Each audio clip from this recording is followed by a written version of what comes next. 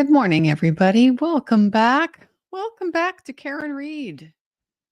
Well, they did 11 full days of jury selection, which is quite a bit. They got through quite a lot of people. And we are hearing they have a jury. 9 men, 9 women have been selected to serve in this case. I got some thoughts about this, guys. One of the first things that really came to my mind when I heard the reporting that was coming out about how many people were responding to the questions about whether you've heard about the case, whether you have an opinion about the case, whether you have a bias about the case, and just the insanely high percentages of prospective jurors. Almost everybody had heard about it. Very, very few people had not heard about it or talked about it. Of those, a very large percentage had already formed an opinion about it. So it's clear that the publicity in this case and just the profile that it's gotten, it has pervaded the community at this point. I'm kind of skeptical that it hadn't the first trial, but I mean, I think by now, with the documentary that has come out and the national coverage, it's been on all kinds of different national media. It's done. It's done. Okay. Everybody now has heard about this case. So I did notice a big omission, though, something that I would normally expect if there is a lot of negative pretrial publicity about your client that is affecting the community's opinion of your client. You would move to change venue. And it's normal for that to happen during the jury selection process because that's really the only opportunity most of the time that you have to flesh out whether people have heard about your case, to what extent, how pervasive it is. It's a very rare situation like we saw in Koberger where they had a jury consultant and were able to do that by a representative survey of the community ahead of time. Most of the time, this is happening in voir dire. And we saw, boy, this is very, very pervasive media coverage. But we didn't get a change of venue. I got some thoughts about that, guys. I'm telling you, I think I know what that means. I hate to be overly optimistic. I really do. That can be a little bit of a vice sometimes. But I'm just telling you, if those opinions are favorable to Karen, you wouldn't move. If the opinions are overwhelmingly favorable to Karen, you wouldn't move. You'd keep it there. Otherwise, yeah, you'd move it. You'd at least make a record that you want to move it. This is really important because something that is often misunderstood is that whether or not venue gets changed, it is pretty much up to the defendant. The Commonwealth does not have the same rights when it comes to looking at what is the tone and tenor of the publicity, what's the mood of the community, maybe we should move it elsewhere. They don't have similar rights. And the reason why, there's a couple of them. One is that both the U.S. Constitution and many state constitutions, including I've seen in the state of Massachusetts, they have what's called a vicinage clause. And what that means is that the Constitution specifically guarantees that the defendant has the right to be tried in the community where the crime was committed. They have a right to be tried there. Massachusetts, it's a little bit less they don't call it a vicinage clause. Like I read a couple cases about it. It doesn't necessarily have a lot of teeth because they just recognize it as being in the vicinity. The language uses like in the vicinity of the criminal act. But you know, what's the limit of that? Could they move it to Boston and consider it in the vicinity? I really don't know. So there's clearly some type of constitutional limit there that acts as a check on the Commonwealth, not so much on the defendant. And then similarly, there's a right to be tried by a jury that is drawn from the community where the crime was committed. The defense can waive these. The defense can waive these rights and say, nah, you know what, under the circumstances, I think I'd rather be tried elsewhere by other people. But the Commonwealth can't waive those rights for the defendant. So the fact that we have not seen a change of venue, a motion for a change of venue, to me, it's just a hint. It's not definitive. Can't say 100% one way or the other what that means. But to me, it seems like a pretty good indication that the jury pool is favorable to Karen. Otherwise, they would move. They would move to change it. So no, but that was just my reaction. As I was watching this unfold. They got through probably, over 500 people, roughly 50 some a day. Um, Honestly, it was really more than that. So over 11 days, probably 700 people. Very high percentage. Very high percentage knew about it and had an opinion. I don't know. You can tell me what you think about that, but yeah, I think that's pretty telling.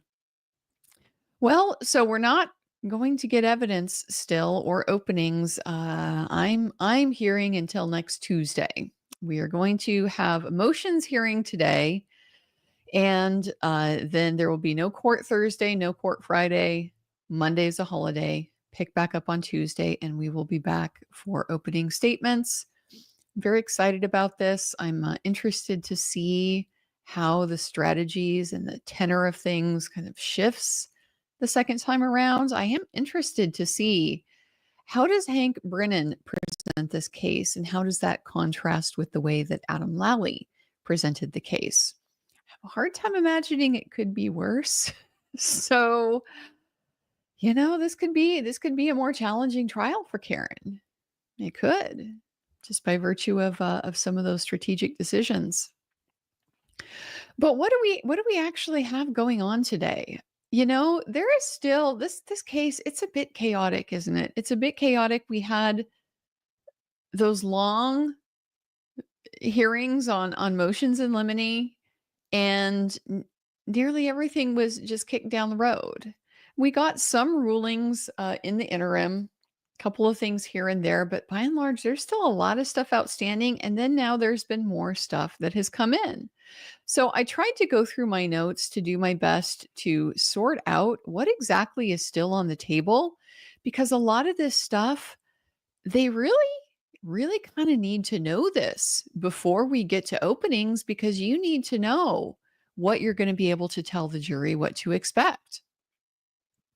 And so if there's a motion that is still hanging out there about whether or not you're going to bring in one of your witnesses, kind of matters, kind of might affect how you choose to present and structure your opening statement. I mean, just hypothetically, I don't think this is going to happen, but just hypothetically, if ARCA doesn't get to come in, that's going to change your opening statement pretty dramatically.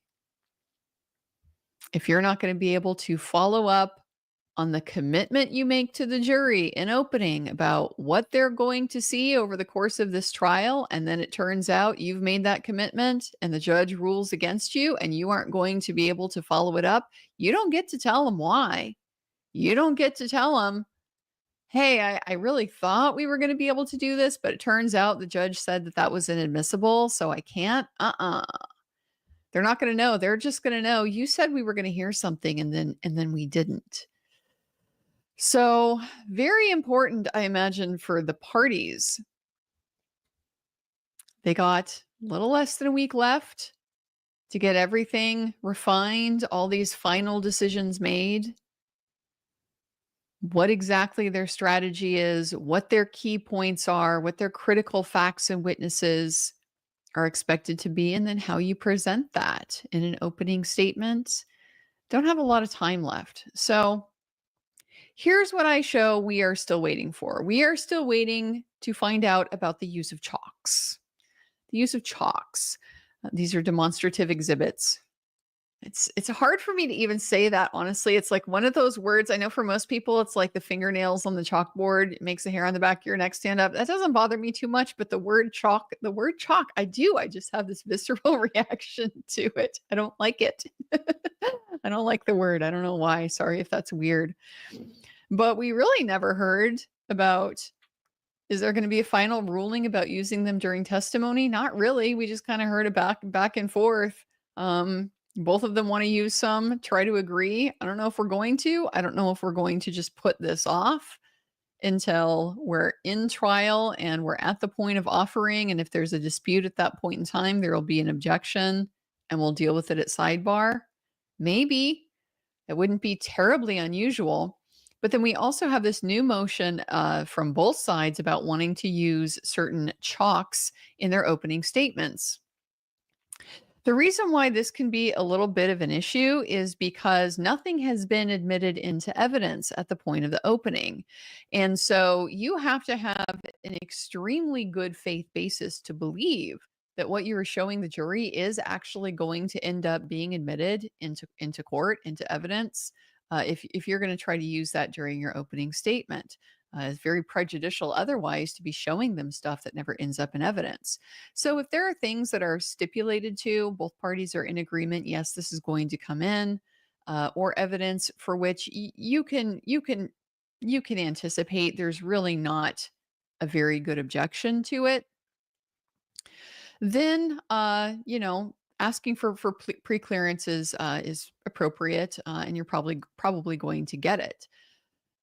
Doesn't usually happen with demonstratives, but I mean, I guess it could. It's just you don't have the foundation established at that point. Remember in the Depp v. Heard when we saw that, when Elaine showed that Milani compact, the makeup compact. This is the exact makeup that Amber Heard had to use to try to cover her bruises, her bruise kit, as she called it. And that led to a whole bunch of downstream consequences because, of course, Milani came out and said, "Yeah, we didn't even make this makeup kit back when Amber Heard," and then they had to shift their position, as Amber Heard was so adept at doing, changing her story over and over again. Well, I didn't mean it was this exact one. I just meant it was one like this. Well, then what's its relevance and why are you showing it in your opening statement? So you got to be very, very careful with stuff like that. And in this particular case, it seems like Mr. Brennan wants to play some of Karen Reed's interviews. He wants to play some of the interviews. This is potentially problematic, I think, because there are several grounds I can anticipate where it would be objectionable. I don't want to spend a ton of time on this right now. We'll see if they take it up in this court hearing. But ultimately having to do with authenticity, having to do with the rule of completeness, the fact that we don't know to what extent these videos have been edited. Does the Commonwealth have the raw footage? These are important questions to sort out before we know whether or not it's a reasonable request to want to play some of that in opening. We're still waiting for details, as far as I know, on if the jury view is going to happen, what they're going to see, when it's going to take place. The Commonwealth doesn't want the car out there. The defense wants the car out there. Has this been resolved? Not that I've seen. So it looks like there's still some issue with that. There's sequestration orders that are pending. Both Gretchen Voss and Turtle Boy have filed their motions to be exempt from the sequestration order. There was also that motion about asking for the Alberts, the McCabe's, and Brian Higgins to not be able to go back into the courtroom after the evidence was taken and during closing. I have not seen that we've had a ruling on that, but I've seen somebody suggested that there has been a ruling. I just haven't seen one if it was informal. Waiting on the retrograde extrapolation. I haven't seen a ruling on that. It was admitted last time. I expect it to be admitted this time. But nevertheless, again, haven't seen anything formal.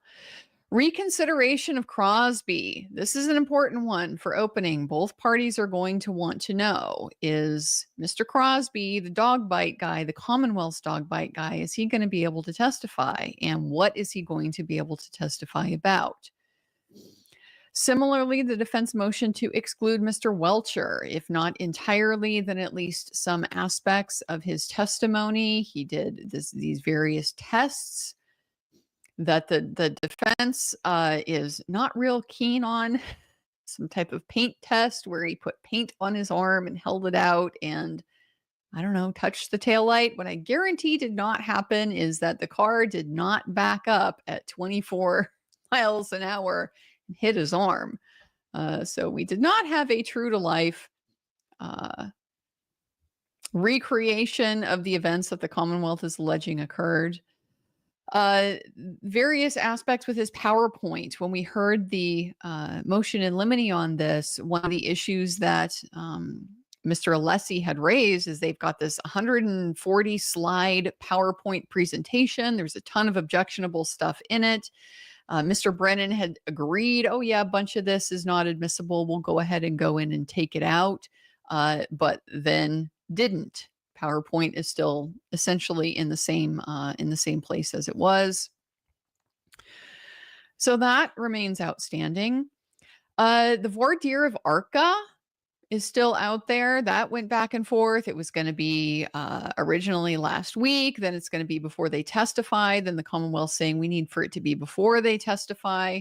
This is having to do with Rule 14 and the discovery obligations, whether there is going to be any limit on what ARCA can testify to in light of what has been disclosed when.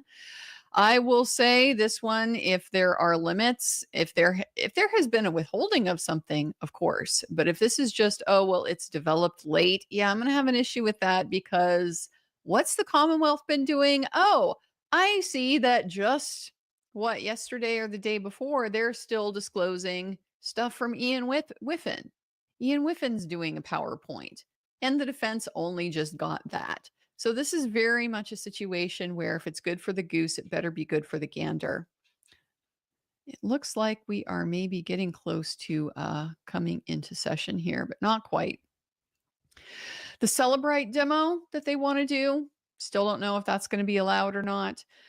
Motions to admit out-of-court statements of John and Karen. Of course, on the one hand, we have Karen's interview statements.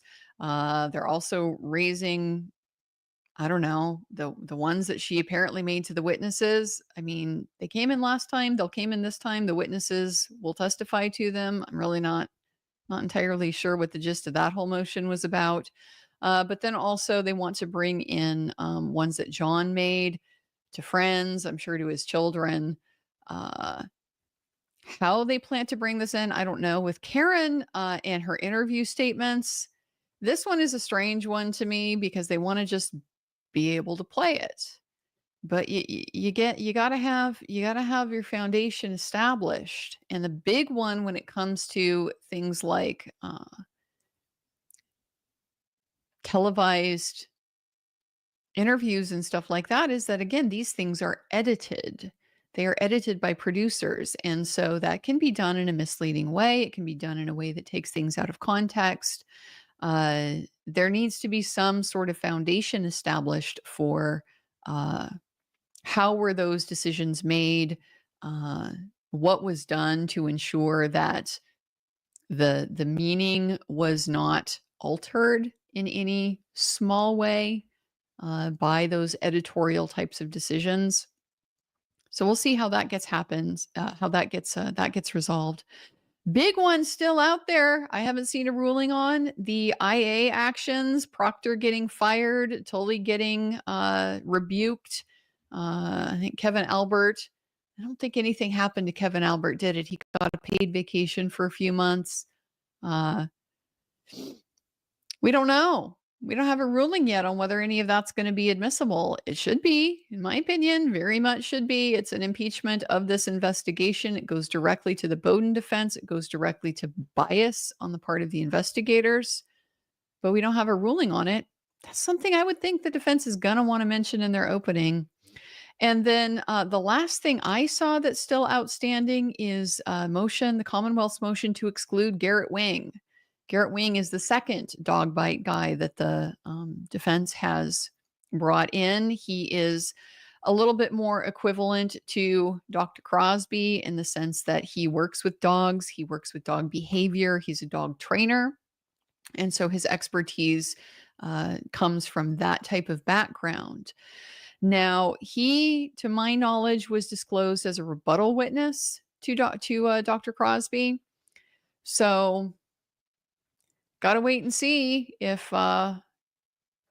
you can mention him in opening and what he's going to say. I think we can kind of get an idea of why some of this stuff is really, really important. Why this is really important. So then I saw, just from kind of floating around the internet, some things that other folks have brought up about other things that are still pending. Oh, yeah. Remember that whole thing about the defense wanting to compel the metadata and a forensically sound copy of the Sallyport videos? All that video from the Canton Police Department? That's still hanging out there. That's been like a couple months now. And that's still hanging out there without a ruling on it. I don't know if that's because something happened in the background in the meantime. I don't know if that's because it got mooted because the Commonwealth did whatever they were going to do with that video and they destroyed the metadata. That was the risk that the defense expert had pointed out. But it's kind of hard to say because we've gotten, again, so many different stories now about this video. And oh, by the way, now there's a Canton Police Department audit that has yet another version of the audio of the video and how all that went down. I mean, it's just insane. Oh yeah, and the Commonwealth wants to use the audit. I think that was a motion. If it wasn't a motion, then maybe I think it was just the notice of discovery. Yeah, that's what it was. It was the notice of discovery that they produced it. So I don't know if they'll actually want to use it or not, but I don't know. Whole bunch of issues with that and its admissibility for both sides if that were going to happen. Then there's the witness, Carl Miyasoko. I kind of forgot about this one, and I sort of forgot who he was. Is he a DNA guy? I can't remember now off the top of my head who he was. I think he was a DNA guy. So, yeah, let me double check. I think he was going to rebut the mitochondrial DNA testimony. That's what I'm remembering off of the back of my head. If I have that wrong, also you can let me know about that.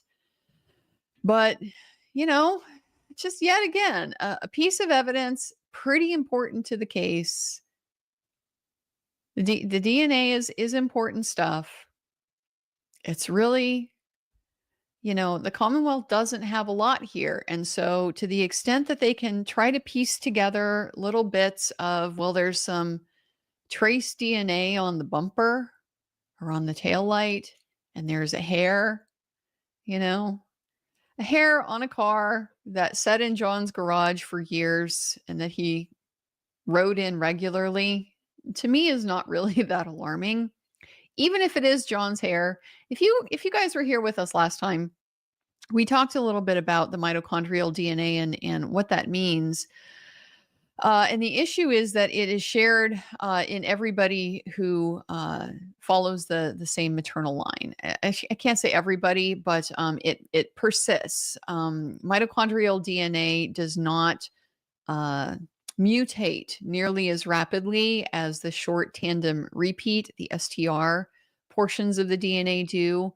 Those are the ones that are the standard pieces of the genome that are looked at for identification. It's what goes into CODIS. It's that type of typing. And the reason why they use it is because these mutate so rapidly. They vary between generations. So they're very, very useful at individualizing who this particular sample came from. Mitochondrial DNA is not like that. It does not mutate that quickly. And so it is expected to be shared by a number of different relatives, and it's along the maternal line.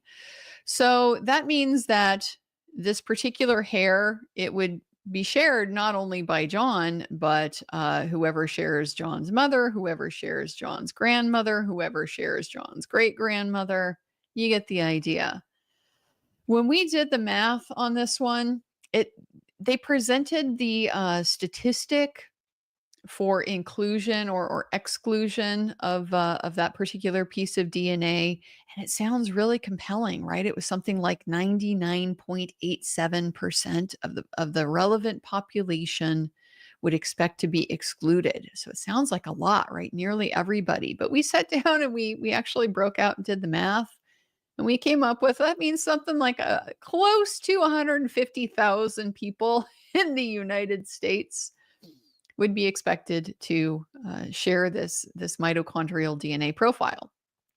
And so in an area where you have a big concentration of the same I don't know if ethnic population is exactly the right way to put it, but you got a lot of Irish American cops. You got a lot of people who immigrated over at the same time. You're going to have a lot of cousins, family relations, things like that. What are the odds that there are people in law enforcement in this area that shared the same great, great, great, great, great grandmother as John O'Keefe? It does not really seem that unreasonable to me. So I would expect that's the type of thing that the defense wants to bring in an expert about when it comes to this particular piece of evidence, is to help explain the significance or lack of significance of it, both in terms of what does it tell us about whose hair it is, but also what does it tell us about how did it get there? Is this even significant as a piece of evidence? Is this even significant? And that's particularly the case with trace DNA. Oh, if you've been following the Koberger case with us, you know trace DNA is pretty much the key. It's the key issue in that case because it's the strongest piece of evidence that they have against him. DNA that was recovered from the knife sheath, the snap on the knife sheath that was found in the bed where Madison Mogen and Kaylee Consalvis were discovered dead. Trace DNA. Trace DNA, that's going to be the whole debate in that particular case is what does it tell us? Does it mean that it came from the murderer during the course of the murders? And that's just kind of beyond the limits of what you can learn from trace DNA. What we've discovered as our DNA technology has ironically gotten a little bit too good. It's gotten kind of too good to be useful because what we've discovered is that DNA is everywhere. DNA is all over the environment. We are constantly walking through areas like pigpen in the peanuts, leaving DNA in our wake. DNA can get on people and things without even having direct contact. There have been studies of people sitting and having a conversation in a room and ending up with their DNA on each other. DNA can then be transferred. We sit and we have a chat, and I end up with your DNA on me, and then I walk somewhere else. I can transfer your DNA where I go, even though you have never been there. So those are I mean, they're obviously critical issues in the Koberger case, but they're kind of important in this one too. If the argument is supposed to be that John's DNA on the car means that John's DNA was deposited in the course of a collision, a vehicle pedestrian collision. And that is simply far beyond the scope of what science of trace DNA can tell us. Seems to be a pretty strong consensus in the community that there's no way to tell at this point in time how trace DNA got somewhere or when it got there. Was it by touch? Was it uh, uh, some type of indirect transfer or secondary transfer? Was it in the environment? There's just really no way to know at this point in time. So, to the extent the Commonwealth wants to use that to try to explain, oh, look, here it is on John's bumper. That means there must have been an accident. Yeah, I can see why the defense is going to want to have an expert to be able to explain. Actually, that's probably pretty meaningless. It's probably pretty meaningless because you would really honestly expect John's DNA to be all over that car.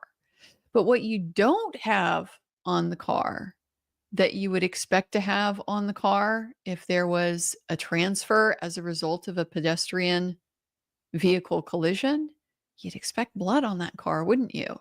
If this car struck John hard enough to, we're being told, scrape up his arm, where's the blood? Where's the blood on the car? You would expect that kind of transfer. And that's a little bit of a different story because unlike trace DNA, bodily fluids can tell a little bit more of a story about how the DNA got there. Now, is it definitive? No, of course not. But it can really narrow the range of possibilities. So when you have an explanation here that the way that this accident took place, the way that this collision took place, broke the taillight, struck his arm, caused these marks, these abrasions on his arm. They're cuts. The skin is broken. There would have been blood. If not blood, at least, like how when you scrape something, you get that like lymph seepage. It's awful. It's awful. I hate when that happens. Like really painful. When it really stings and stuff. I mean, you're going to have something like that. Something like that is going to be transferred onto the object that inflicted that injury. So where is it? Where is it? Oh, let me guess. The blizzard and snow that didn't wipe away the hair did wipe away the trace DNA. Yeah, you want the jury to see from a scientific standpoint, not just a common sense one, but from a scientific standpoint, how ridiculous this theory is. So you need somebody who is friendly to explain all that. Yeah, sometimes you can get that in through cross-examination. Sometimes you can get that in through the state's own witnesses. But you can't count on it. I had a case. It was one of the last cases that I tried. It was a murder case. I've talked a little bit about it a few times before, but it has gone through the appellate process. It's worked its way through the state conviction process, post-conviction process, and now it is waiting its turn in federal court. It takes a long time for things to make their way into federal court on habeas petition. But one of the things that came up during the post-conviction was the question of whether I was ineffective because I didn't call a DNA expert. I had consulted with a DNA expert before trial, and we had filed a motion to exclude certain ballistics evidence. This is the same thing I've talked about a million times. It's not as bad as what we heard about in Delphi, okay, where they're comparing a spent shell casing to a unfired cartridge. Nothing that bad. But nevertheless, it's a shell casing comparison, and it's the same arguments that have been raised about this particular forensic technique for decades now. It's subjective. It's not validated. It doesn't follow basic principles of good science. So I argued it shouldn't be allowed. I had an expert submit an affidavit to kind of help explain some of that. The motion was denied. It's routine. I mean, I expected it would. But then we get to trial. And so we have the defense experts on the stand, the defense analysts the state's analysts on the stand. And as it turned out, they were pretty cooperative. Maybe unusually so, but they were pretty cooperative about giving me all the information about the limitations. I mean, they conceded, yes, this discipline has been criticized by the National Academy of the Sciences, by the PCAST. It is subjective. All of these things that I'd brought up as a reason why it should be excluded. They just went ahead and acknowledged that. So I didn't need to call. I didn't need to call my own expert to point out that there are these shortcomings because I was able to get it from the state's witnesses. And so the court said, no, I wasn't effective because, look, these we got there through effective cross-examination. Sometimes that happens, but not always. Not always. So you can't count on it. You can't count on, particularly where they've already had a taste of these witnesses. They've already seen how they present, how they maneuver, and so forth. I can't remember her name now off the top of my head, but the DNA expert who did, boy, was it the mitochondrial DNA or was it the dog? Was it testing for the dog and found the pig? Now I can't remember off the top of my head. Have to go back through my notes. Got them all right here. Gonna be reviewing that as we get ready for trial to get started. Have everything ready to go so we can have a good comparison of what happened last time versus what is happening this time. Anyway, I can't remember the specific witness off the top of my head, but I just remember it was one of the DNA witnesses. She was a female. I think she was the one from UC Davis. And anyway, she was very, very slippery. Very slippery, not going to really give the defense a whole lot when it came to acknowledging limitations, conditions, and things like that. And so that's pretty normal. It's pretty normal. Experts don't typically like to get on the stand and look like what they do is unimportant. I mean, this is something that they have spent their lives on. They've spent their careers on this. To get up and be like, yeah, actually, I know I've been doing this for 25 years and between us, it kind of is junk science. Like, no, you're probably not going to get that. So kind of important to know if the defense expert, Mr. Miyasako, or is it a Commonwealth guy? Now I'm confused. I know I remember I remember it's DNA, but whose witness it is and what exactly he's going to testify to now, I just don't remember. Like, things have gotten very chaotic. Things have gotten very chaotic. So we're still staring here at the fan, guys. We're like 23 minutes late getting started in court. It was supposed to be at 10 a.m. So I got to sleep in a little bit, which I definitely appreciate. I get to ease my way into the old early morning schedule, trying to watch the East Coast trial over here on the West Coast. Never the funnest thing, but I see Melissa Dodson is here, busy in the chat, gifting away all of these memberships already so early in the morning. Thank you so much, Melissa.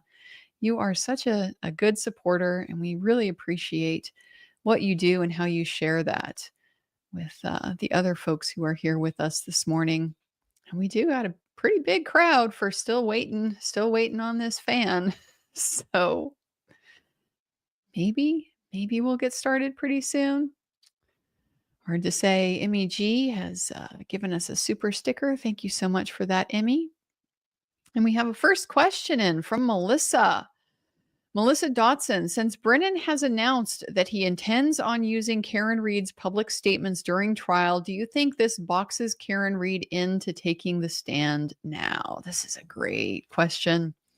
This is a great question. Now, you guys might remember I am very heterodox when it comes to the idea of the defendant testifying. Common wisdom out there is don't do it if you don't have to. Don't put them on the stand. I disagree with this. I am always in the camp of if you can, if it's not going to blow up your case for one reason or another, put your client on the stand, put the defendant on the stand, because the reality is simply the jury wants to see them.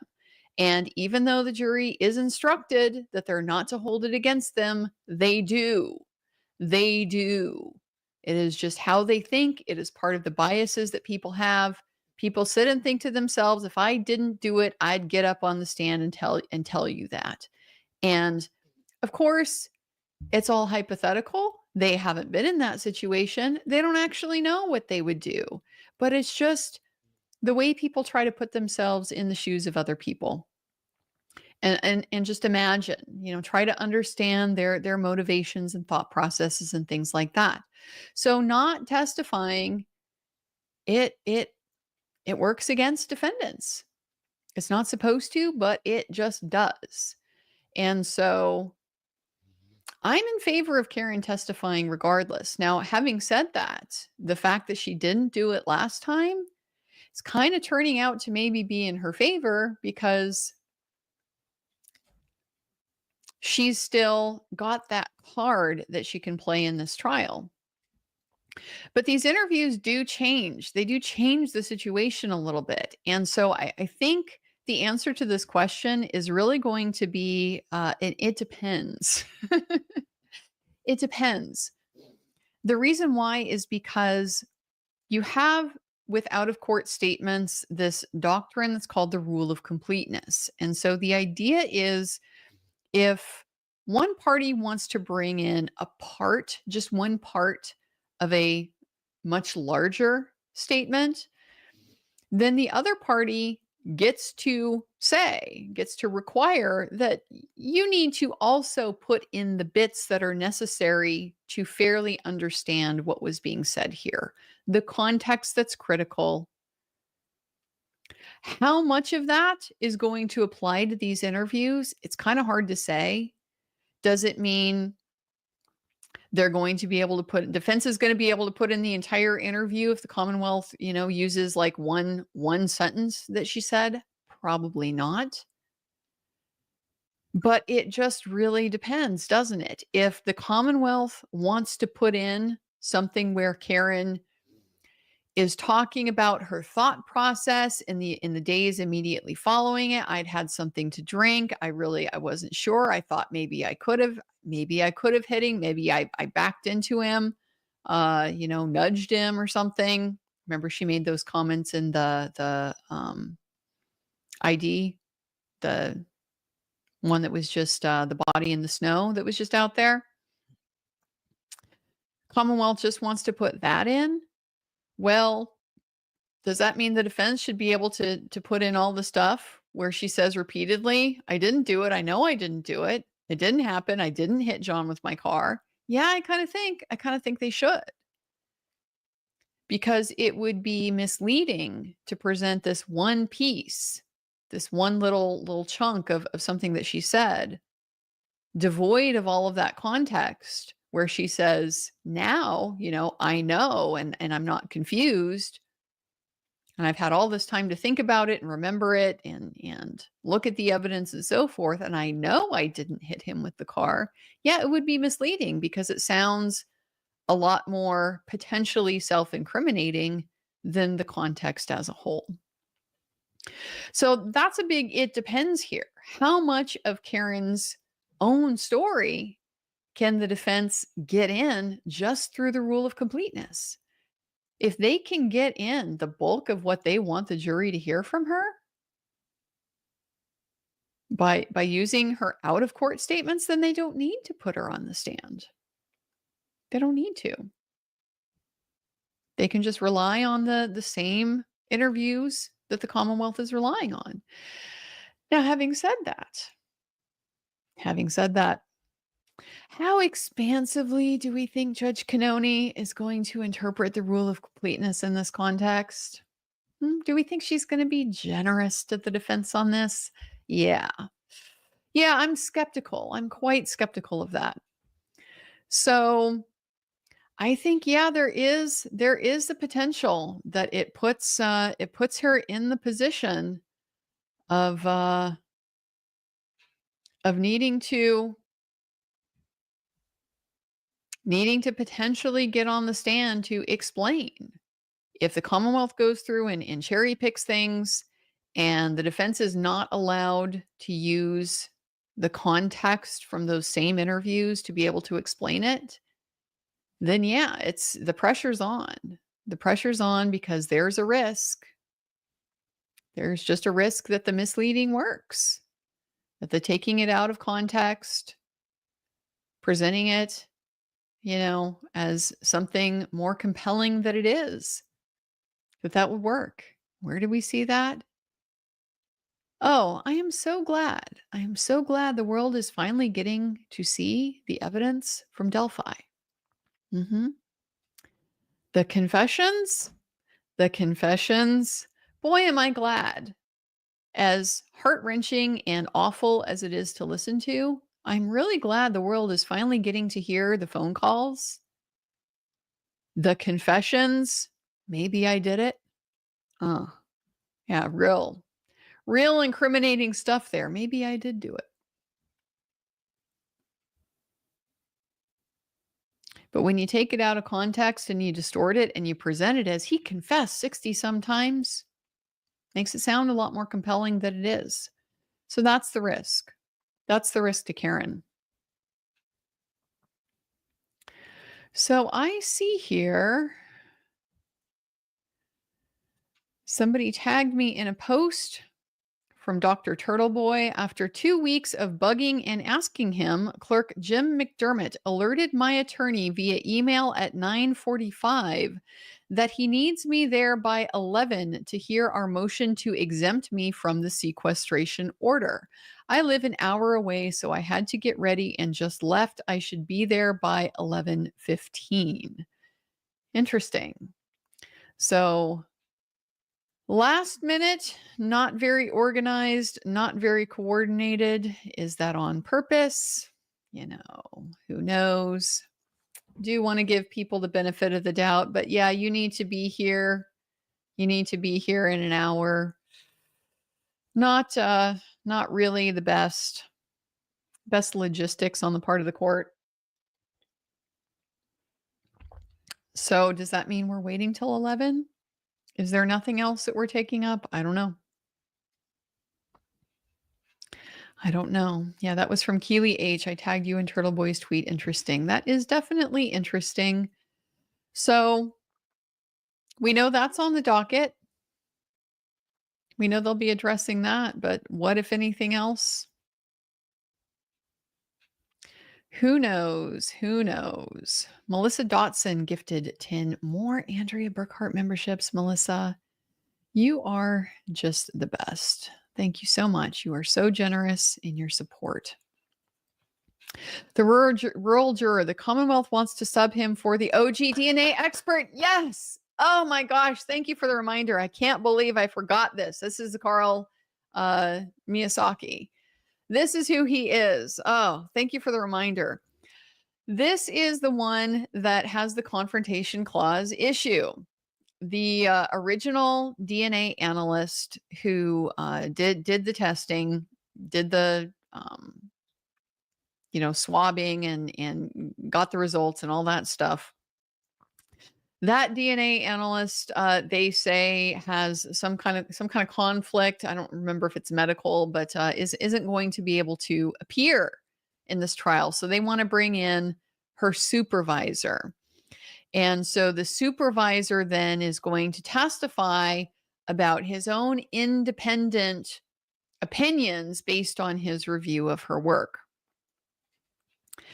Here's the problem. Here's the problem with that. There has been a ton, a ton of case law in the US Supreme Court, not to mention, all of the different circuits, but very specifically in the US Supreme Court for a number of years dealing with exactly this issue with experts and the extent to which one expert can testify on behalf of another expert. So the very first case, I'm going to look up the year. The very first case where this came up was in 2011. 2011, Bullcoming versus New Mexico. And so this was a situation where you had an analyst, did some tests, ran some things through a machine, got results, and then didn't testify at trial. Somebody else came in and testified to those results that came in from the machine. And the US Supreme Court said, no, you don't get to do that. The one who did the testing is the one who has to testify to it because they're the ones that went in and got the information. They're the only ones that know if they did the steps correctly, if machine was functioning properly, if they sanitize the area, like all of those kinds of details. The individual who did the testing is the one who has to testify to it. And so then there has been all kinds of like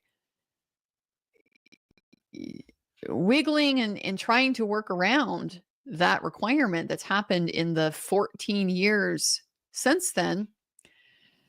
And so where this caught my attention was it came up because Hank Brennan cited this case in his motion. He cited, where is it here? Williams versus Illinois from 2012. It's the very next year after Bullcoming. And so in that particular case, they didn't even actually have a majority decision. They had a plurality. So that means it's very difficult to go in and sort out like what actually is the law resulting on this, because they didn't have a majority of the court on the reasoning that supported the outcome. So they had some justices, 4 justices basically said, we think this was okay under these circumstances. It should be admitted. But then you had at least one other justice that agreed, yes, it should come in, but they had a different reason for it. So there was not a coalescing around what the rationale was for this particular decision. So that was what Mr. Brennan relied on as his legal authority for why I should be able to do this case from 2012. Well, what's the problem? What's the problem? The problem is there was a case last year in the US Supreme Court, Smith versus Arizona, where the US Supreme Court specifically said that those things we said in Williams, that plurality that was not really binding on anybody, but we were sort of, confused about how we were going to decide and had these different opinions and stuff. Yeah, we abrogate that. We're not following that. That's not the law. And the problem here is that what the state's trying to do, what the prosecutors are trying to do, is they're trying to get this work product in front of the jury without having to have the person who produced it, subject to cross-examination for it.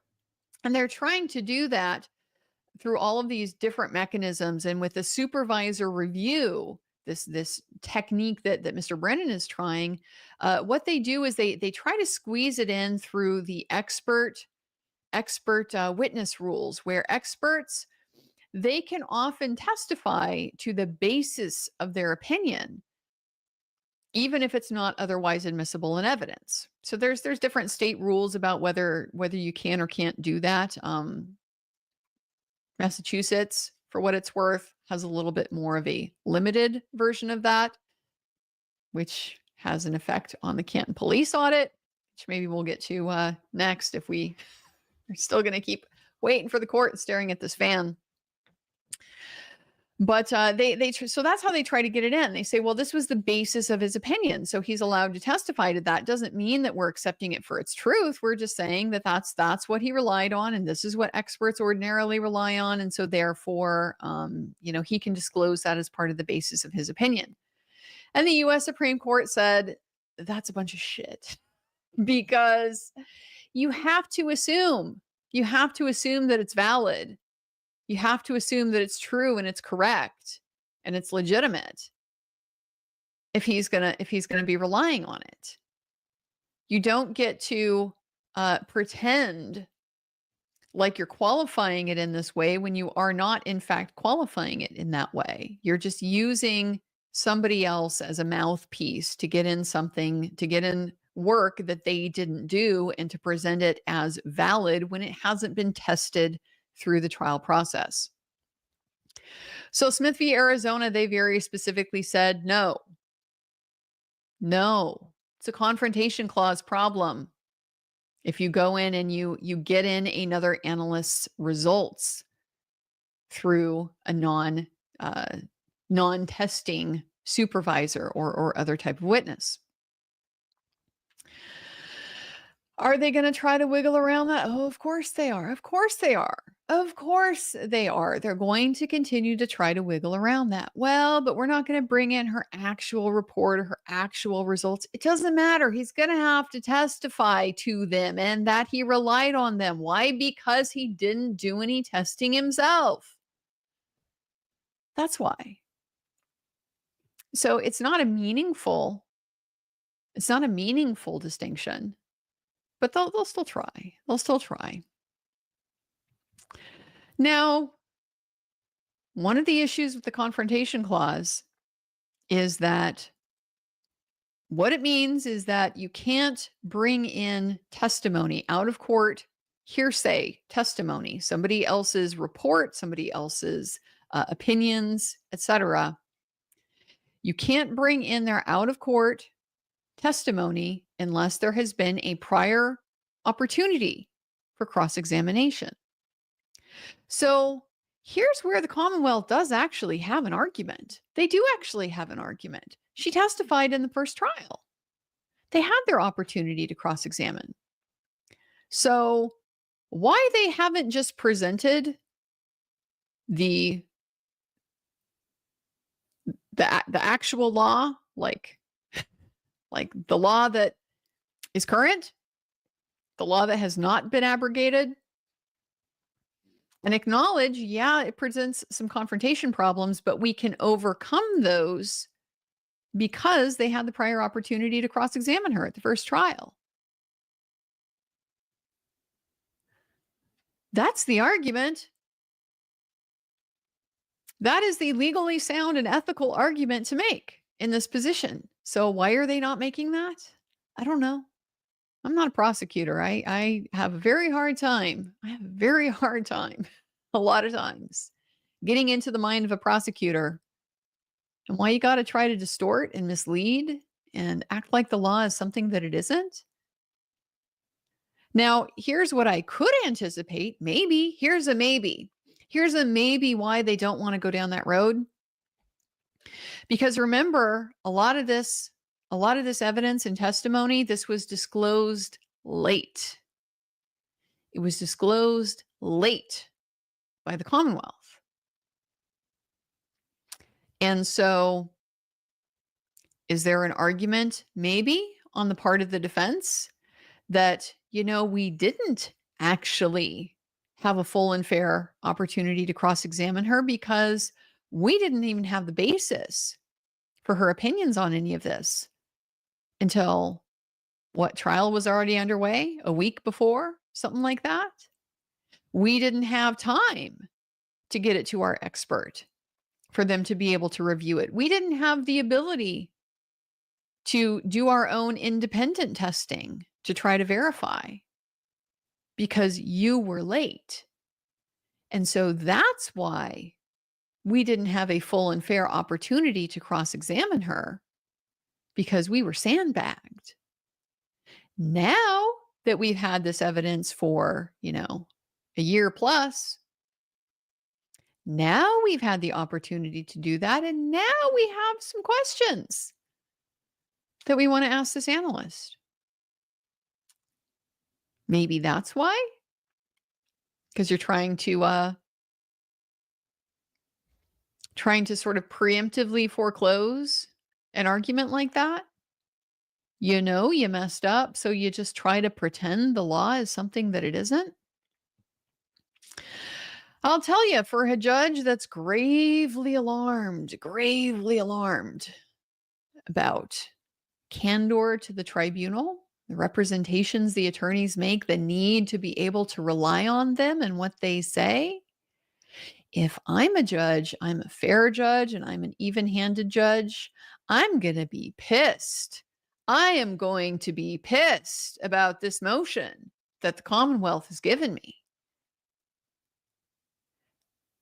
Rule 11, the obligation to, certify the reasonable good faith basis of what's in your pleadings, what you file in court, does not just apply to facts. It applies to the law. That to the best of your knowledge and ability, the law that you've cited, it's good law. Your arguments are legally founded. And it's just as important for the judge to be able to rely on the attorney's legal briefing as it is their factual briefing. Because if I can't rely on you, to correctly, accurately represent what the law even is, then that means I got to go through and I got to research all of this stuff myself every single time. Every single thing I have to decide. I can't rely on you. You might be lying. And then if I rely on you, I've relied on an erroneous legal argument. The law is not what you said it was, and so it's not the accurate foundation for my decision. And that's setting me up to get reversed on appeal. So I'm going to be really pissed if this motion comes across my desk. We'll see, won't we? We'll see. We'll see how gravely alarmed Judge Cannoni is by this particular issue. Thank you so much, the rural juror, for that reminder. I can't believe I forgot that. It's not even that early, but that was notable, I thought, when that happened. The rural juror, Bev, definitely won't be giving KR a single scintilla of room on top of what HB says is complete. She only take HB at his word, not the defense. Sure does seem that way, doesn't it? Sure does seem that way. The defense has had so much time with her by now, and they have gotten the flavor. They have seen how she is. They know how she is. And I definitely would hope that they have learned that they just can't count on her to be reasonable. They can't count on her to be even-handed, to apply the same standards to both sides. And so they need to make their record every single time. I hope they are prepared for that. I really do. Because, yeah, if Hank Brennan is going to get up there and say, well, this is complete, yeah, she might buy it. And so what do they need to do? They need to be prepared to file into the record an offer of proof of, here are all of the pieces of the interview that we think are implicated by what the Commonwealth wants to do. Get that in the record.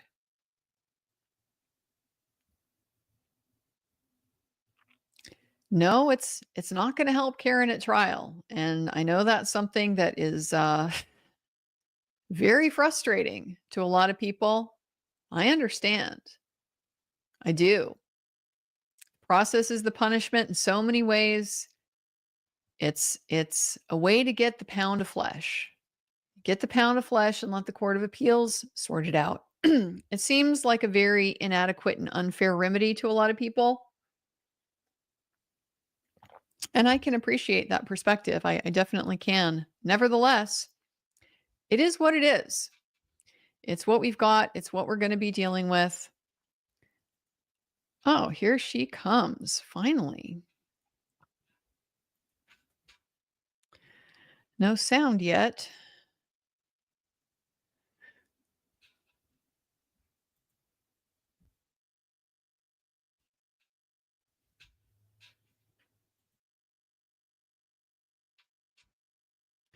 Come on, Law and Crime, give us some sound.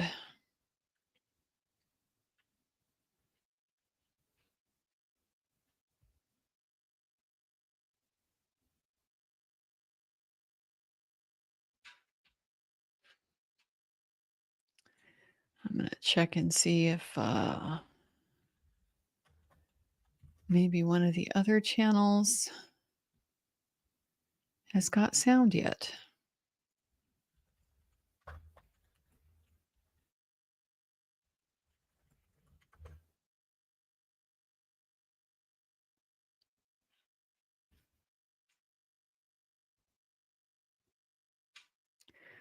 Looks like not on NBC 10. Somebody get the sound feed.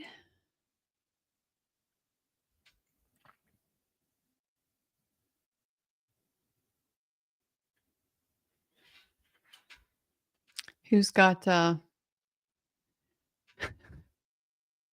court in their ear? We'd really like to hear what Ms. Little has to say.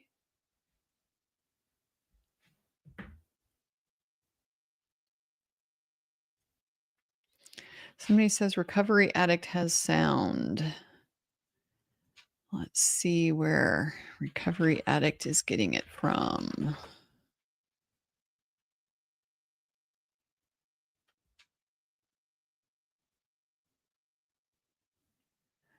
I can't tell.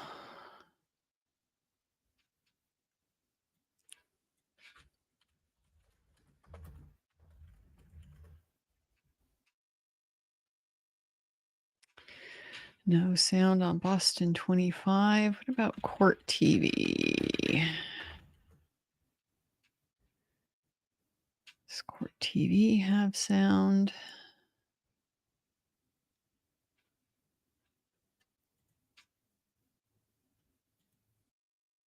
Court TV has sound. So I'm going to go ahead and switch us over there.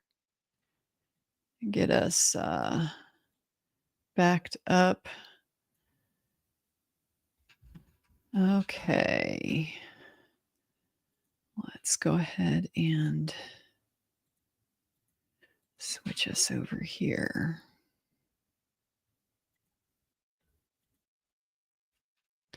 Getting those lists Okay. on what we all thought were still either under advisement or needed to be heard today. There's one that it seemed that, all right, we'll start, first of all, let's start with the defendant's renewed motion that is not in writing. I think, Ms. Little, I think this was your motion for a forensically sound copy. You wanted to be heard on that? Yes, Your Honor. You did not file anything new, right? No, just the motion Okay. for reconsideration. When was that filed? That was filed a long time ago, right? Yes, Okay. it was prior to the motion. All right. Your Honor, the defense respectfully requests that this court reconsider the portion of its February 18th, 2025 order denying defendant's motion to compel the production of a forensically sound copy of the Sallyport video surveillance footage from January 29th, 2022. The court obviously understands the importance of establishing the bona fides of the Canton Sallyport video in this case. The court sat through trial. You watched the testimony regarding the inverted video. The court initially denied the request for a forensically sound copy because I believe the court indicated it did not have an affidavit from an expert suggesting that the procedure proposed by the Commonwealth and objected to by the defense would result in the destruction of metadata. We have since provided the court with an affidavit from our expert establishing that if the Commonwealth engaged in the protocol that they proposed, namely simply dragging and dropping files from the Canton Police Department computer onto a USB drive, then all of the associated metadata would either be destroyed or otherwise unverifiable. And of course, right after we filed that affidavit, the very next morning, the Commonwealth went ahead and dragged and dropped the files from the Canton Police Department computer over to a USB drive. That damage has been done. It can't be rectified. But there may still be some metadata and available evidence on the Canton Police Department computer that our expert can glean if that data is properly imaged. The import of this video surveillance cannot be overstated. This is a seminal issue at trial. I have conferred with our expert. I do believe that there's a chance that we may still be able to obtain some relevant information. And so we're asking that the court order this. I would also note that after the hearing on this specific issue, the Commonwealth produced a new report. That report was dated February 27th, 2025. And in that report, Canton Police Department Sergeant DGM Pietro claims for the very first time that he was responsible for downloading all of the Canton Police Department surveillance video, in this case, onto the detective drive at issue. So that's everything from January 29th. That's incredibly important. We don't have all of that information, and we're asking the court to order that that be properly imaged for our review. Okay, thank you, Mr. Brennan. Why did I suspect they did what they... It seems the defense characterization that's forensically sound is fluid. It's difficult to follow. What is clear is that we invited them to come to the Canton Police Department, bring their expert, download anything that was on the DVR, which nothing existed, and then we further invited them to download the detective file. They had over a month to do that. They declined. That invitation has been ongoing, it's been constant, and it is current. If they would like to go to the Canton Police Department with their expert and download any of the detective file and see what exists, they're welcome to do that. So if they want a court order allowing them to come, which they don't need because we've invited them continuously, we'll agree to the court order. They're welcome to come anytime. So is the Commonwealth now agreeing that we can forensically image the Canton Police Department detective file? Because we've been in that request. Okay, so I really don't want you talking to each other. I want you talking to me. All right, so you asked the question to me. Answer it, Mr. Brennan.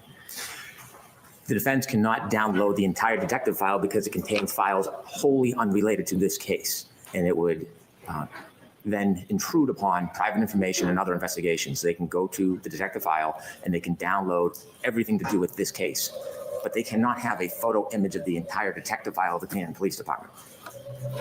Okay, thank you. All right, so the next motion we're going to do is just the motion for the view. I had asked defense counsel to propose something about how Ms. Reed will get there. Have the two of you talked at all about how we're going to do our view? Two sides talked? We haven't talked about the logistics. I'm happy to do that. I don't think that's a very lengthy conversation between the Commonwealth. Right, but we have to make arrangements, so that was something that I asked you to figure out. You say Ms. Reed wants to go on the view. She can go on the view. How do you propose that's done? The simplest way would be for her to, obviously, the jurors would be transported the exact same way that they were transported last time. We were on a bus. As I stand here, I can't remember if we were not on the same bus as the jurors. Yes, we were. We're just separated by seats, by Right. distance. I don't know that would be the best protocol. I think the better practice would probably be for the defense team to arrive at the same time, follow the bus in a separate vehicle, which we can provide. And Ms. Reed would be separated from the jurors the same way that the defense counsel was separated from the jurors and the Commonwealth was separated from the jurors. But just be there and able to observe the same circumstance that we observed last time. So I'm not going to allow all defense counsel to come in a separate vehicle because then it will be the Commonwealth in the bus with the jurors. We need defense counsel. One defense counsel can go in a car then separately with Ms. Reed, and the rest will be on the bus. That's fine. I do need you to figure out when you want to do this view. Did you want input, Mr. Brennan? The only issue that was of difference was whether or not the motor vehicle would be at the address. The only reason I had reluctance, I thought it was unfairly prejudicial to the defense. If they They want it, right? You want the vehicle there at the time? We do. If they want it there, then I'll be agreeable. Okay. That was my concern at the time, but Of that's course a they want it request, there. I'll agree to it. They said they want it The there. date of the view, I didn't know if the court wanted any confidentiality in the date of the view. I would like to talk to So why don't I see counsel at Sidebar about this anyway? What is this? Come on. They said specifically last time and you objected to it. Of course they want it there. They wouldn't have asked for it to be there. It is just ridiculous. Oh, this guy.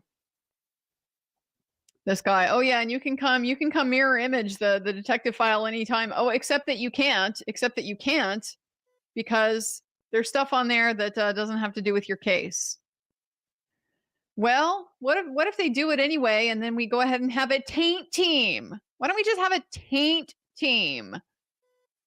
Go ahead and go through there and identify what they get to look at and what they don't. But that way they still get their mirror image, which is what they need. That's what you need for forensically sound, valid, metadata carrying over, etc.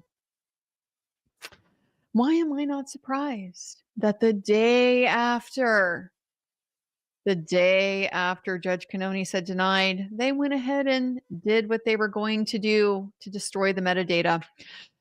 That evidence better come in at trial. If they can't get the metadata, the defense better be able to elicit, we told them that this would destroy the metadata. They did it anyway, and lo and behold, we have no metadata. Why would they want to do that? Surely they would want intact metadata produced to the defense so that the defense has no excuse, no ability to argue that this hasn't been modified. If the metadata will substantiate your position that this was just downloaded directly from the DVR and it's sat there untouched and it's been like that the entire time, surely you'd want to produce that to the defense.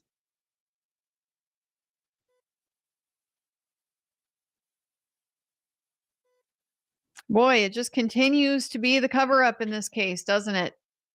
Continues to be the cover-up.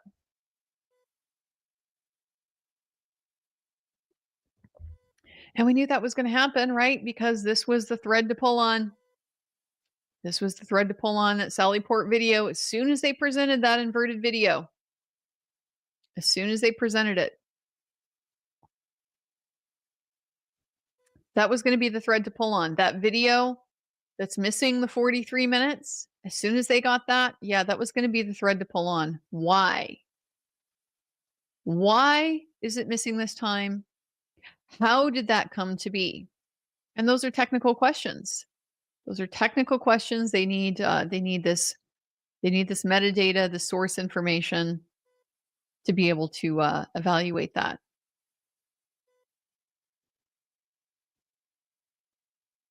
So of course, if there were shenanigans, there would need to be more shenanigans to cover up the cover-up.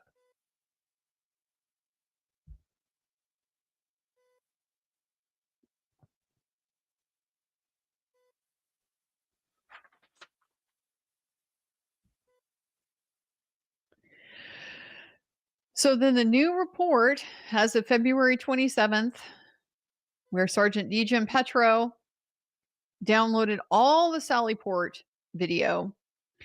Now, is this Brady material?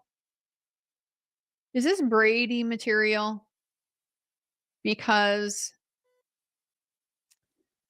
I'm trying to remember exactly how this came out during the first trial, what they had, audit, etc. And if that would impeach anybody, that's Brady material. All right, so on the defendant's list, I don't understand the motion regarding Dr. Welcher, because that's been decided. So why is that appear on this list? Is it erroneously on the list? It's not erroneously, Your Honor, but Mr. Brennan and I spoke about it. We have an agreement that will obviate the need for the court, which is my presumption. Mr. Brennan is going to state it. And that would be my suggestion to Your Honor, and then we can move on to the next matter. We've reached agreement. Okay, what's the agreement? What's the agreement? The agreement is there's going to be a redaction to the PowerPoint presentation of Dr. Welcher, specifically page 37. There was, according to Attorney Brennan, an erroneous remnant on 37. Okay, so why don't you just provide me with the new slide so I know what it is? Okay, I will do that. all right, thank Thank you, you. Your Honor. Okay. So Lieutenant Wing, docket 607 and 658. So what I want to know about that, Mr. Brennan, before we begin is, do you have the new report of Lieutenant Wing? I do. I received it last night. I haven't read it, but I discussed it with counsel. I understand it's just minor edits to the original report. So that won't delay any hearing on this. All right, so you're prepared to go forward? I am. All right, I'll hear you.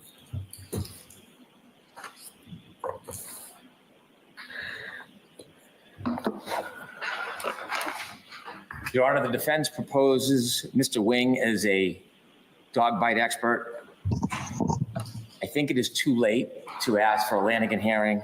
The trial's upon us, regardless of whether or not I think I have standing for it. I do not want to delay this trial in any way. However, there are concerns about the qualifications of Mr. Wing. He has no experience in pattern recognition analysis. I see no training on his resume. I will not hold the defense to the standard they've tried to employ, that he is not a medical expert, nor will I rely on Dr. Russell saying she's the only They've tried to. qualified individual in the country, but rather this person should have some qualification to come into court and give an opinion that a abrasion is supposedly a dog bite. It doesn't appear that Mr. Wing is a certified trainer. It doesn't appear that Mr. Wing has ever testified in court before. And so to expedite the matter, rather than look or seek a Lanigan hearing, I think it would be helpful to have a short voir dire regarding his qualifications before he's presented as a witness, so the court can determine whether or not he is in fact even a qualified witness in this case.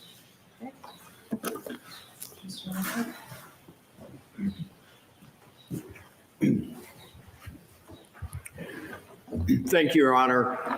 With regard to the report, I just want to underscore that there are changes to, and I discussed these with Attorney Brennan, but I want the record to be clear.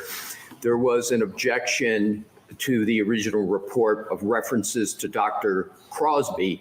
We removed those, so those are fairly substantial. Are there any other changes to it other than the removal of Dr. Crosby? There are, but there, as Attorney Brennan indicated, they're minor rep parlance, et cetera, but otherwise it's the same substance. Okay. So why don't you provide me with the new or redacted one as well, and I'll take a look at it. Right, that has, I will do that, Your Honor. I'll provide the court with that forthwith. The second is on the substance. Lieutenant Wing is extraordinarily experienced. You will see that in his report. The summary of his experience, because it would take a lot of time to go through it. For several years, he's been one of, if not the country's leading experts on training law enforcement with regard to the use of canines, not only with bite and hold techniques, but also with what are called washout dogs, which are very much similar to civilian, some call them pet dogs. He has extraordinary experience with wound recognition. Attorney Brennan respectfully is incorrect when he says he doesn't have experience with pattern recognition. His experience is extraordinary in that regard. Your Honor will make her own judgment, but the report clearly establishes his pattern recognition. His methodology, unlike that of Dr. Crosby, is stated in his report, and in addition, he cites two specific studies for his report, including pattern recognition. And the whole topic of pattern recognition was well established through Dr. Russell. So Your Honor, will see that as well. My last category of points to make, Your Honor, is this. The timing of this report came in light of the court's ruling on Dr. Crosby that a non-medical doctor can opine on wounds to humans. And we did make a motion for reconsideration with regard to Dr. Crosby, and understanding the court's schedule and other matters, given that there was not an ability to have that motion determined, we then decided that we had to submit the report of Lieutenant Wing. We want to make clear that Lieutenant Wing is being offered not as a rebuttal, but as part of the defense's case in chief. And it is part of that in light of the March 6th order of the court with regard to Dr. Crosby. The aspects of behavior in combination with a wound recognition is different from Dr. Russell. There is overlap, but it's different. And the bottom line here is that the approach of Lieutenant Wing and his qualifications exceed that of Dr. Crosby. And my request, Your Honor, is I do not believe there is at all a need for any kind of a hearing. Again, Your Honor will make that judgment when the court believes that, notwithstanding the qualifications of Lieutenant Wing and his methodology as set forth in his report, we would respectfully request that we have a voir dire hearing on Dr. Crosby. Oh.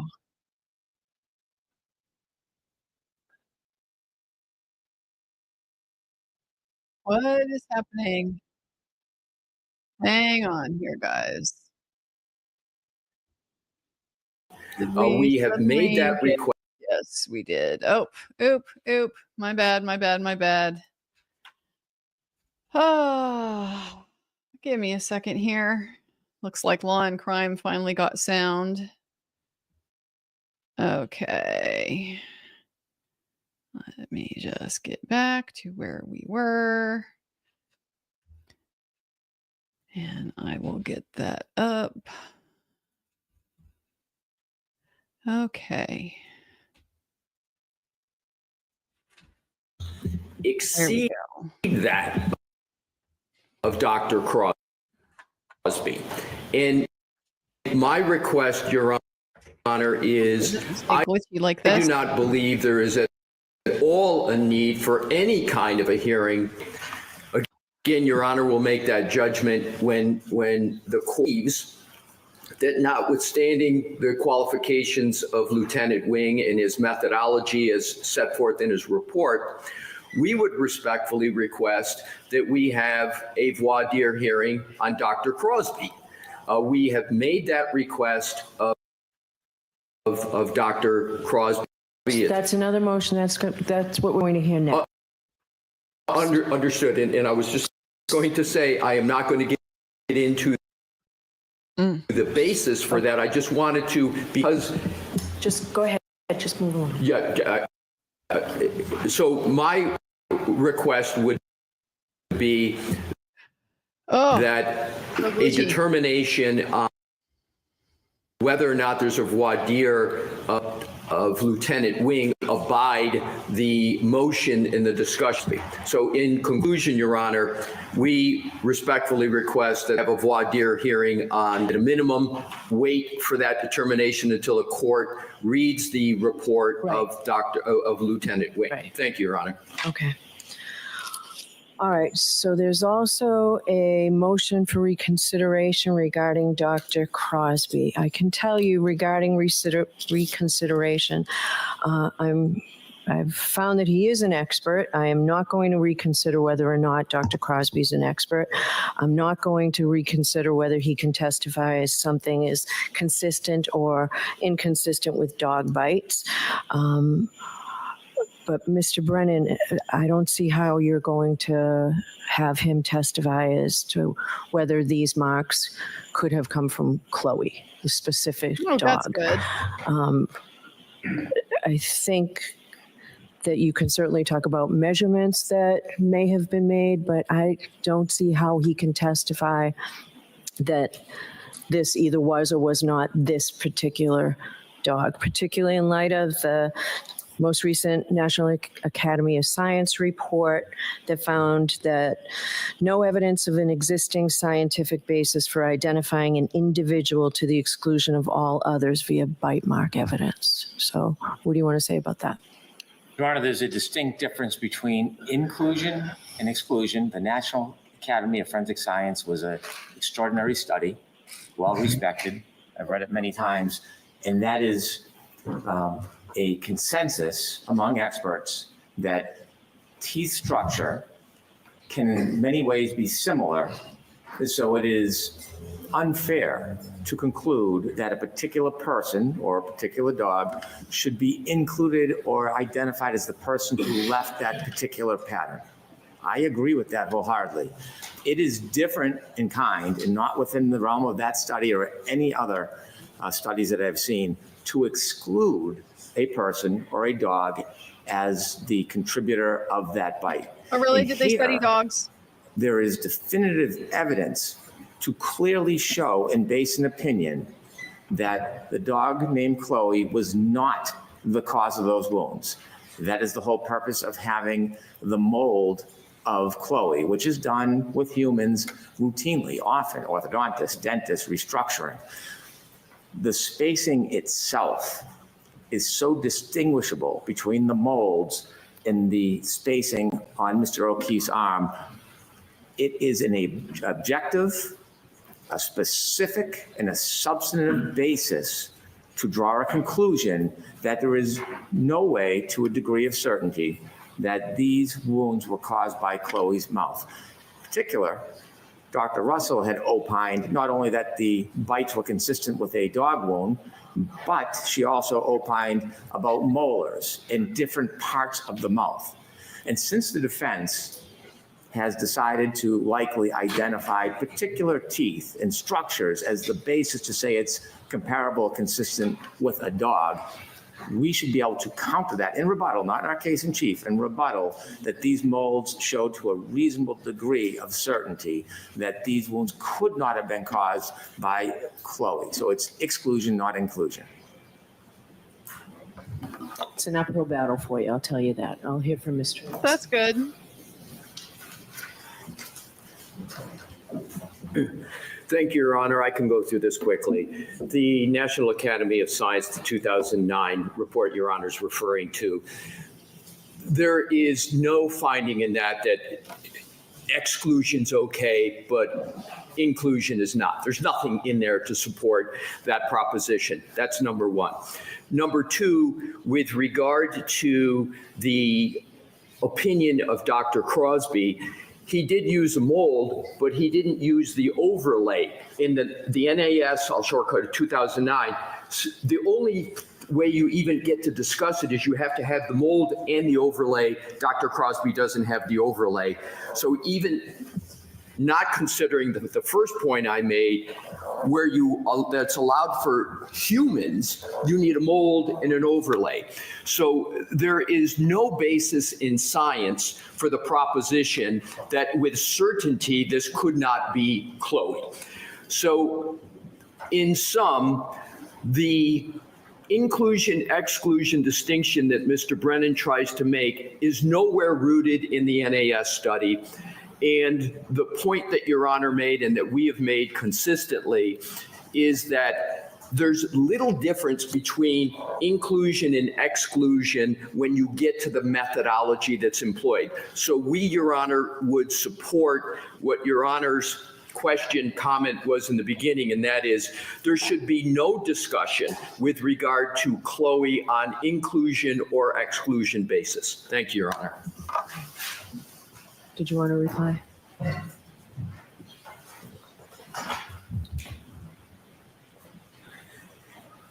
I would simply suggest that there is no authority that I'm aware of that prohibits exclusion, none. And as a predicate, and I know it's a side matter, the idea of Chloe as a predicate, that requires third-party culprit. And so before there can even be discussion about that, there would have to be an offer of proof that we have not seen and has not been presented. So it really should be irrelevant. But if the defense is going to try to bring it up, it's going to become a live issue. And if we have an obligation or we have a need to rebut, we want to fully rebut any of those claims. Okay, She which is said why Albert originally I was Higgins. going to hear this motion to reconsider after the defense presented their witnesses. So, all right, thank you. The substitute chemist, is there any objection to the substitute chemist? It's Commonwealth's motion 663. No, Your Honor. Okay, They're not so Jim objecting. 63 is allowed. Yes, Your Honor. So you both have motions that are similar regarding, it's the Commonwealth 669 and Defense 670, I believe. It's about the audio visual aids and giving notice. So you're both in agreement to give notice to the other side before you use anything, and have you done so with regard to openings? The Commonwealth agrees to give notice. We've provided a number of clips of statements that we seek to use during the trial. I hope to narrow the ones that we're going to use specifically so the defense could have more notice of it. We have a clip that we'd like to offer in the opening. I'm not sure if our office has provided that to the defense. If not, we'll do that shortly after the hearing. Okay. Who's arguing this for the defense, or who's telling me what's I am, going Your on? Honor. We're happy to provide notice. We have not yet received the particular audio clip that the Commonwealth intends to use during opening, but we're happy to provide any visual aids that we intend to use as soon as today. All right. I'd like to see what you both intend to use in your openings, because whether you agree with it or not, I have to make sure that it's admissible, that I know it will be coming into evidence before I let you put it up there. That really is the This is motion. for the court. The Commonwealth can provide a copy to defense. That's Okay, thank you. Can I have the defense what you intend to put up? It's a single photograph, Your Honor. I'll provide it to the court immediately after the hearing. Okay, Your Honor, I'll add that there are a number of statements that we have clipped. We, with the court's permission, would like to provide an entire package to the court so you can have an opportunity to view if you wanted to. thank you. So I need the defense to look at this before the end of the hearing, because I don't want to bring everybody back tomorrow if you object to what the Commonwealth intends to put in their opening. Did you tell them what it is? Like, is it something that they already have? They've had the materials, the interviews in total, but we've clipped the pieces that we want. It's been an ongoing process. I understand my office has sent a slew of those clips to the defense. Okay, I want to narrow it down. We're not going to use all of them unless there's a rebuttal portion, but I want to narrow down what we're giving them. But we've been over-inclusive in what we intend to provide. The Commonwealth provided at least 44 clips. I'd ask for whatever they intend to actually use in their opening so we can look at it for. I think that's what they just said. They're just going to yes. give We'll you. give them the file name, and if the court takes a recess, we'll give them the file Yes, name. I'd like to do that just in case there's an objection, or I can bring you all back tomorrow or Friday, and I don't really want to do that to you. So, Thank you. all right, so we'll just take a look at that. Okay, so that sort of also covers, I guess, the Commonwealth's motion regarding the use of extrajudicial statements. And if you hang on while I grab that. Is there an objection to that motion? No, Your Honor. Okay, Gonna let it Can I make a go. note? yes, please. The defense, I'm sure, is aware, but I want to point out as part of that motion, we're asking to have an independent reader, someone who is not an officer or involved in this case. I don't expect there'll be any emphasis or drama in the presentation. Okay. of text messages, but I think an independent reader is fairer, more objective, and we'd like to You don't have want the Higgins independent reading reader them again? take the stand at times throughout the case when we want to introduce certain text messages that don't involve a participant. All right. Oh, How are you don't. going to find this person? But we could have somebody plain clothes from the state police, or we could find somebody that's agreeable to the defense. But I think it would be best if we have an independent reader who's available throughout the trial to play that role. Okay. May I have a moment, Your Honor? Yes.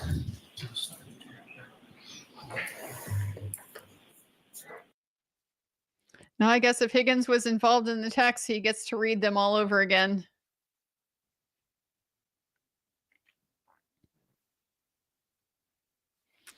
I don't know how a plainclothes state police officer is independent.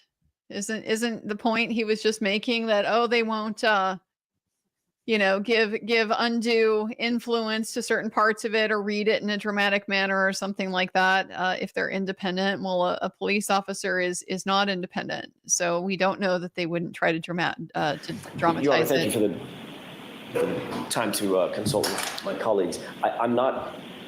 I don't think we're in a position to agree or disagree at this point. I don't know exactly which text messages or which conversations are intended to be independently read. At the last trial, they simply came in through the person that found the text messages. Mr. Lally asked, I think, Mr. Garino, I can't remember his first name, Mr. Garino to recite the messages from both sides, and that was done pretty effectively and expeditiously. But unless I know more about exactly what the theater of having an independent reader is going to be like, I can't really weigh in. Go ahead. May I? Yes. Wherever there's a witness involved in the conversation, if those text messages are admissible, it would come in through the witness. Text messages between Mr. O'Keefe and the defendant, there is no author of those. And so we will introduce those text messages, the admissible ones, at different parts in the trial when they become relevant. So it's not sufficient to simply have a state police officer who is not a witness to those text messages to come in and read them continuously through the trial. Mr. Garino is an independent witness in this case. To bring him back regularly as a police officer, I think creates the wrong impression. I think objectively we can have somebody come in who simply reads those text messages when they're appropriate to introduce. I would disagree gently with Mr. Brennan. That's exactly what the proper protocol is. If Mr. Garino is the one who found it, he's a state trooper, he found the text messages. He was the one who downloaded the data. He was asked about those text messages previously. I think having him come back, and it doesn't matter how many times he comes back, he's paid by the state. He can come back 5 times or 1 time. But to have somebody else come in or other individuals come in to act as readers, I think that is not in keeping with the ordinary course of presentation of the evidence. It just doesn't make sense to me to have a reader come in. It seems to add a theater I nominate Johnny text Depp. messages that are inappropriate. I don't know who these individuals would be, and the text messages are admissible because they're statement of a party opponent, and the other is the context of the statement of the party opponent. So I don't see any reason to change the protocol that we had last time. All right. If I were to allow an independent reader, do you have a male and a female? Or would it be a male reading a female's responses? I haven't identified anybody, but I can get a male and a female. All right. And that's exactly what we don't want. I think that's inappropriate. It's not going to be Mr. O'Keefe, and it's not going to be Ms. Reed. The text messages speak for themselves. The jurors should be able to analyze the words that are on the page, the text messages as they were written and drafted, not the inflections and the repartee between 2 independent people with motives that may or may not be consistent with the text messages. As we all know, it's a very, very different circumstance to have a text message communication with someone and have a conversation with someone, for instance, telephonically or verbally. People talk about it all the time. Things get lost in text messages. Having them read by a state trooper who found them. So it can be perhaps not a state trooper. That's all. I understood it to be to take out all infliction. And completely that. Right. I heard Mr. Brennan say the same thing. I don't know that that's actually what's going to happen. That's not how language works. This lends itself to sort of a theatrical presentation that's completely unnecessary and could be incredibly objectionable. And then once it's done, it's done. No inflection. All right. I will consider it. There'll be no inflection. That would be inappropriate. Thank you. No inflection would be like, All right, I will defendant's come to motion for your house specific tonight. discovery, paper are you 638, on Jimmy. the way? Like just All have, right, have who's a arguing computer it? do it. The specific discovery? Yes, that's me, Judge. Good morning. So before court today, Mr. Brennan and I conferred, and I think we've largely reached agreement. The only numbered items on which we do not agree are 3 and 4, which are related. I will say as a preface that we are withdrawing request number 8. And with regard to request number 7, we've agreed on the following language, Judge, which I would read into the record. Number 7 would be any indication of a witness willing to change testimony in exchange for any consideration. So with that, I would ask the court to allow the motion. With regard to 3 and 4, I believe that we should receive information if there's a witness who has expressed to the Commonwealth either a refusal or a reluctance to testify in this matter or to cooperate in any way. Okay, there's no authority for that in Rule 14, correct? We believe that it's consistent with Rule 14, which is why we've made the request. Okay, where? Where in Rule 14 or the reporter's notes? Relevant and discoverable. It applies to a witness's credibility, motives, intent, and that's the basis on which we make the request. Okay, I'll hear from the Commonwealth. Oh, number 5? Oh, yes. With regard to number 5, we also talked about modifying the language. Mr. Brennan had taken it down for us. Any information of any witness regarding promises, inducements, or rewards to that witness. Okay. Yeah, that's straightforward bias Mr. Brennan, evidence. regarding 3 and 4, what's the Commonwealth's position?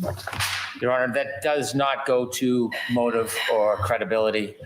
It is not within Rule 14, should not be discoverable. It's irrelevant. It doesn't show any bias on behalf of the witness if they had any reluctance or concerns about testifying. I have been very broad in my agreements regarding discovery. Anything that is Rule 14, exculpatory, even their specific requests which extend beyond Rule 14, I am more than happy to give them. But I think 3 and 4 are personal, irrelevant, and have nothing to do with bias or credibility. Okay, Well, it goes to Thank rebut you. witness intimidation, doesn't it? all right. The ARCA witnesses, motions regarding that. So where do you stand, Mr. Brennan, with what has been provided and what you might think has not been provided? There are 2 issues. There is the discovery that we have requested in the past. At this point, I stand unsatisfied with that discovery production. And then secondly, there is the limitations that should be imposed upon ARCA based on what has been provided pursuant to reciprocal discovery. I'd like to start with the second part, and that is we have a little chronology. December 5th, 2024, we submitted docket 442, Commonwealth's motion for reciprocal discovery, which was allowed by the court. There were a number of other motions which led to March 27, 2025, docket 640, Commonwealth's motion to compel reciprocal discovery of ARCA witnesses or to exclude their testimony. And then the next day, on March 28, 2025, the defense responded with docket 642, which was a response to docket 442. And so what we were looking for, not only Rule 14, but more specifically our discovery motion, was information from ARCA that would make clear the relationship between the ARCA witnesses and the defense.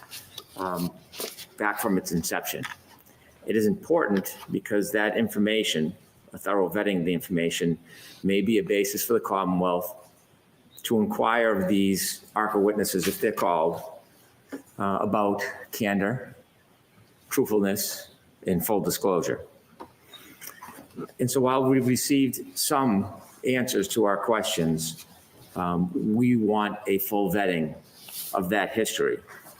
On a prior date, the court suggested that perhaps we could have a voir dire, not regarding their qualifications, but regarding this very issue about the relationship between the witnesses and the defense. That is one viable option. My concern specifically is if they are subject to a voir dire the day before their testimony, they're traveling from out of state, and they will not have with them documents and other items which are necessary for the Commonwealth's review and likely use during the examination. And so if the court was to maintain there would be a voir dire the day before the hearing, I would ask for an order from the court to order ARCA to bring the discovery that was ordered in the Commonwealth's discovery motion back on December 5th, 2024. The response by the defense, large part of it is that it's not within their custody or control. And so these items, I expect, would be in the custody and control of these ARCA witnesses. There are a number of specific items which we sought in our discovery motions. Those items include communications, billing, emails, text messages, etc. Well, if it had to do with the defense, then have it, if we do not wouldn't they? obtain them in advance or the day before the witnesses are set to testify, we will never have an opportunity to send them home to get the materials that are relevant. So if the defense position is not in their custody and control, then I ask the court to order the ARCA witnesses to provide that information prior to the voir dire so that we can review it. Secondly, the defense has provided that they have retained the ARCA witnesses independently. We have received no new discovery other than communications and emails. What is concerning is that in the notice from the defense, there is some suggestion about the ARCA witnesses potentially rebutting or commenting on Mr. Welch's testimony. Discovery deadlines have passed some time ago. It would be inappropriate at this point to have any new opinions, any new information, any new reports. We have been steadfast from the beginning of this case, early on, about discovery deadlines. And so my expectation is if the ARCA witnesses testify, they would be required to testify pursuant to the February 12, 2024 report, and they would not be able to provide any further opinions, any further ideas, or any further reports. So the two things, to simplify it, that I'm looking for is for the court to have that voir dire, again for a limited purpose, to order ARCA witnesses to comply with the discovery order that the court has already imposed, and to have ARCA limited to the discovery that was properly provided before the discovery deadlines. Those are my three requests. Yeah, that's why they just handed over Ian Whitten's PowerPoint, because they're so steadfast about those disclosure deadlines. They literally just corrected I would go in Walter's reverse PowerPoint. order briefly, if I could. Concerning the discovery deadlines, we have continued to receive new notices of discovery from the Commonwealth well after the same deadlines that Mr. Brennan is now bringing up concerning ARCA.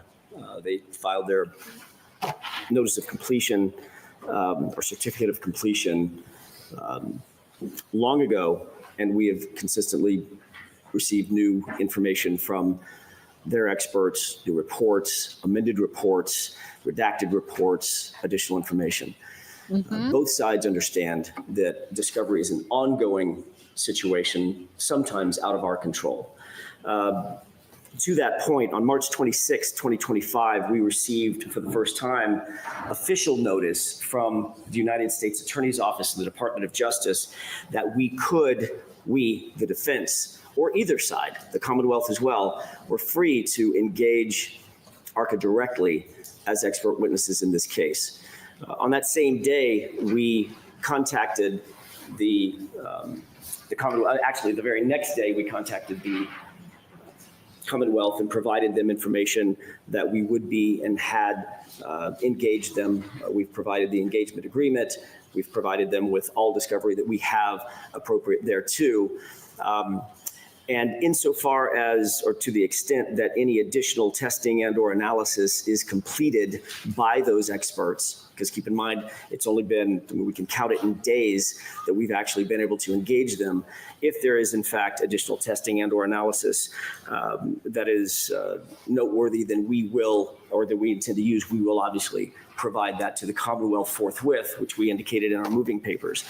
We will maintain that posture throughout. And if there is additional information to be disclosed, it will be disclosed. It will be disclosed in a timely manner. We do not have anything as yet as we stand here today, but we. What do you think a timely manner is? What ballpark are you talking? When I get a report, I will turn it over the same day. If I get a report, I will turn it over the same day. If I get a new analysis, I will turn it over the same day. If we get new testing results, we will turn those over the same day that we get them. In other words, I can't control the conduct of the experts. They may or may not be engaging in additional testing or analysis, but if they are, once I get it, we'll turn it over. So that's all I can say to that. We're not holding anything back. We're not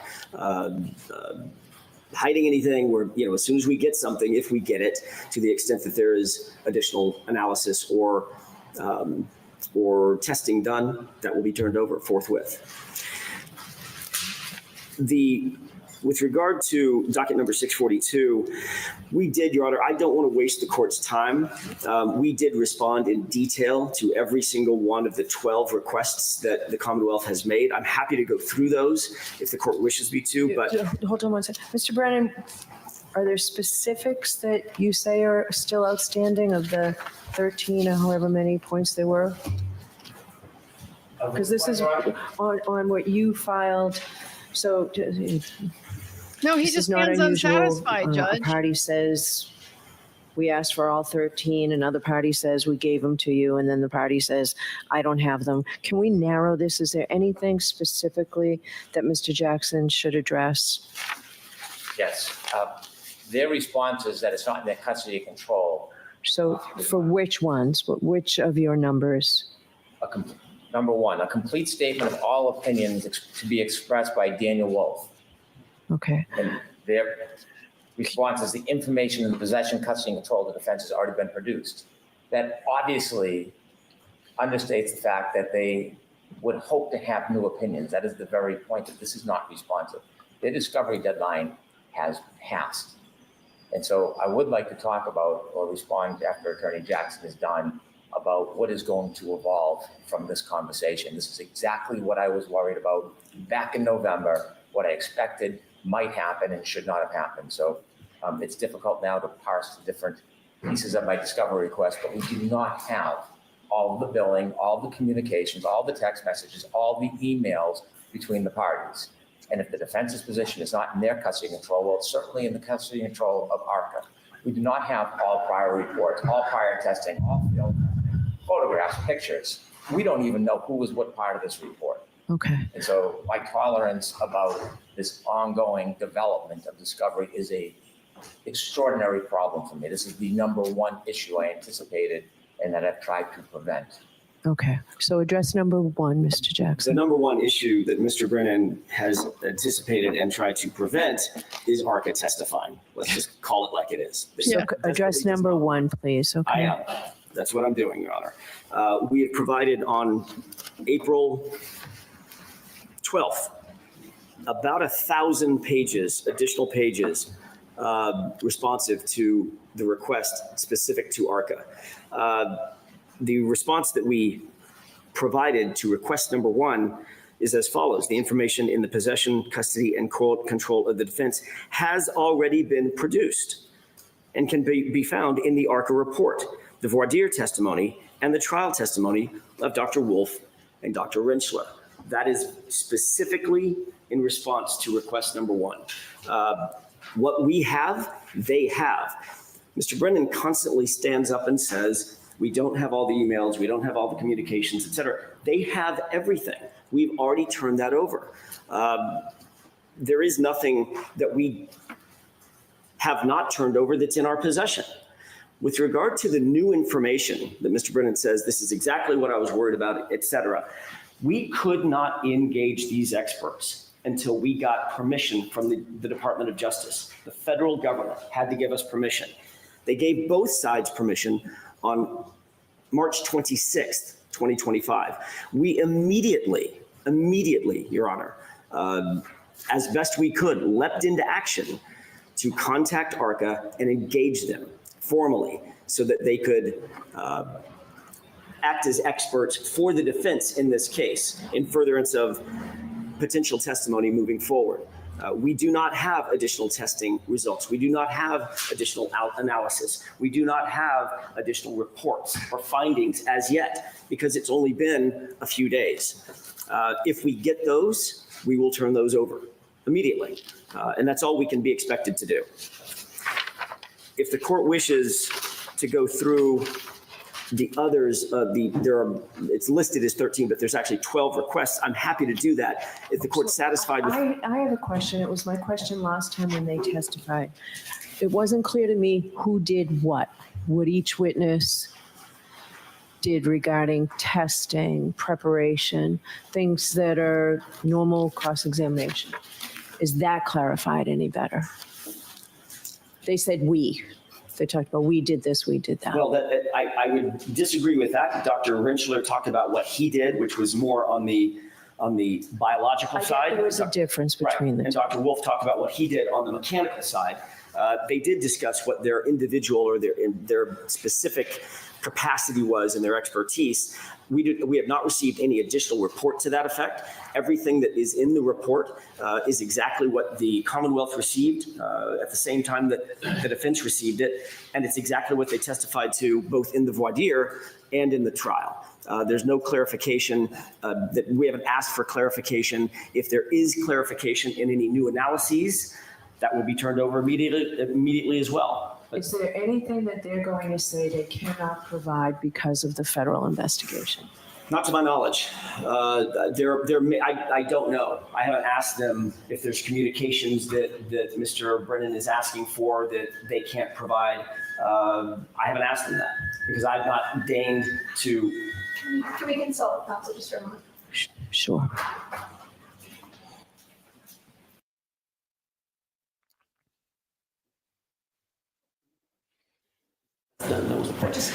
Right.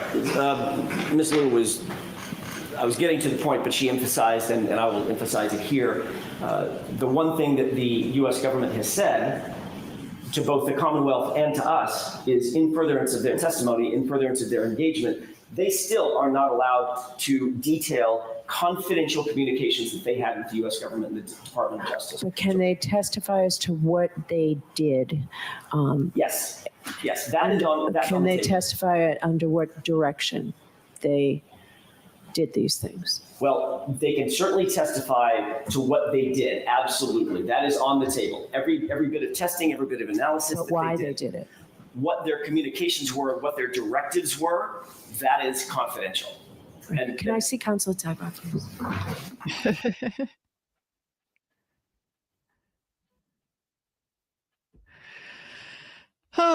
Going to sidebar. Yeah. So, I mean, I think I'm very sympathetic to Mr. Jackson's point here that Hank Brennan keeps saying, well, they say it's not in their custody and control and they have to turn it over. Well, if you're looking for communications between defense and ARCA, defense would have them. So you would have them. He seems to think there is something there that he's not getting, but he's not offering any kind of proof, any kind of rationale for why he thinks there's something missing. He's just saying, I'm not satisfied. I don't think I have it all. Well, you know, I'm sure the defense doesn't think they have everything that you're supposed to give them either. And they certainly have a record that they can point to of stuff trickling in over time. So, you know, they don't have everything between the parties. They don't have all the prior communications. Well, how do you know that? You don't know that. So how are you standing there in court representing you don't have it? What exactly don't you have?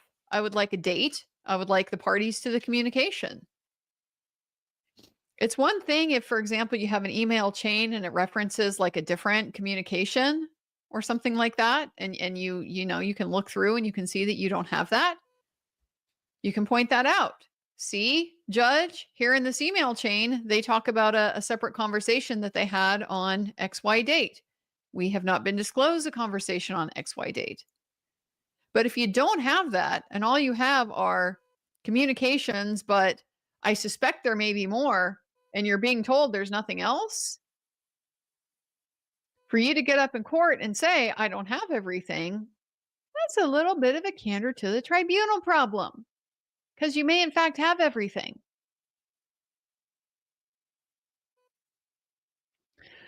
But, you know, won't be something the judge is gravely alarmed about by any stretch of the imagination.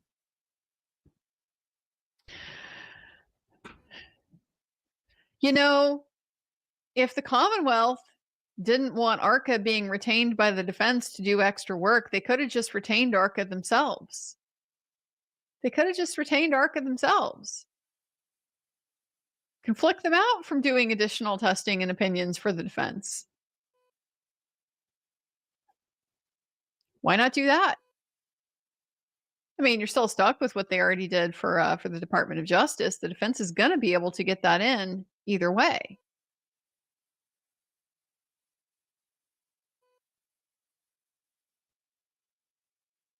But you could have kept them from doing new testing, new opinions by just hiring them yourself. Just putting that out there.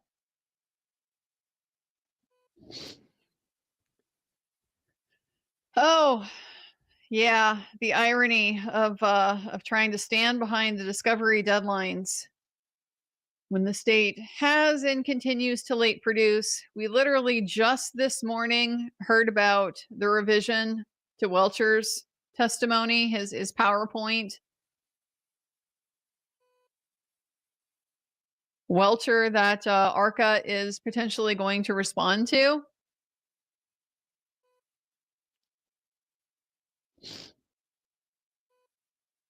It's ironic, isn't it? Whiffin's PowerPoint produced just last week. Whiffin has been involved in this case for well over a year. He testified last year. And it took him a year to revise the PowerPoint or prepare the PowerPoint or whatever. And for you to give it to him, it took a year.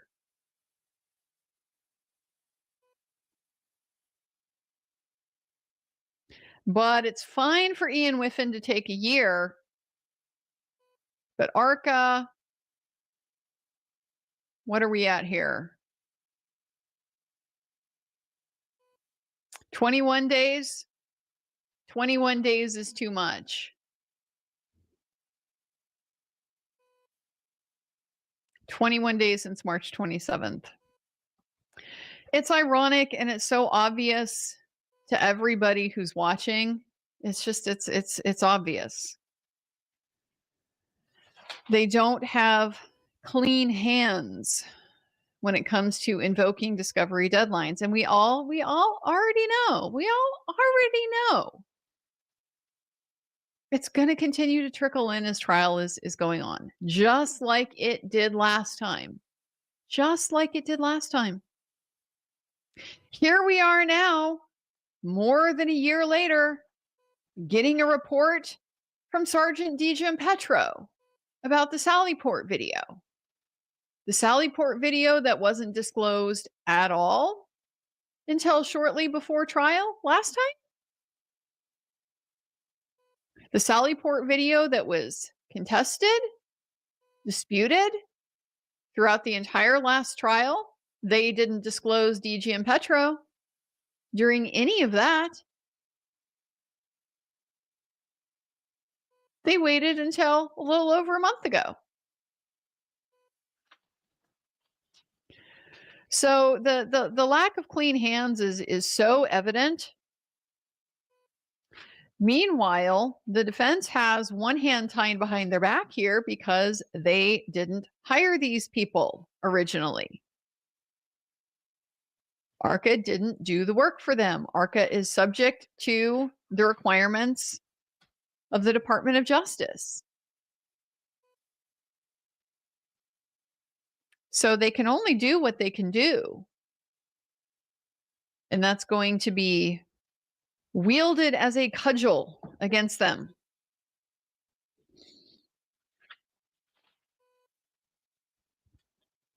Meanwhile, the Commonwealth just turn around and blame Trooper Proctor for not turning stuff over, didn't tell us what he had, when it doesn't matter. He's your lead investigator. It's imputed to you. The whole thing with Judge Cannoni, I need to know who did what. You can impute that to the entire investigative team. What one of them did, what one of them knew, they all knew. And that's why we don't even necessarily have to sort out who picked up which piece. Who picked up which piece of taillight? It doesn't matter because who booked them into evidence? Proctor. Proctor.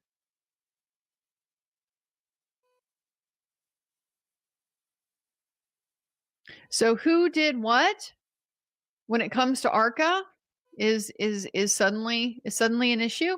You know, that's something they can ask about on cross-examination. They can ask about that.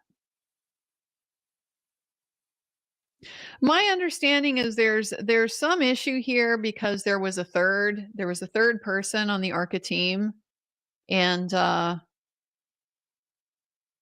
don't know exactly like what his qualifications were, what his role was, etc. If he was like a supervisor or if he had some other and maybe slightly different area of expertise. And the defense didn't call that third. Well, you don't have to. They don't have to. You can call him if you have questions about that.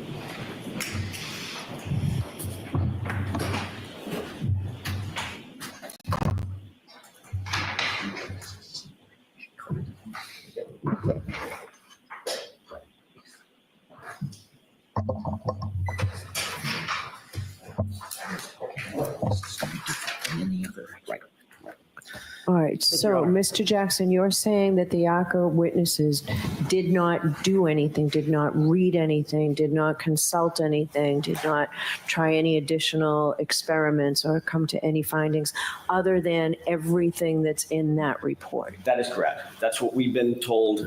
We have no reason to believe otherwise. Everything that they did, everything they were asked to do, and all the data that they were provided upon which to base their opinions and conclusions is provided in the report, and that was all subject to cross-examination, both at the voir dire and at trial. All right, and then subsequent to that, information was provided by Mr. Yannetti, and you have that all documented, whatever information the ARCA authorities now are working on is information provided by Mr. Yannetti for his file? So there's two issues. I want to make sure I don't conflate these. Mr. Brennan mentioned a subpoena that Mr. Yannetti had received at his office. Mr. Yannetti had brought it up in open court. Correct. That subpoena was honored, as we had to, obviously, as Mr. Yannetti had to honor it. For every single NOD that we got from the Commonwealth, that was then submitted to the federal authorities. When was that done? It was done periodically since the subpoena came into effect. When did it start? I don't remember the date.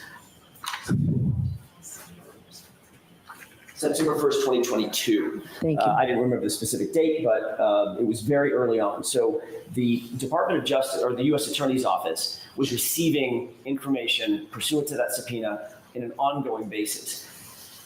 But I want to make clear, that's not information that was then going to ARCA. The U.S. Attorney's Office decided what information, and the FBI decided what information to supply to ARCA Do you to know? answer their questions. Do you know what information was provided? Yes, it's in the report. There were 14 categories of items that were provided to ARCA, and they said that's all that we were provided. All right, so then it's accurate to say items that are in the notices of discovery that ARCA does not list were not provided to them? Correct. That's exactly right.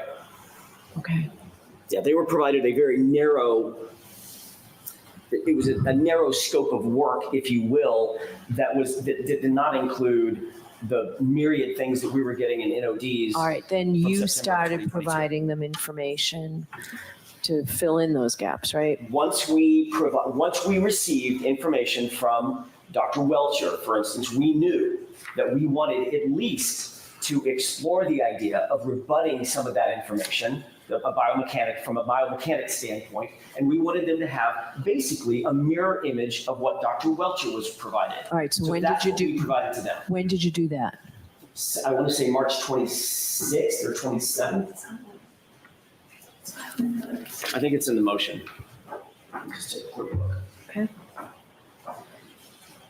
Additional discovery for the experts for their review on March 26, 2025. That same day, the defense was provided all the additional materials to ARCA, including Dr. Welcher's reports and all of his findings, including the 140-page PowerPoint, et cetera. We wanted them to have everything that Dr. Welcher had, as well as Dr. Welcher's reports and findings. All right, and you say that you will have that, you expect in the next 3 days or so. Oh, You I said- didn't say 3 days. I said I think we can count it in days, not weeks. So I would expect if there is something that we're going to receive, it's probably in the next week or 10 days, I would guess.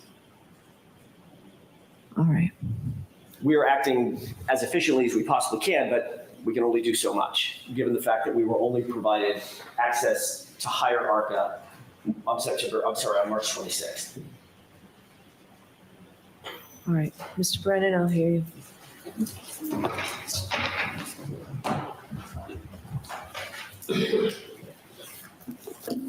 Now with a binder.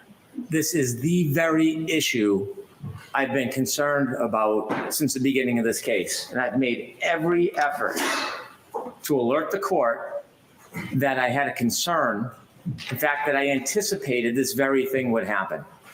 When I began this case, beginning of October, end of September, my first analysis was of the past history of this case and dropping experts and information during trial.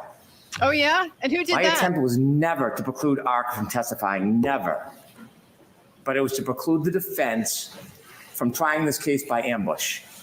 And it was my primary concern. And that is why I filed motions from the beginning of this case. Your Honor must remember, I was filing notices of intention, notices anticipating, things that are not routine because I knew this very thing would happen.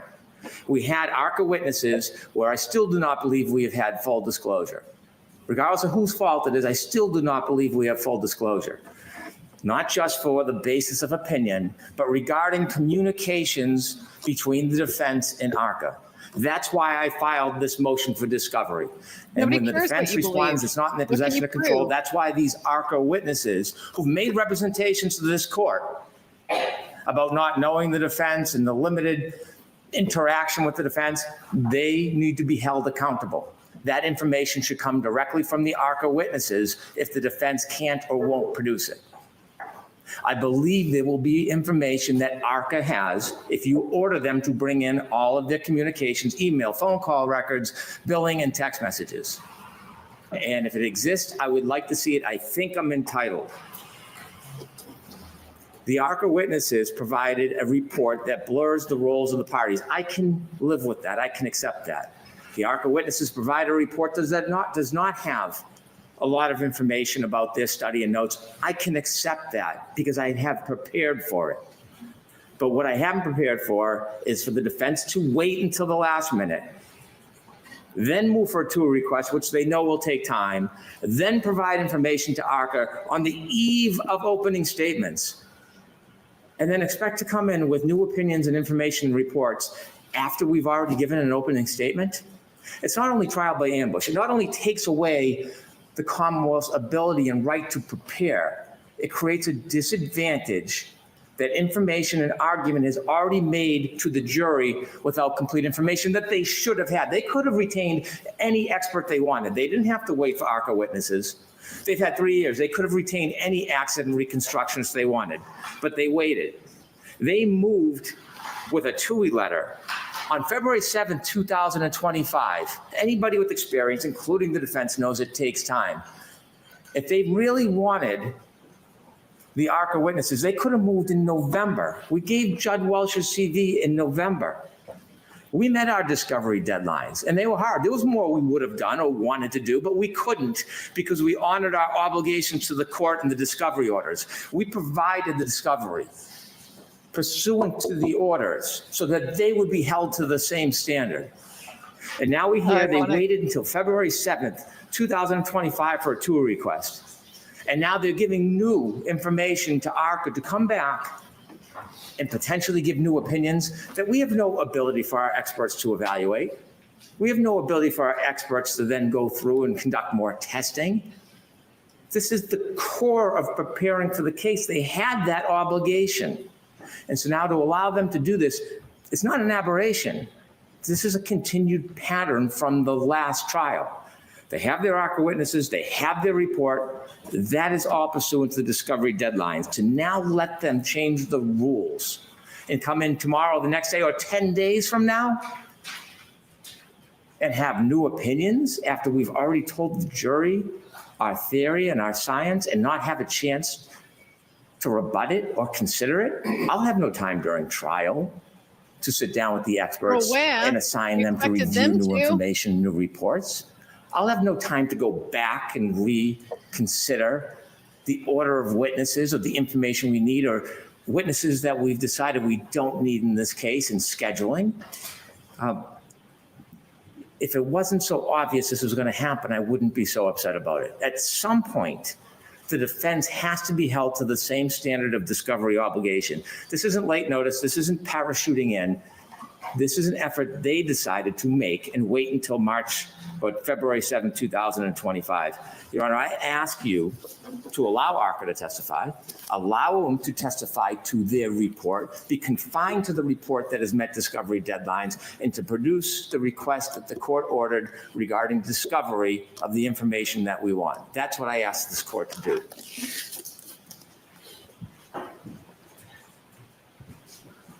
Your Honor, what appears to be feigned indignation is just not consistent with the facts. We didn't receive Judd Welcher's report until basically February 2025. We received a report, I think it was January 31st, 2025, and we read it for the first time the next day on February 1st. Nobody's been dragging their feet. There is no ambush. This feigned indignation is just not consistent with the facts, Your Honor. The court hadn't ruled that we could even use ARCA until just a few weeks ago. We've been moving expeditiously to try to rebut a witness that the Commonwealth disclosed in February of 2025.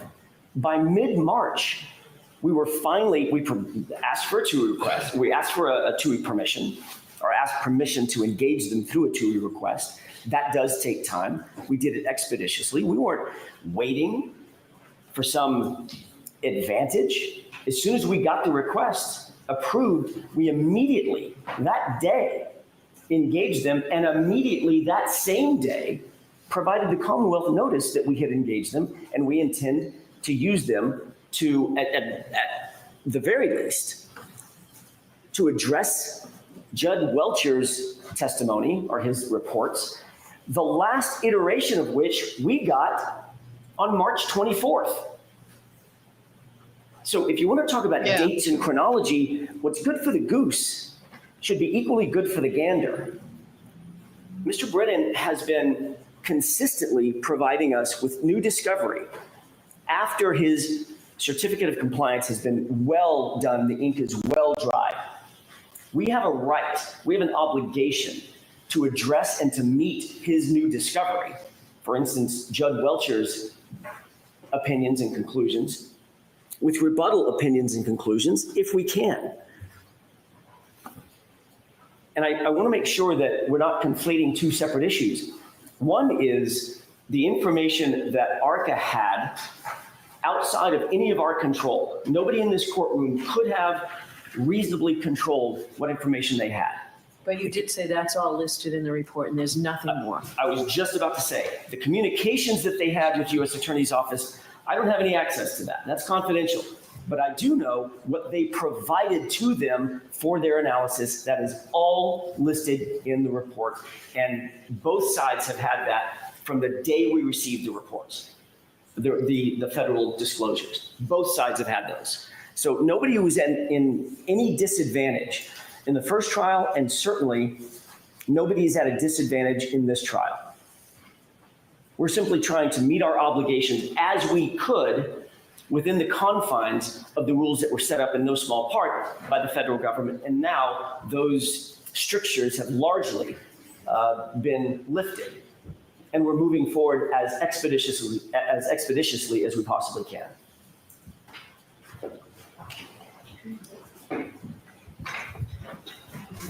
Thanks. Gotta say Rather than more. addressing their obligations, it's always an attempt to assign blame. The government or the Commonwealth gave us late Look at disclosures. that's rich. The changes in Judd Welcher's PowerPoint were by exclusion. Attorney Alisi had concerns about certain things in the report, so we took things out of the report. There's a difference. So you first provided it in November, then you're saying? No, we provided, pardon me. We provided his CV in November, and then we provided on our discovery deadlines, January 31st, 2025. And then on February 5th, we provided all of the detailed background notes, references. And so we met our discovery deadlines. The changes to Mr. Welcher's report have been the complaints, understandably, about what they believed was hearsay or inadmissible. So we removed pieces. There was no new testing. There was no new reports with information changing any of the things. According to Mr. Alesi, who is much more facile with the facts of what's in Judge Welcher's report, that's not quite true. There were additions made to the latest iteration of his report. And Mr. Brennan just admitted that February 5th was the first time that we received all of the information from Judd Welcher. The next month, within a few weeks of that, that's when we received permission to hire ARCA. That's when we received permission to engage ARCA. That's when we provided the individuals at ARCA with everything that we had been provided just the month earlier. So there's no ambush. There's no attempt at taking an advantage vis-a-vis time. It just doesn't, the arguments just don't play, not with the facts and the chronology of what we've been doing and we're continuing to do. All right, thank you.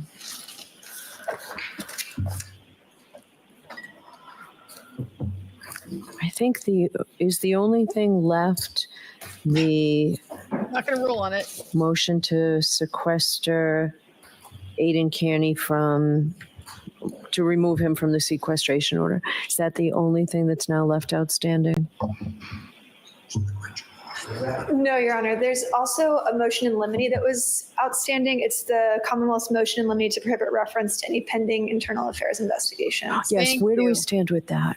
I thought that you were going to, No, you're We supposed had a to rule chance to on it. review the file. If there's any statements that are relevant, we think the defense is entitled to use those statements for impeachment or cross-examination. As far as the rulings, the administrative body's rulings, that should not be permissible. It's an opinion of a third party, and then it will open the door to the explanation that those sustained findings are limited to certain conduct, but don't include other types of conduct which we would need to rebut. A third party's opinions are not admissible to impeach a witness.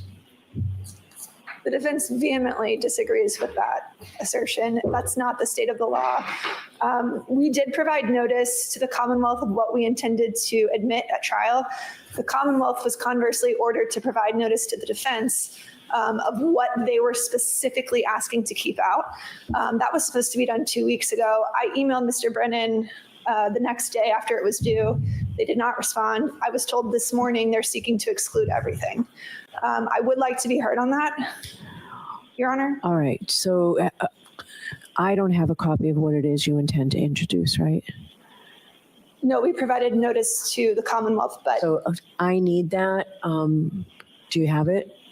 I can articulate it to the court. We want to admit the sustained findings that have been made against 4 separate officers in this case. You know what? I do need that in writing. I need this in writing. I need a Commonwealth's response. We needed to have a ruling on this in advance of, Excuse me? we need to have a ruling on this in advance of Monday. Right. I can try to get that to you today. All right, get it to me today. I'll decide it tomorrow. Okay. Are we allowed to make an oral argument as to this issue? It has been briefed already by the Commonwealth. Okay. You know, what I need is, I wasn't expecting this here today, so what I need is the paper number. I think it's the Commonwealth's motion to exclude, but the last I had it as, it wasn't under advisement. You were going to figure out what the objection was and what you wanted to put in. All right, so we need to take a recess anyway so that you can look at the video to see whether there's an objection to the opening. So why don't we take a 15-minute recess? And Ms. Little, if you can provide just the paper number and what the Commonwealth's response was. It's paper number 588. All right. So Jim, I need that. All rise for the court, please. Going into recess. Yeah, once again, where did they leave it? They left it at the Commonwealth was to do something. The Commonwealth didn't do what they were supposed to do while they are coming into court trying to invoke their diligent compliance with the deadlines. They didn't do that. Why am I not surprised? Why am I not surprised? So they were supposed to specify what do they want out. We did have argument about this. It goes to bias. Goes to bias and it goes to the Bowdoin defense. So, you know, Brennan is trying to present this parade of horribles that, oh my gosh, if you let this in, then we're going to have to go down the road of explaining what it was based on and what it wasn't and so forth. Yeah, that's called rehabilitation. That's right. When your witnesses get impeached with the fact that they were sanctioned for how they did their jobs on this investigation, you can try to rehabilitate that. You can try to say, well, it was just about this and not about this other. You can try to do that and see if the jury cares. You can try. Boy, he does not want ARCA coming in, does he? Really doesn't. And he's tried to play it off like he's so unbothered. I don't really care if ARCA testifies. I remember him saying that at one of the earlier hearings. No, you filed a motion to exclude them, so I'm pretty sure you do. Pretty sure you do. You wouldn't file a motion to exclude if you don't really care if they're going to testify. But you figured out they're going to be able to testify anyway because you had everything that they were going to testify to before the last trial. And then certainly after they testified, you knew what they were going to say.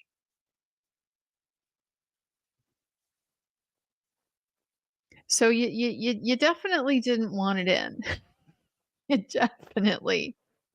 definitely didn't want it in. And then, you know, scurried and struggled to try to make an issue out of the defense paying them for their time appearing. You got that. You wanted to try to convert that into something. All right. You get to use that. It's new information. It didn't exist at the last trial. It was disclosed to you. You get to use it. Go ahead. Try to argue it proves that ARCA's biased.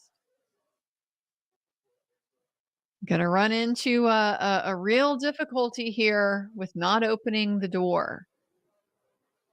Really gonna run into a difficulty here.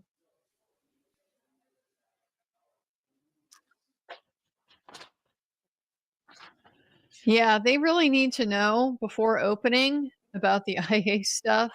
That's pretty important. Who all was it? It was Tully, it was Proctor, it was Buchanan. Who was the last one? Who was the fourth? Who was the fourth? It's not Kevin Albert. Kevin Albert wasn't part of the investigation, and I don't recall that he really got sanctioned anyway. Did he lose some vacation time? Was that it?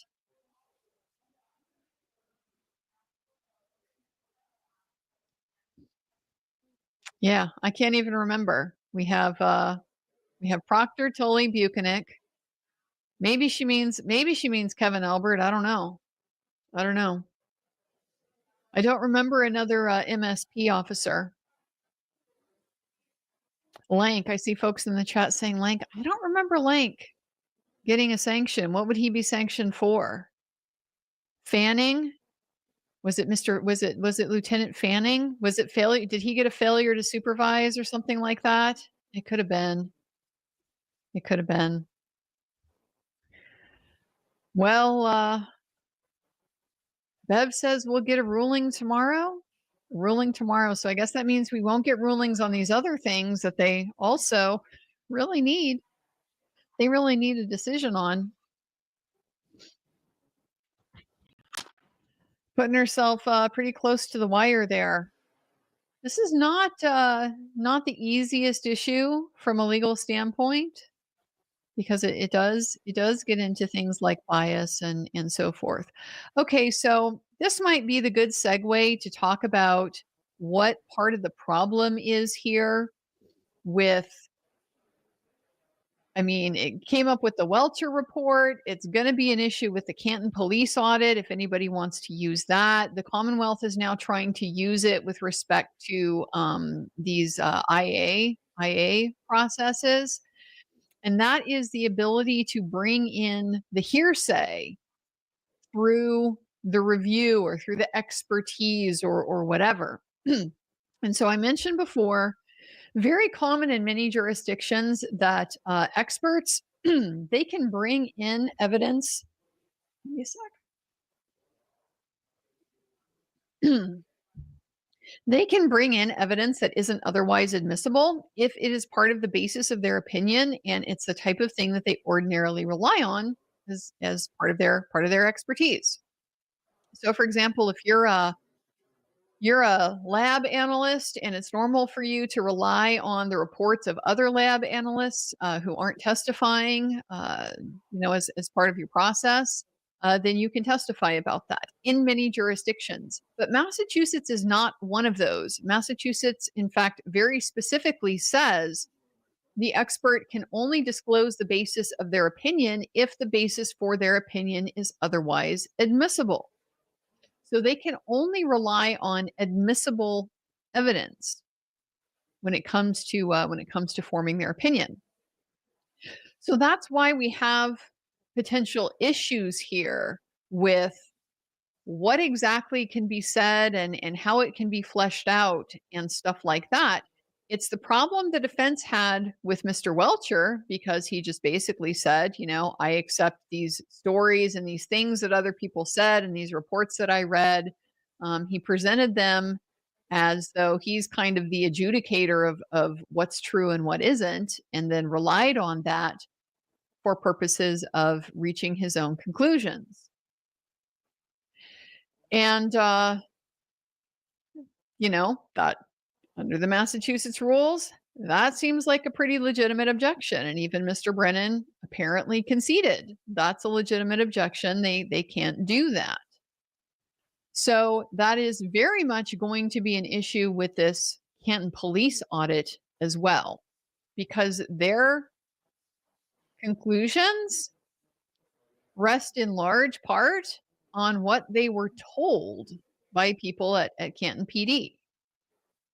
They could testify to their own personal observations when they watched things happen, when they saw things happen, but they can't go in and, for example, review the police reports and then parrot what those police reports said as proof that it's true. They could talk about the fact that police reports were made, you know, to get to like the requirements, the protocols, whether they met standards and so forth for taking reports. But you don't get to go in and be like, oh, the Canton Police Department handled the Karen Reed and the Karen Reed investigation just fine, because according to the report, you know, they went and collected evidence in solo cups and used the leaf blower to clear the lawn. You don't get to do stuff like that. So that's really going to limit, as far as I can tell, what's there in that police audit that is even potentially admissible in court.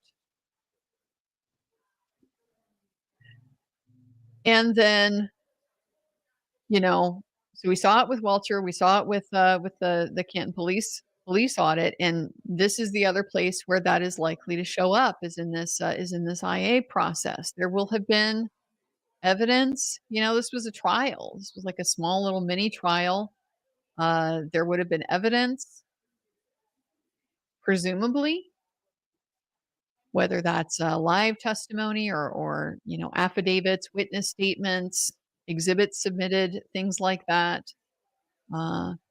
It's often for the case that administrative types of hearings, they are very similar to regular trials that you have in court.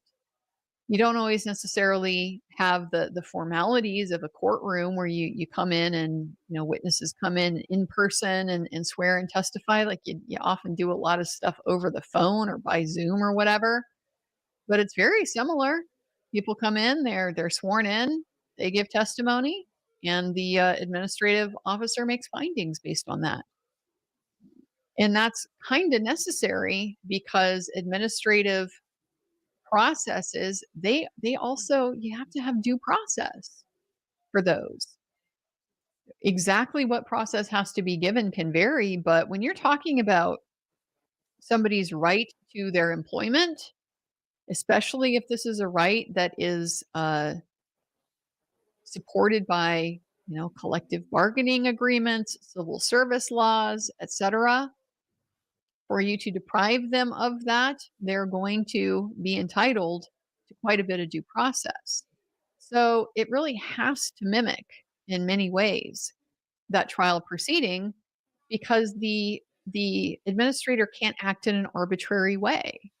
They can't just decide, I don't like this guy, so we should get rid of him. No, they have to find that there's been a violation of policy that warrants a sanction, and they have to have evidence to make that finding. They can't just make it out of thin air. These people say it went like this, these people say it went like that, we'll flip the coin and see. No, that would be arbitrary. But the problem is that all of that information, it's taking place outside of court. It is hearsay. So unless it is independently admissible, it can't come in as part of the basis of their decision. Not clear to me that the defense is proffering that. I appreciated Ms. Little was ready to just articulate for us everything that the defense wanted to come in. Judge isn't going to have that. I need it in writing. Okay. I mean, we've already had motions on this, but okay.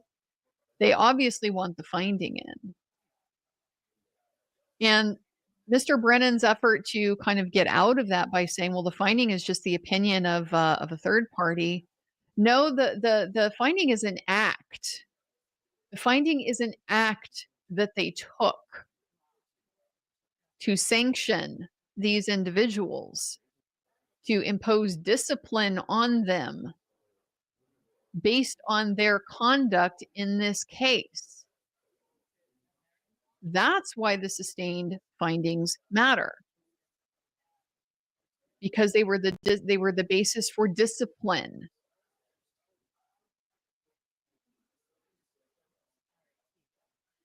What more than that does the defense want in? I don't know.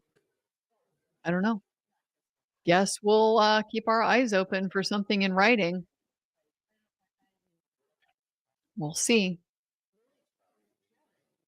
Well, let's see what you guys have had to say. Freddie York, for what will the Commonwealth claim that the crash dads were paid for if they aren't allowed to mention the first trial? Well, that's the million-dollar question, isn't it? How do they square that circle without opening that door? How do you try to get into bias, suggesting that the defense controlled this without getting into the specifics of exactly what did the defense pay for versus what didn't the defense paid for? Because they're entitled to rebut a misleading suggestion that they paid for all of it. Commonwealth can't go in there and suggest they paid for all of it. They get to correct the record on that. No, we didn't pay for all of it. We actually didn't hire these guys to do their investigation. We only hired them to testify. I suspect the answer to this is it will be that same sanitized type of language that we heard in the first trial when they were talking about the grand jury testimony in a prior proceeding. Testimony in a prior proceeding. That'd be my suspicion of exactly how they'll be allowed to do it. But I think the Commonwealth would be well advised to be very careful here, because you can open the door a little bit wider than potentially you intended to if you are not extremely careful with the implications that you give the jury. Jeffrey B, what if anything? Haha, brings me back. Yeah.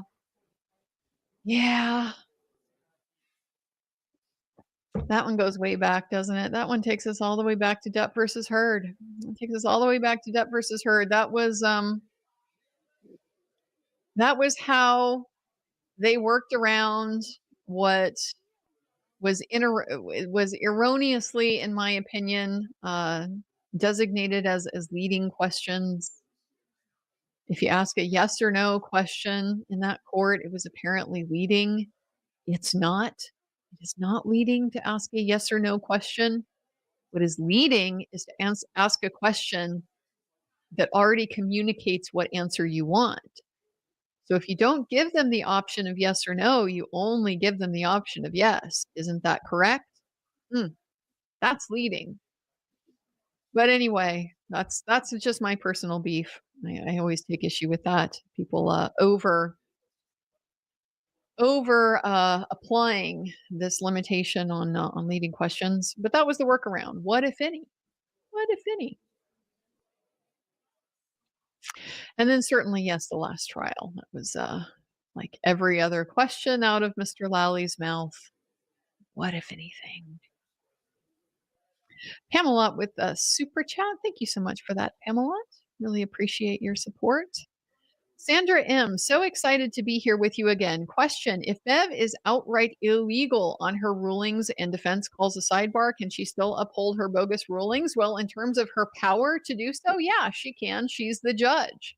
She gets to decide, and their remedy for her making illegal and bogus decisions is to appeal them if Karen gets convicted. That's the way the system's set up. That's their recourse.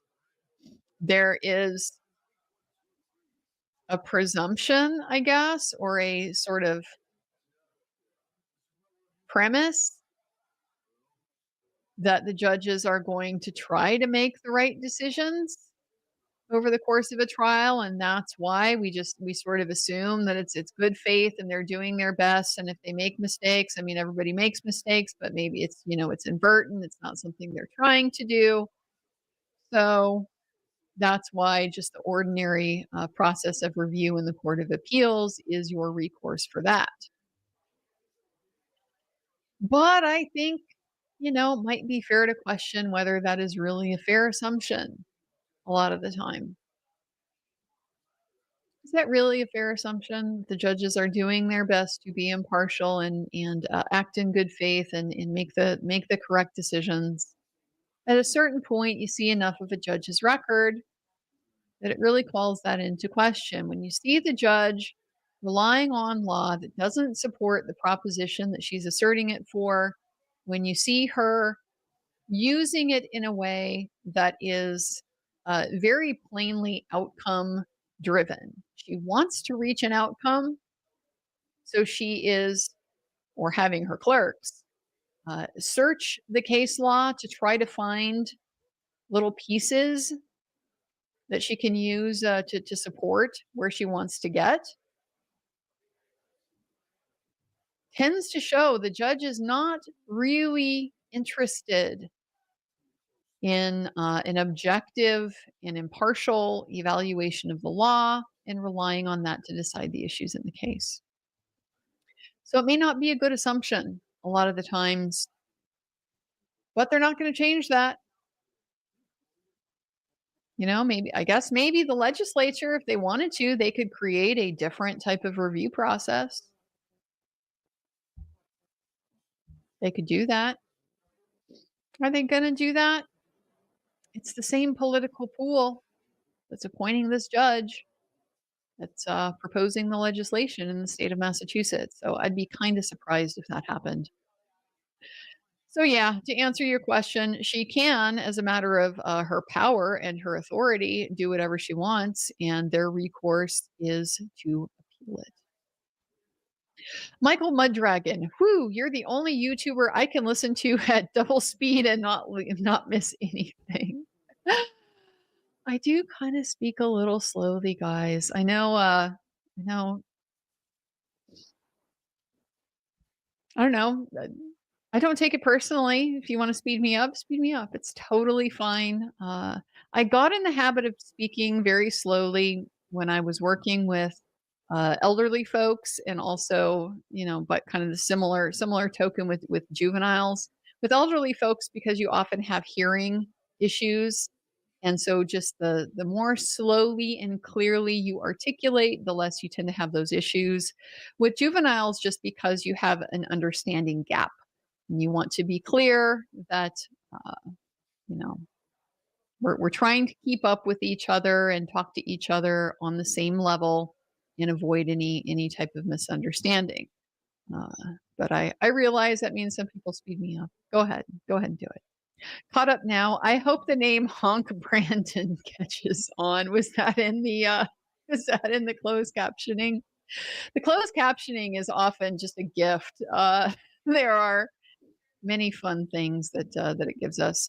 Also, sorry for the loss of your dog. Here's a virtual hug for you and Jeff. Thank you very much. And thank you to everybody, all of your kind words. I did put up a post on my community tab. We did lose Rupert this last weekend. So no snores from the old dog during the retrial. He was 13 years old. It was a good long life for a Vizsla, but it is always hard to lose them. So thank you for that. Track worker, HB lying when he says other files are in KR file. Well, what exactly is this guy downloading and why? This is talking about the DGM Petro download, right? Or is it now something else, the detective files? I mean, how many places are these freaking Sallyport videos? How many places are there? Is it his responsibility to download every bit of Sallyport video all the time? And then if it is, why would you have all that in one place and only in one place? It's just very, it's so murky, this explanation that keeps evolving that we've gotten for the Sallyport video, where it came from, why they had it in the first place, what exactly they had, where it was kept, who got it, why didn't it get turned over? The story just keeps changing, and the judge is remarkably incurious about any of that. Not at all gravely concerned about the lack of disclosure and the shifting stories. So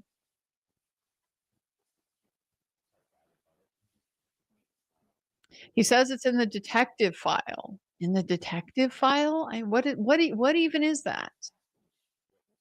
What does that even mean? It's all very confusing. But it implicates privacy. He says it implicates privacy of other people. Well, if it's just Sallyport video, it's the Canton Police Department. Whose privacy is at stake and what?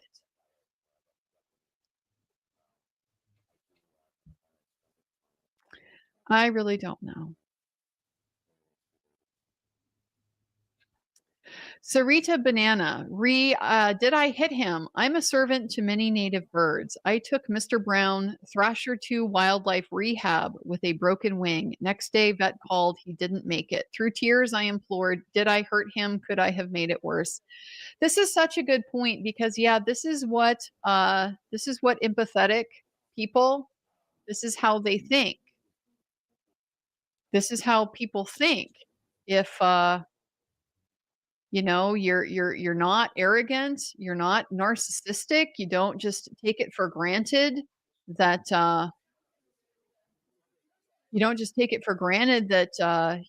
everything you do and think and say is right. Normal people experience self-doubt. You think about that? Okay. Oh, looks like we're back.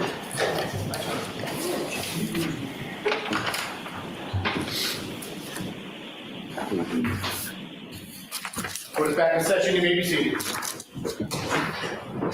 All right, so the first thing I viewed the clip. Is this only 15 seconds? Did I see everything you intend to use?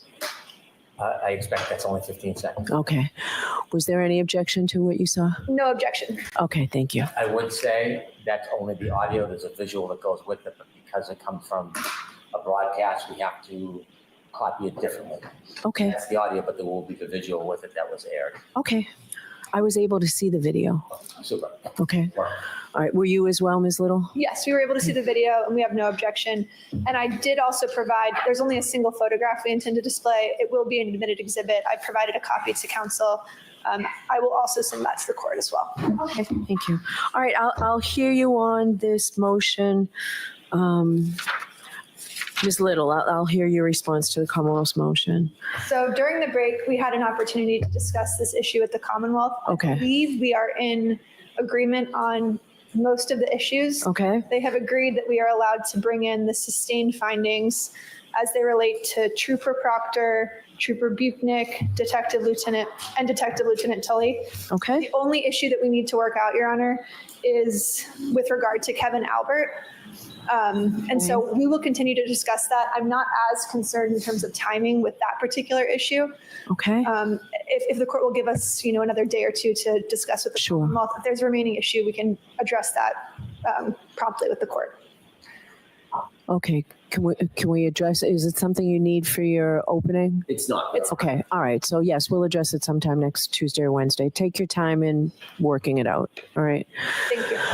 Okay, so now is the only thing left the motion that Mr. Bradle's here for? As far as I know. Okay. All right. Morning, Mr. Bradle. Good morning, Your Honor. Okay. This is Turtle Boy. Jim, you have that.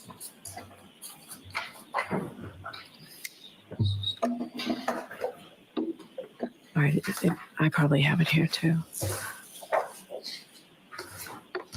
I have one, Jim, thanks. All right, I will hear you. Let me just ask, Commonwealth, you're moving to, sorry, you stay right there, Mr. Bradle. Mr. Brennan, you're asking for sequestration on all the witnesses other than the ones that have already been decided, right? I'm not sure I understand. So there was already an order on who is exempt from the sequestration order, family members. We discussed, and there was an order on all of this. Yes. Are you asking that Aidan Kearney be sequestered? I am. He's a named witness. Okay. Does the Commonwealth intend to call him in your case in chief? It depends on the development of the case. There are two issues that are important. The one in case in chief is whether or not there's any development of third-party culprit. If there is, Mr. Kearney becomes a more important witness, and we'll have to assess that as the case progresses. The other is rebuttal. If the defense calls the defendant to the stand, then it is strong likelihood that we would call Mr. Kearney. Okay. Those are two things that I can't anticipate at this time. Okay. All right. Now I'll hear you, Mr. Bradel. All right, thank you very much, Your Honor. Judge, we don't have an offer of proof. I'll try to argue in the interest of time, and I think I know where the court's going with this, based on the prosecutor's statements and the context.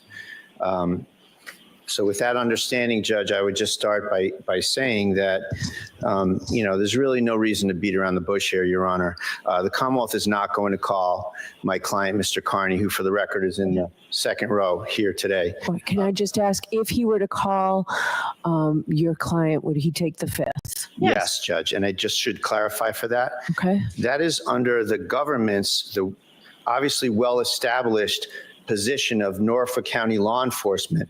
What we contend is a twisted interpretation of the witness intimidation statute, that seeking to contact witnesses, seeking to question people is witness Okay, intimidation. so just focus back on, So the answer is yes. I'm sorry. The answer is yes, Judge. okay? So let me hear from you on that, Mr. Brennan. Sure. Your Honor, under the government's interpretation of this statute, Your Honor, the government is seeking to first. No, I'm sorry. What I said was, I'll hear you, Mr. Brennan. And you Oh, said- I'm sorry. But that's okay. I don't want to hear about the witness intimidation statute, other than if I don't sequester your client, I would be inclined to do just like I did before. The witnesses who are the subject of the indictments, Mr. Kearney will have to be outside the courtroom when they testify. We anticipated that, Your Honor, and I won't say that we would agree to that, but I understand the court's position there, and I can see that would be a resolution the court might land on. Okay. Now I'm going to let Mr. Brennan speak, and then I'll hear you again, Mr. Bradel. Thank you. Yeah, how are you going to do that? Are you going to offer him Your Honor, you immunity? have questions? Yes. What if he takes the fifth? If he asserts his Fifth Amendment privilege, I think there is no realistic likelihood that we would call him. There's obviously procedures the Commonwealth could follow, but I have no belief that will happen. So I expect if he actually asserts his Fifth Amendment privilege, would no longer have a good faith basis to say that there would be a need for sequestration. I So, would like ask the he court told to you impose the He's prior going to? limitations with named victims and also minor witnesses. Okay. But I And would, as a predicate, he would need to assert his fifth. do you need that to be done formally, or do Yes. you want it to be done formally? I do. Mr. Bradel, do you want to do that now? Judge, I'm happy to assert that on his behalf. Would reject that invitation. If he wants to assert the Fifth Amendment privilege, he can assert it. Okay. Do you want to call him now and do that now, Mr. Bradel, or not? Do you want to talk with your client? And 7 minutes. to talk. sure. Why don't you know what? I'll give you more than a minute, Mr. Bradel. Can the staff work through lunch for a little bit? Yes. Everybody stay. All right. Mr. Bradel, why don't I give you 10 minutes to talk to him? We'll see you back here in 10 minutes. All rise for the court, please.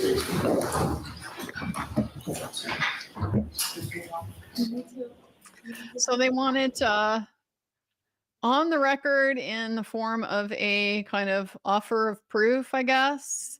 And my suspicion for why Mr. Brennan wants to do it this way, he wants his questions on the record. He wants his questions on the record. That's why he knows the cameras are here. He's not a fool. He's not a fool. That's what this is about. Of course, you wouldn't have a good faith basis to call him as a witness if you knew he was going to invoke. And you were told he will invoke. So why are we here? Because you want to do it in front of the cameras. That's why. That's why.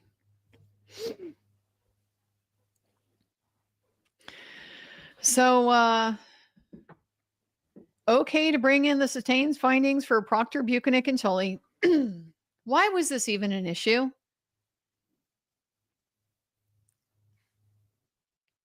They had to chat over the break to resolve that. They shouldn't have had to have that chat. See, what shouldn't happen is the Commonwealth taking these flat positions that we oppose everything and then having to backpedal from it. That's what should not be happening. But it happens over and over and over and over.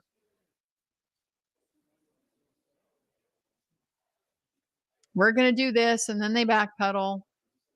We're going to oppose this, and then they backpedal. But still have to work out Kevin Albert. Still have to work out Kevin Albert. So the issue with Kevin Albert had to do with during the investigation, he and Proctor went on that little joyride over to the Cape. Oh, wait, no, I'm sorry. They were investigating another matter, a cold case. They were following up on a cold case. So they went over to the Cape and they partied and they got real shit-faced. And then Proctor, I guess, drove him home. Also while drunk. That was part of the IA case. That was one of the findings that led to the discipline, although it was the least serious of all of them. But with Kevin Albert, there was the text messages about, did you ever find my gun? Did you find my gun in your car? He lost his freaking gun.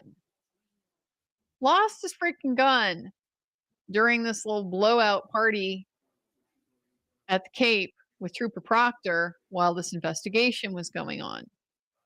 So my suspicion is that the reason why the Commonwealth has a problem with it is because, of course, Kevin Albert was recused. He was recused from the investigation of Karen Reed. And so, didn't have anything to do with that. That was the main reason why the Canton Police Department as a whole was recused, because Kevin Albert, the brother of Brian Albert, the homeowner, works at the Canton Police Department. So he wasn't part of the investigation. This whole joyride incident didn't have anything to do with that investigation.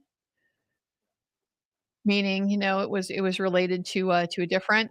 So the fact that he was sanctioned for it, I guess, doesn't necessarily matter. What the defense is going to care about in this whole context is Proctor's conduct. That's what they're going to care about. I don't think they care so much about Kevin Albert's, other than the fact that it was because of his partying with Proctor while this investigation was going on that he left his gun in Proctor's car. And because of that, Proctor got sanctioned. Let's while we're waiting, keep going with the comments here. My Mini 67 RA, I'm up here yapping, but in my head there's no arguing with stupid. Bev is clearly outgunned by the defense team. This is Robert Alessi. He's a smart guy. He's a hard one to keep up with. They're all exhausted at this point, and it's just going to get worse and worse and worse as trial goes on. So we are going to see how that affects them. Does that affect their ability to be sharp, be on the ball, be responsive, catch things? So far, doesn't really look that way. I mean, he's still making his point, and honestly, maybe even a little bit better than he was when he was a little bit more well rested. But yeah, I think I don't know if intimidated by Mr. Alessi is exactly the right word, but I feel like she has to have learned that she needs to proceed with caution with him. When he smacked her down on that, no, Your Honor, it was not a Google search. I consulted with the head of the former head of the National Academy of the Sciences for Geology to get these studies. That was a smackdown. You're dealing with a caliber of lawyer that you're not used to. You're dealing with a caliber of lawyer that is head and shoulders above where you were when you practiced. Did you consult? with the National Academy of the Sciences, former head for geology, when you had a question, Judge, or did you just do a Google search?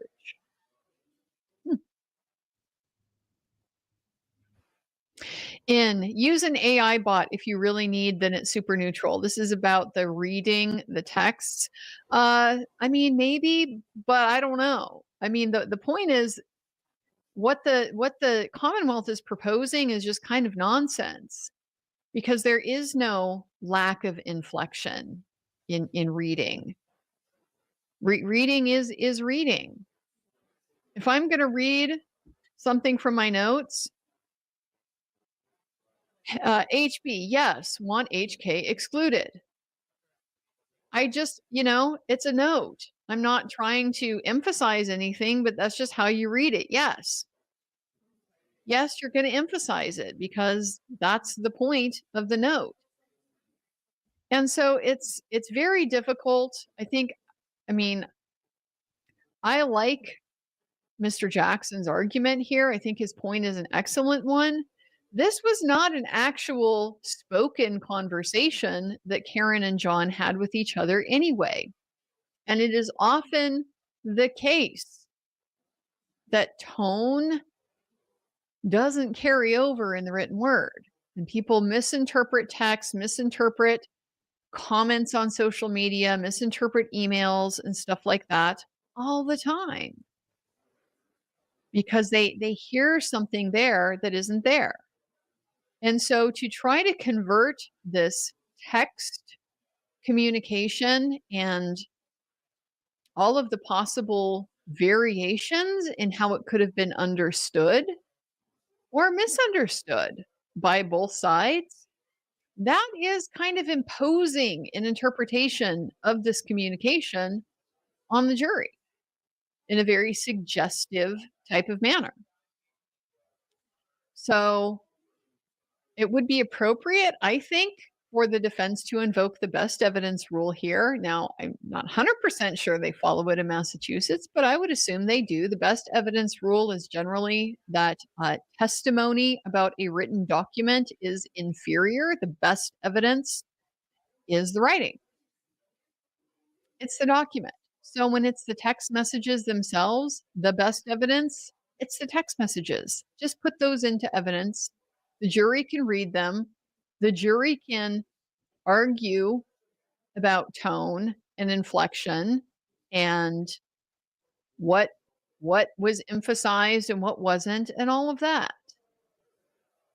I think logically that makes the most sense to me, not having it read out at all. This wasn't, if this was like recreating a conversation that was had, that was documented, okay, maybe then I could see having a reading, but this wasn't a spoken conversation. So it doesn't make sense to try to translate it into one. Andrew Hansen, have text to speech read it. I think text to speech would probably be the most neutral form of writing, because it would be that, Karen, why did you hire the plumber? I told you I would come and do it. It would be like robotic.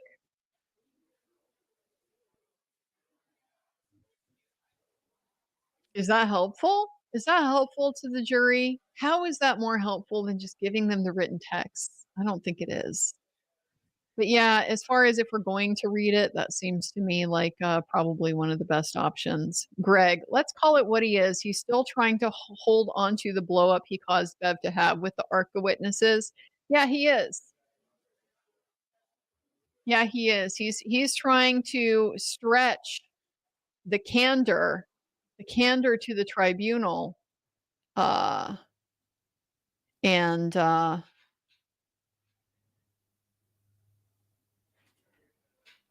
invoke that, get her to continue to be, I guess, mad about that, and continue to try to hold that against the defense team and infer that they're not being forthcoming or they're not being truthful. I mean, again, he just continues to say, well, I don't think they've been forthcoming. I think there's more there. Well, You haven't provided a single basis for why you think that. I think there's probably a lot of stuff you have that you haven't turned over. I think there's probably metadata that would show that the Sallyport video or the surveillance video from Canton Police Department has been altered. I think there's probably evidence that the 43 minutes that are missing or whatever, that was done on purpose. I think that, but you know what? I can point to reasons for why I think that. And the reasons largely have to do with your own inability to provide a coherent and consistent account of where that video footage came from, who got it, where they kept it, etc. And then the steps that you've taken, knowing, having been put on notice that what you want to do with this video could destroy the metadata and therefore the ability to evaluate the authenticity of the video, you did it anyway. So those are my reasons for thinking you probably did do that. But you've given no reasons for why you think there are other communications and arrangements and so forth with ARCA that you haven't received. No reasons at all. Where's the good faith basis for that assertion?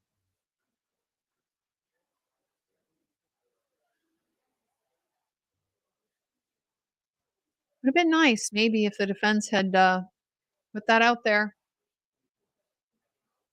You know, they're making these very, very strong insinuations that the defense is lying about what there is. What's their good faith basis for that? Because remember, we weren't going to do that anymore. Remember, it was very outrageous when the defense does it. Remember that?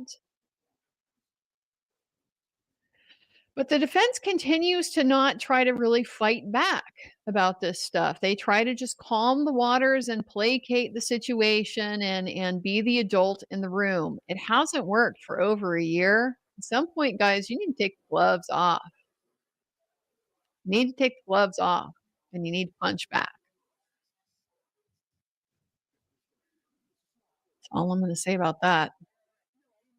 Sarah Boone's left kidney. Why does defense have to give convos with ARCA? Isn't it work product? They're discoverable, yet Commonwealth convos with witnesses who don't want to testify is not. I would expect a lot of that would be work product. Yes, a lot of that would be privileged if they're talking about, the scope, the defense theories, the impressions, etc. That doesn't have to be produced. But it doesn't sound like that's really the nature of what's being objected to here anyway. You know, it doesn't sound like that's what the Commonwealth is trying to get. Doesn't sound like that's why the defense is opposing it. They're not saying, well, because we discussed these things and it's privileged now that ARCA is our witness. Okay, before ARCA was their witness, it wouldn't have been.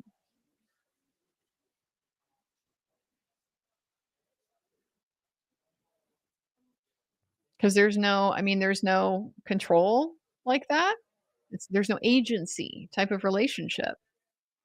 They were hired by somebody else, subject to somebody else's authority. So I don't think that's really the issue of what's going on here. I think it's a valid point that yes, some things would be privileged. But if that's all that was at issue, I think that they would have been able to nail that down pretty quickly. Oh, there was a deep sigh. That's from Buffy. That's a little different. I don't know if you guys could hear that. She's our little groaner. You get a little different set of sound effects this time when it's the baby girl and not the old man. Andrew Hansen, if the defense hired ARCA for the new opinions, why would it have to come via TUI request? So the TUI request is going to be for any type of update, any type of new evidence, new material, new information, whatever. And TUI also applies to being able to subpoena a federal witness. So I don't know exactly how this fit within the framework of TUI, because these guys are not, they're not employees of the Justice Department. In and of themselves, you wouldn't need to go through TUI to send them a subpoena, at least not normally. Maybe there's some DOJ interpretation of agency that because these guys are acting on their behalf, that you would also have to go through a similar TUI process to be able to subpoena them. I don't know. But at the very minimum, TUI would be just give us the latest, any new information that they had, any new evidence, and possibly it kind of sounded like what they were saying is the TUI process was based on or was oriented towards like determining if they're able to independently hire ARCA now.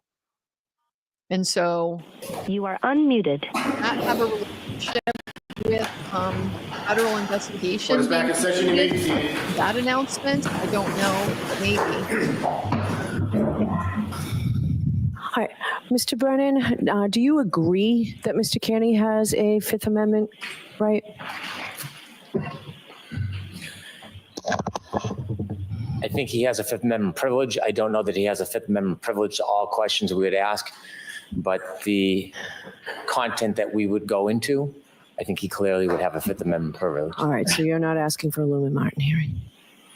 I'm not. I think I necessarily would have to delve into issues regarding his open indictments against a number of different victims. Okay. And I think there's other information that I can't discuss for other reasons because of court orders. Okay. All right, thank you. I would suggest that the court could take judicial notice of the 16 indictments against him. So the Commonwealth concedes, and I believe there's a valid Fifth Amendment right. So I ask that you just allow me to make the representation on behalf of Mr. Kearney that he would, in fact, invoke his Fifth Amendment privilege. Commonwealth agrees to it. I ask that you just allow me to make the representation and leave it there. Oh, sure. Is there any objection for everybody hearing this? There is. I would like Yes. Kearney to consider his Fifth. I thought you wanted a basis. No, I'm going to see Mr. Kearney here at sidebar with just you, Mr. Bradel. And all recording devices are off. Thank you. FTR goes to sealed, Tori and Chrissy. Off the record, doing it at sidebar with just the two of them. A little bit bizarre. A little bit bizarre. So normally when this type of thing is going to happen, what you're doing is you're just making a record of what the questions are going to be and the fact that the witness is going to invoke them. And you're making a determination of, is this a question to which there is a Fifth Amendment right? Is it incriminating? Does it have the potential to put you in jeopardy of something? So the Fifth Amendment is not something that, I guess we're going to stare at the fan a little bit. I don't know how long this is going to be, so I don't want to take it off the screen. I guess I will because I can't stand it. Sorry. You can't just broadly say I'm invoking the Fifth to any and every question. What is your name? You can't necessarily invoke the Fifth to that. It's not going to incriminate you. But the ones of substance, the ones that Tori, Jim, why you're being called, yeah, those have to be assessed case by case. All right. So, Mr. Brennan, I've just had a colloquy with Mr. Kearney, with his lawyer present, obviously. I find, and the Commonwealth concedes, that he does have a valid Fifth Amendment right. I find that there's a valid basis for him to invoke that Fifth Amendment privilege. And I find that if he were called to testify, he would in fact invoke that Fifth Amendment privilege.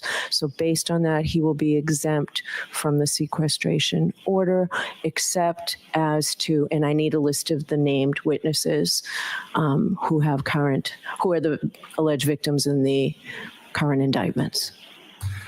I accept those findings. We'll provide the court with a list of the named victims. We also would like to have the He's court gotta go consider with the two victims, minors not in alleged. that list. Oh, yes, I think I did that last time as well. Thank you very much, Your Honor. All right, so is that it for today? Judge, if I may, just for the record, maintain the same objection I had at the last trial. Don't need to make any further commentary sure. on it, just in case there's any further action, which I don't anticipate right now. Okay. But just for the record, thank you. Okay. All right, so we're all set until Tuesday, I believe. I'll get Thank you. orders out. Oh, stipulations were just given to me. I have not had a chance to read them. All right, this looks like you all made some progress in a way that where the jury will be happy that you've cut down the amount of time that they may be here otherwise. Okay.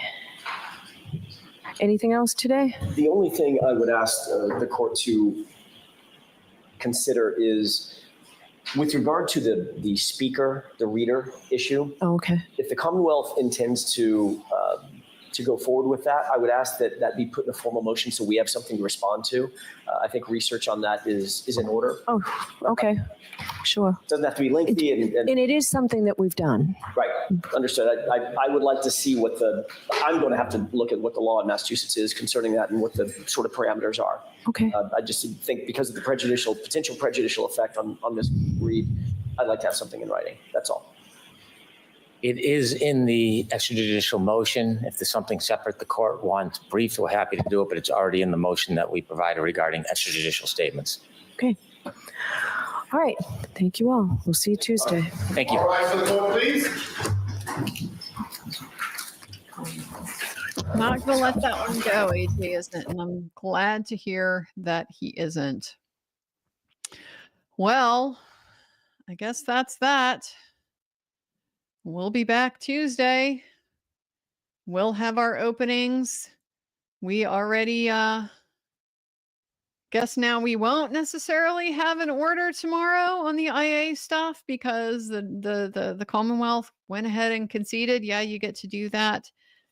And I am a little bit impressed. She didn't allow the circus of let's have Mr. Carney on the stand having to invoke the fifth individually to a bunch of questions that the Commonwealth wants to ask on the record. So kudos to Bev on that one for just taking control of that situation and not allowing that to turn into the sideshow that it kind of seems like the Commonwealth wanted it to be. They didn't have a legal dispute. He acknowledged, yes, everything that we're going to ask is going to implicate his Fifth Amendment right. You acknowledged it, so you don't need to ask him. All she needs to know is that, yeah, he is in fact going to invoke.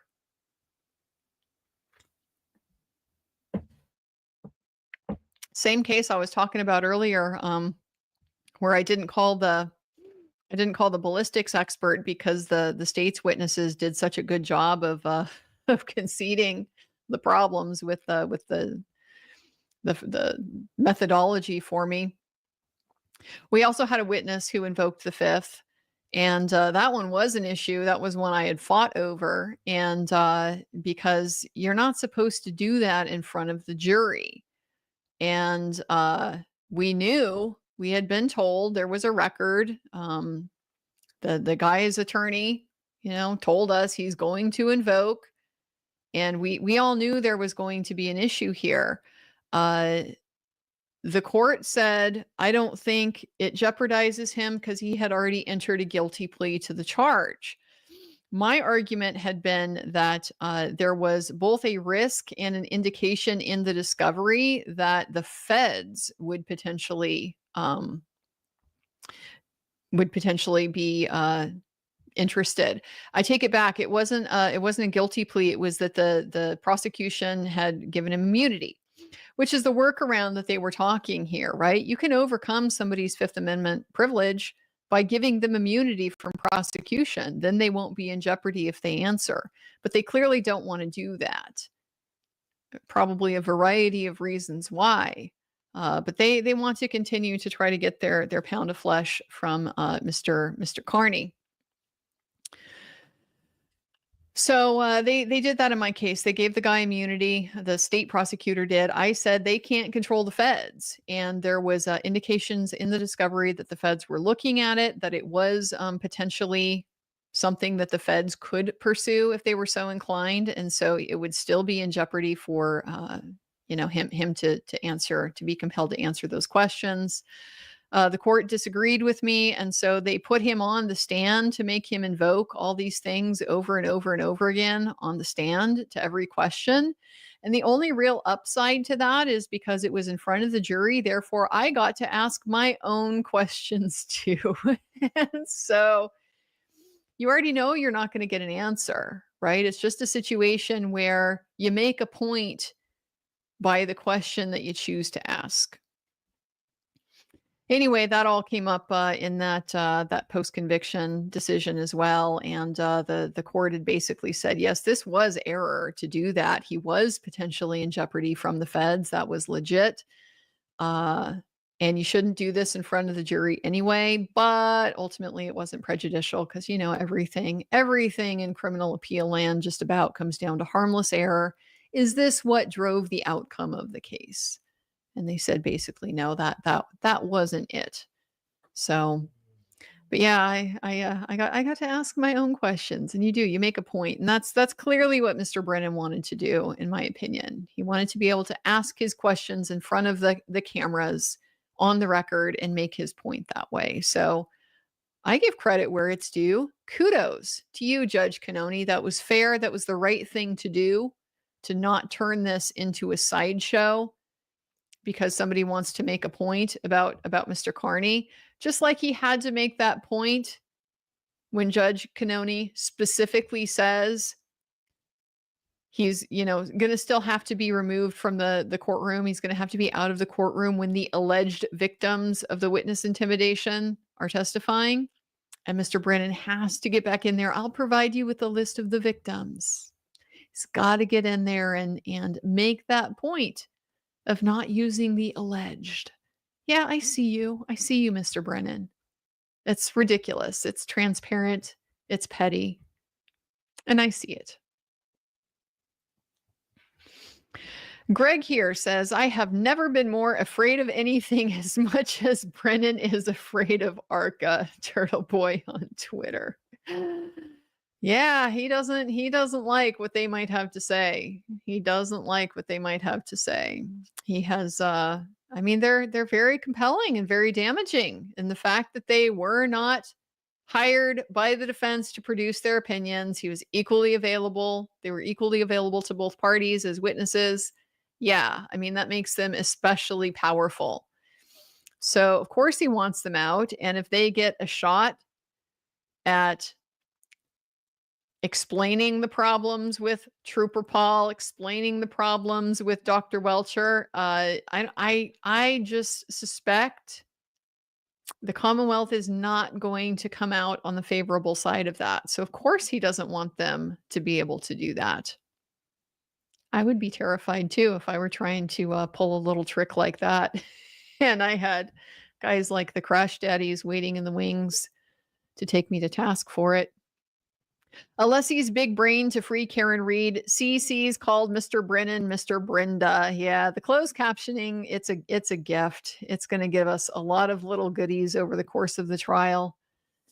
We'll see how many variations of Mr. Brennan it comes up with. That Southern blonde lawyer. I keep singing during this whole hearing. Can't have your cake and eat it too, Hank mother effer. Hey, B, you're the best. Love the subscriber, FKA crypto tax lawyer.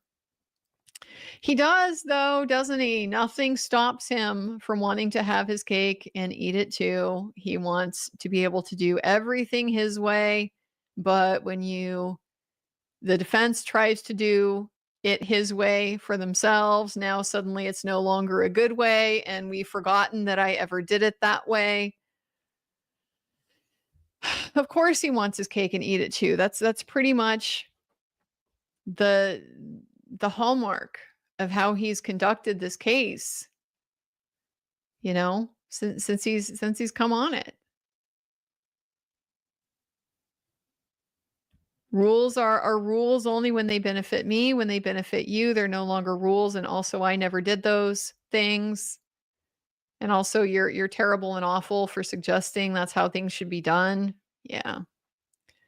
That has been his MO really from the outset. Melissa Dotson is still out here gifting more memberships. Thank you so much, Melissa. And thank you on behalf of everybody who got one of those.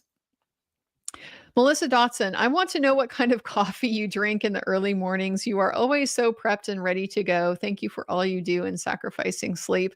You're going to have to ask Jeff about that one because I am not the coffee maker in the house. I just get provided coffee to me and I drink it like the good girl that I am. I'm one of those people that has to have a lot of stuff in my coffee. I don't do black. Coffee is just like the delivery mechanism for the cream and the sugar. But I did discover something when I was down in Chile that is kind of like it's just my new obsession. And that is their 0-calorie sweetener that they use down there is sucralosa. Sucralosa. It's like this liquid. It's Splenda is what it is, but it's Splenda in liquid form. And for some reason, it's very, very hard to find up here in the Northern Hemisphere. Was looking around and I found like a few different things, and some of them are like these super specialty, like you're paying $20 for a little, eyedropper bottle of a couple ounces. I'm like, that's insane. I ended up finding this bottle that looks like something that you would order for like a laboratory, like a chemical experiment or something like that. It does not look appetizing, like something that's produced for dietary use. But anyway, I did get that. So that's what I'm taking in my coffee right now is a couple drops of my liquid sucralosa. And of course, plenty of cream. But the coffee itself, I don't know. It's just coffee, just normal drip coffee. And then once my coffee gets cold or I finish it, I switch over to my tea. Tea keeps me hydrated. It's the Silver Needle white tea. I'm just obsessed with it. I love it. It tastes what I imagine roasted honey would taste like. In fact, I'm going to suggest my cousin Molly. We're very close. We grew up together. We're just a couple of years apart.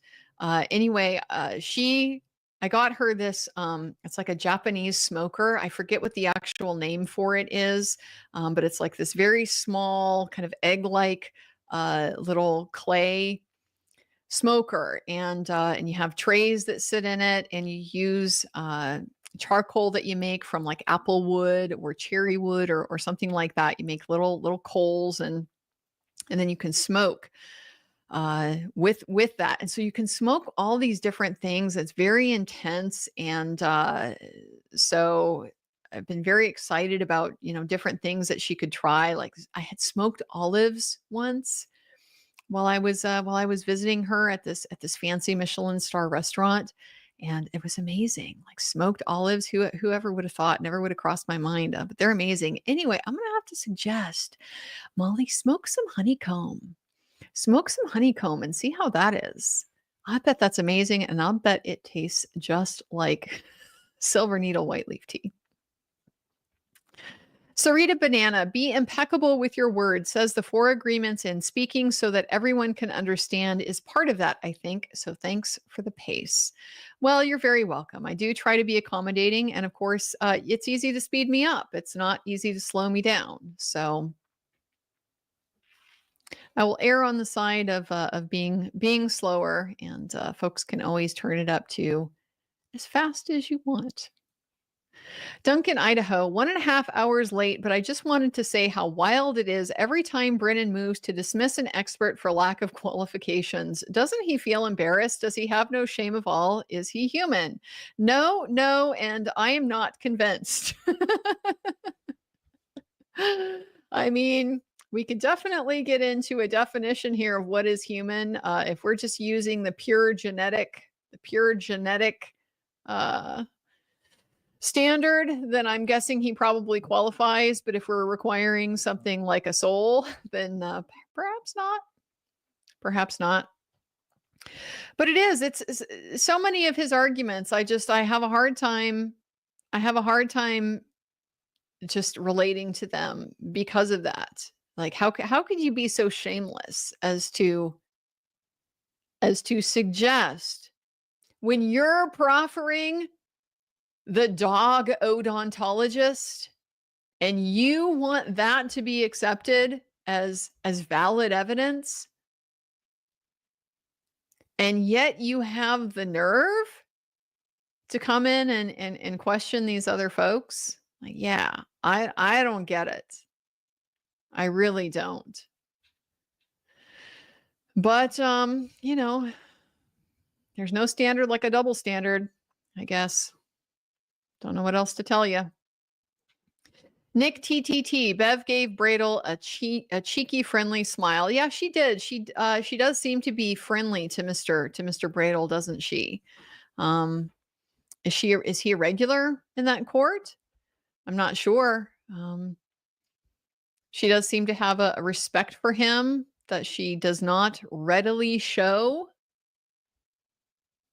many of the other attorneys that are present. Now, of course, talked many times about how she'll bend over backwards to praise the Commonwealth for stuff that they should not be praised for. They should be criticized for.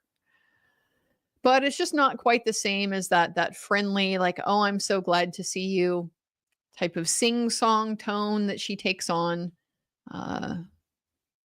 And I did see that with Mr. Bradel. So yes, I agree. Nick TTT, can the defense ask Turtle Boy their questions too to get their own narrative on the record? Well, had they gone down that road, I would have expected they could, yes. And that was exactly like the story I just related. You don't get to just have one side invoke. And if you're going to be making a record of what they are invoking to, then you're going to make a thorough record. And yeah, that would include the defense questions as well. So I don't know how they would have gotten around that. Kelly, welcome to Court of Massachusetts Facts. That's a good one, Massachusetts Facts. If they turn texts into conversation, I hope they sit silent for amount of time between texts. Such a good point because there's pauses, right? These are not a constant back and forth. There's time. Sometimes people are busy. Sometimes people are reflecting. Sometimes people are deliberately ignoring before they respond. And then there's double texting and all that type of thing. There's just no way to convey the format of a text communication by turning it into a spoken conversation. I'm not impressed with that idea. Also, Hank just wants ARCA gone. He's scared of them. Yeah, I agree with this 100%. He would do anything to get rid of ARCA. And the whole I'm not bothered. I don't really care if they testify. It's very transparent. It's very transparent. He's terrified of ARCA, and if he can't exclude them, he wants to smear them. That's the real kicker. If he can't get rid of them, he wants to smear them. He wants to try to suggest that they're being underhanded, that they're being deceptive, that they're being misleading, and to suggest that that's somehow something the court should be concerned about when there's no evidence of it at all. He's presented nothing except I think. And frankly, nobody cares what you think. Nobody cares. John Beattybot, rumor has it that coming to after anesthesia doing dental molds, Chloe was heard saying, I bit him, I bit him, I bit him. How to get this admitted. Well, it's not a party opponent. Statement against interest, statement against personal interest would be the way to do it, right? Aggressive dog can suffer pretty severe consequences for biting humans. And we know that Chloe already has a record of biting humans. That was the explanation for why they rehomed her in the first place. Well, actually, technically, the explanation for why they rehomed it was because she had gotten in another dog fight. And that was when Mr. Jackson elicited, and she's actually sent 2 people to the hospital. So I would suggest that it would probably be against Chloe's interests to admit biting yet another human. Dogs can have pretty serious consequences for repeat aggressive behavior against humans. That would be the pathway in. Statement against interest. Croffy is a YouTube member. Welcome, Croffy. Appreciate you joining us. I see you. Did she set time limit on opening statements? If she did, she has not put that on the record in front of us. She may have had that conversation behind the scenes or at sidebar or something like that with the defense attorneys. I'm trying to remember last time if she put a time limit on it. I don't recall that she did. Now, she did at closings for sure. She only gave them 1 hour each for closings. My recollection was with opening, she asked them how long they expected to take, and they told her, and she basically said that would be fine. So I don't know. I don't know if she set a time limit on them or not. Hanky is a cockwomble with a super chat. Thank you, Hanky is a cockwomble. I appreciate your support, and I'll say that again just because it's fun to say. Hanky is a cockwomble. Sin, I appreciate the slow chat because I started an hour behind and now I can catch up without missing anything. Your voice is such a comfort. Appreciate you. Well, I'm glad. I'm glad that the pace works for everybody. We do try to keep things a little bit more mellow here. Yeah, sometimes we get a little excited, sometimes we get a little worked up, sometimes we even get a little shouty, but most of the time we keep a nice slow pace. So glad that you were able to catch up with us, and we really appreciate you being here as well. Sylvia S., do Hank and Lally interact with each other at all? Does Lally just sit there? So far, Lally just sits there. I've seen no interaction with Lally at all. I have joked over and over again, he's the Marshawn Lynch meme. I'm just here so I don't get fined. I don't know why he's there. I really don't. Is he there just to put on some sort of facade of continuity of like the prosecutor's office as represented by the individual prosecutors still have some kind of buy-in in this case? I mean, I don't know. We have the other prosecutor, what's her name, McLaughlin? She contributes from time to time. She speaks up. Yet to hear a single word or even really a reaction from Mr. Lally. He's just sitting there like a potted plant, and not a very decorative one. I don't know why he's there. Doesn't he have something better to do? That's all I can really come up with is just I'm here so I don't get fined. He's clearly not going to any effort to be helpful. I don't know what he's contributing. I don't know why they think it's worthwhile for him to be spending these hours and hours and hours. Now, bear in mind, the Commonwealth is already paying Mr. Brennan how much? How much to do this retrial? And now, in addition, they're paying Mr. Lally whatever his regular salary is so that he can sit there being useless. Why? I would love to know. I don't know.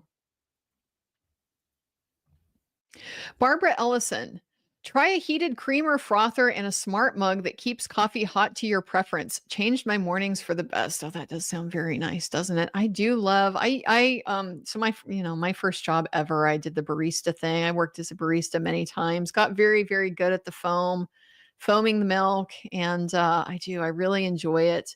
Cream doesn't really foam all that well. Now, maybe I'll try this method.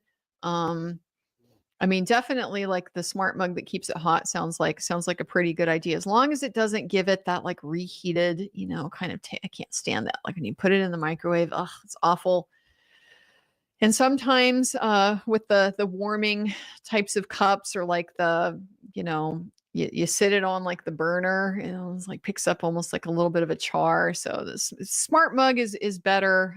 Maybe that will help not have that awful taint of the nice fresh coffee. Cream itself doesn't froth well. skim milk, froth the best. Like if when you needed to make a cappuccino, I was like, please be a skim milk cappuccino, because it's just the easiest to get a nice big thick foam that you can condense down. The more fats in your milk, the harder it is to do that. And so cream in and of itself doesn't necessarily froth very well. It doesn't hold the water, hold the air very well. But just keeping it warm. I mean, I would try frothy cream. That sounds amazing. It sounds fantastic. Thank you, Barbara, for a wonderful suggestion. I will look into that for sure. Auto Doctor 911. What do they need to do to bring in Chloe evidence? How do we know it is same dog? Chain of custody. Somebody is going to have to testify that it's the same dog, and that's probably going to have to be the Alberts, right? It was Nicole, I think, that testified last time that she was rehomed to like a farm in Vermont or something. And I mean, I don't think I was the only one who was a little suspicious of this explanation, right? Anytime the dog, something unfortunate happens to the dog, and you need to give an explanation to the young children who are maybe a little bit too young to hear the real story of what happened to the dog. What do you tell them? Oh, the dog is off living on a farm in the country now, having a better life. So I was very suspicious of this explanation, but nevertheless, that's the one they gave. So I would expect there's going to have to be testimony, probably from an Albert, that this is who they gave Chloe to. Maybe some type of foundation from the person that, yes, this is still the same dog. This is Chloe. I mean, what are the other possibilities? The dog could be microchipped or tattooed or something like that for identification. I suppose it's not 100% impossible that type of thing can be manipulated, but it would take some trouble. You go recover an old microchip from the dog and then put it in a new dog or something like that. It's just, that seems not impossible, but implausible. So that's possible.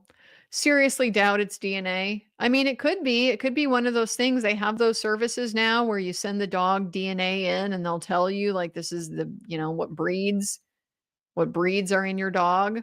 Just like there is with humans, you can send your DNA off to the database, which I don't recommend anybody do. I will never do it. Probably won't matter because people in my family have done it. I will certainly never do it. But you can do it with your dog too. So maybe they do have a genetic record of Chloe from something like that. It's possible. I don't know. But yes, they absolutely have to lay a foundation to be able to bring it in.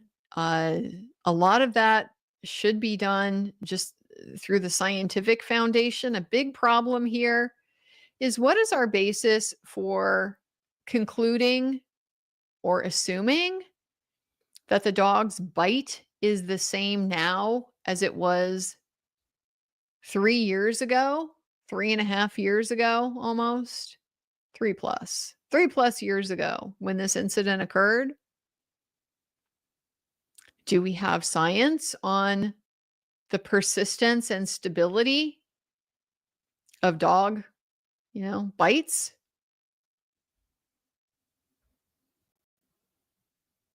Is that reasonable? I don't know. Stuff like that should be established as part of the scientific foundation for the decision to let it in the first place. But Judge Cannoni has not been particularly rigorous about requiring those types of foundations. That said, again, to give her kudos where it's warranted. Yeah, he should be on a real uphill battle with the canine odontology, not just because of what the NAS report had to say 16 years ago about the limitations with human bite mark forensics, because let me tell you what, the 2009 NAS report had a lot of criticisms of a lot of scientific disciplines, including, guess what? Ballistics. The one that I just talked about challenging, the one that we talked about in Richard Allen's case, heavily criticized. pretty much all of the feature comparison techniques, fingerprints, they all come under criticism in the 2009 NAS report. And a big piece of it is because they're subject to bias. And so if you're not conducting this testing in a blind scenario, you introduce the possibility that the outcome gets tainted. The analyst knows what outcome you reach, and there is enough subjectivity in the process that they can exercise it knowingly or unknowingly in a way that favors the outcome that is desired. So that's, certainly not the only reason why it should be kept out. And I would bet that there's plenty of stuff from the 2009 NAS report that she does not keep out. Probably routinely in criminal cases that she's presided over. But kudos to her for recognizing that canine odontology, looking at non-scaled photographs, this is a bridge too far for her. It is good to know there is a bridge too far. That is,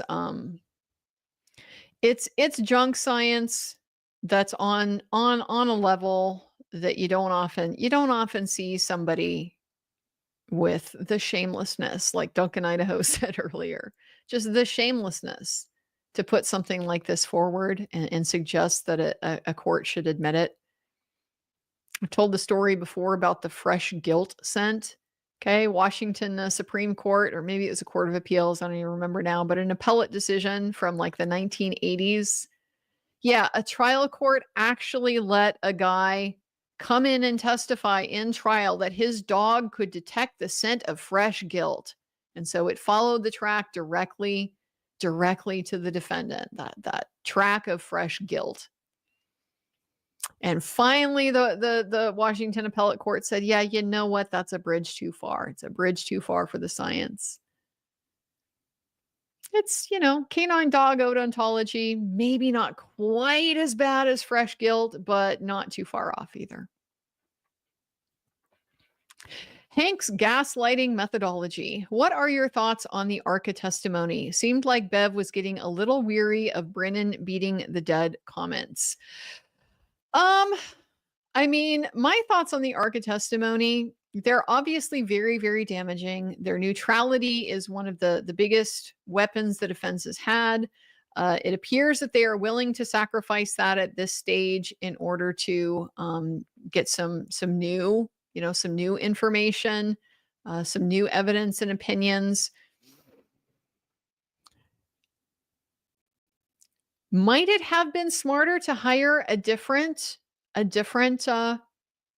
mechanical engineer, reconstructionist, whatever, to rebut Welcher, for example? Maybe. I mean, I can see it both ways. Part of the issue is if you've already established the credibility of these particular witnesses, you just open the door to questioning. The jury does speculate about stuff. Why didn't you have them answer these? Why did you have to bring in these other people? Would they have not answered this in your favor?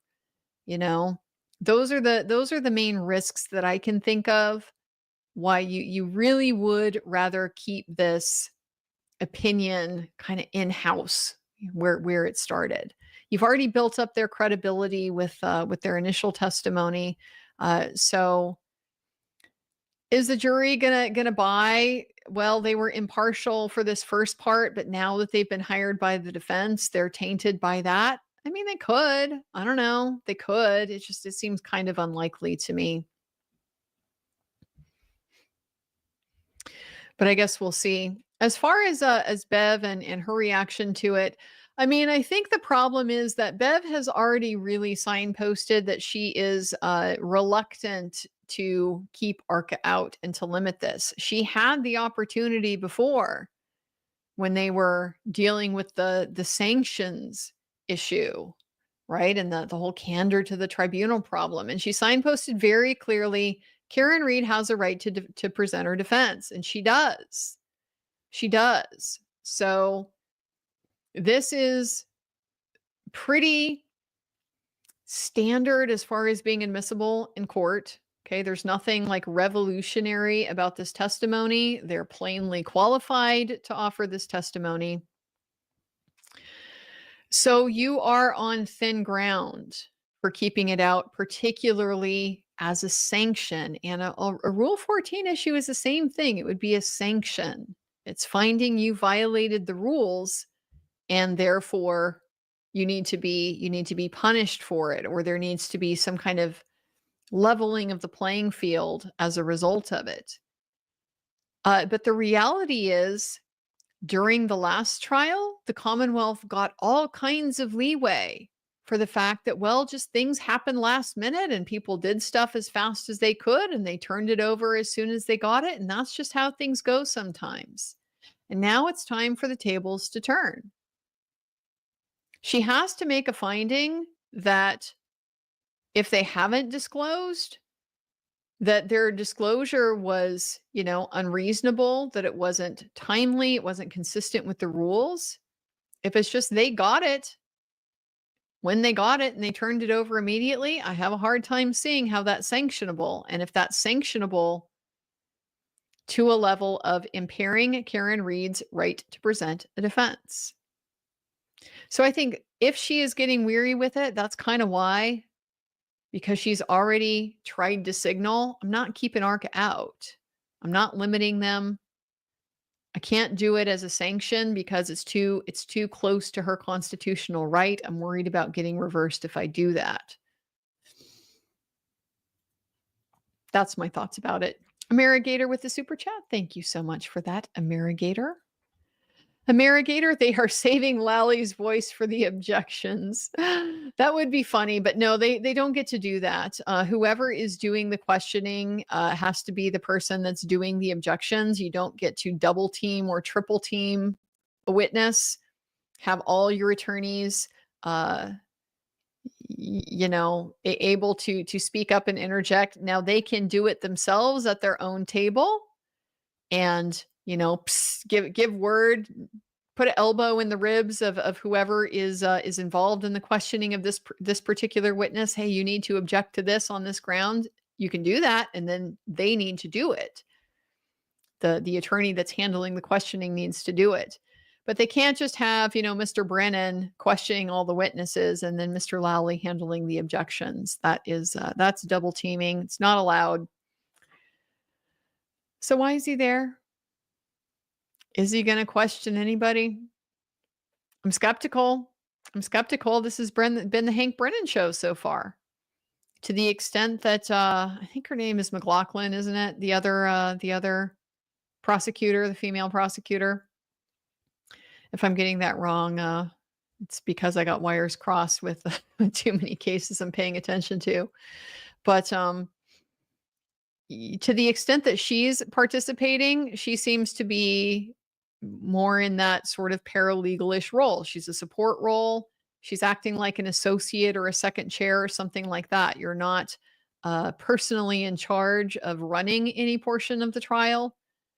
You're just there to assist the lead guy who's doing everything. And so you're there to be able to access the parts of the record that you need to have. You're there to do the legal research that needs to be done.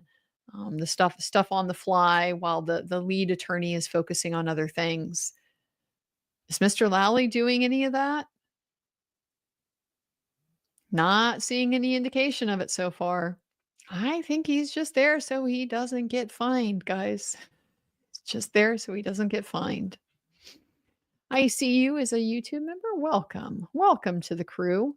I see you too. And thanks so much for being here with us.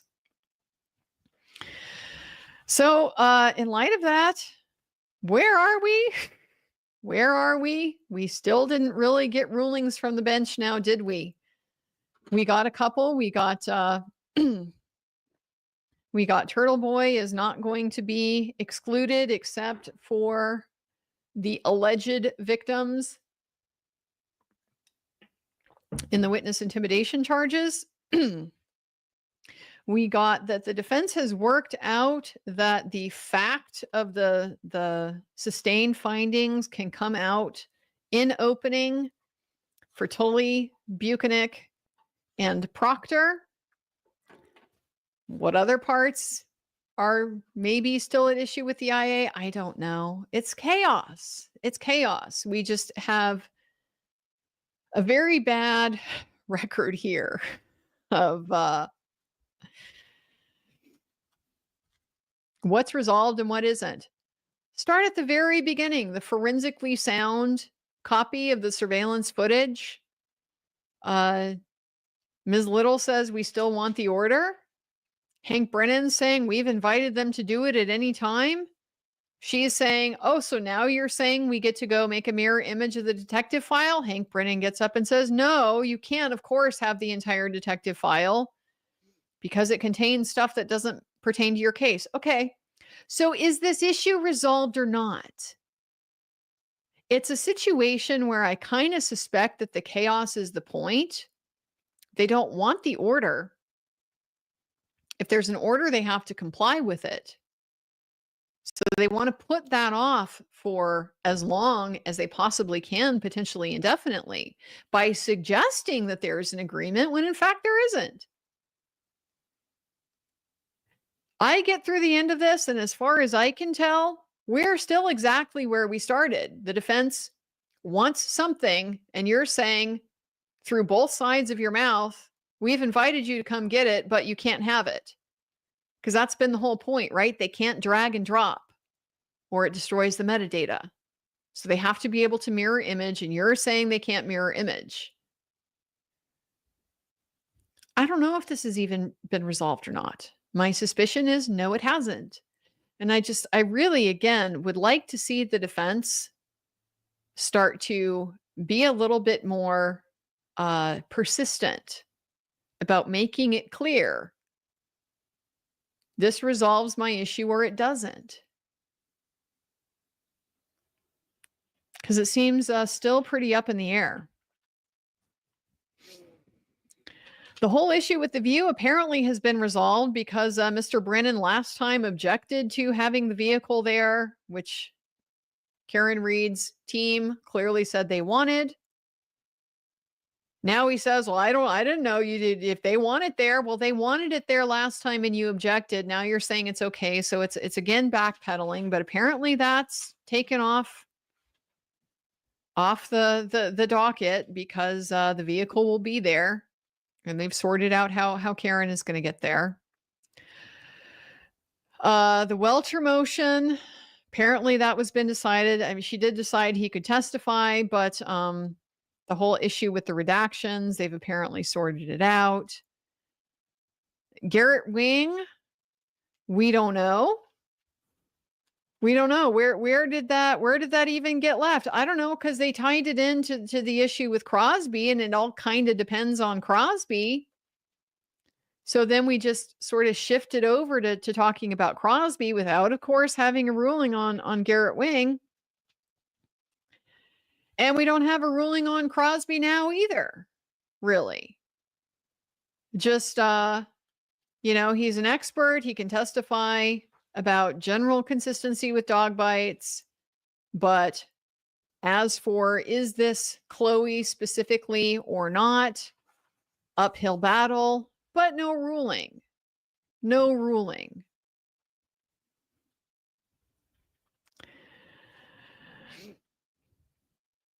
So then the substitute chemist, the defense says, fine, no problem. All right, then there's no problem.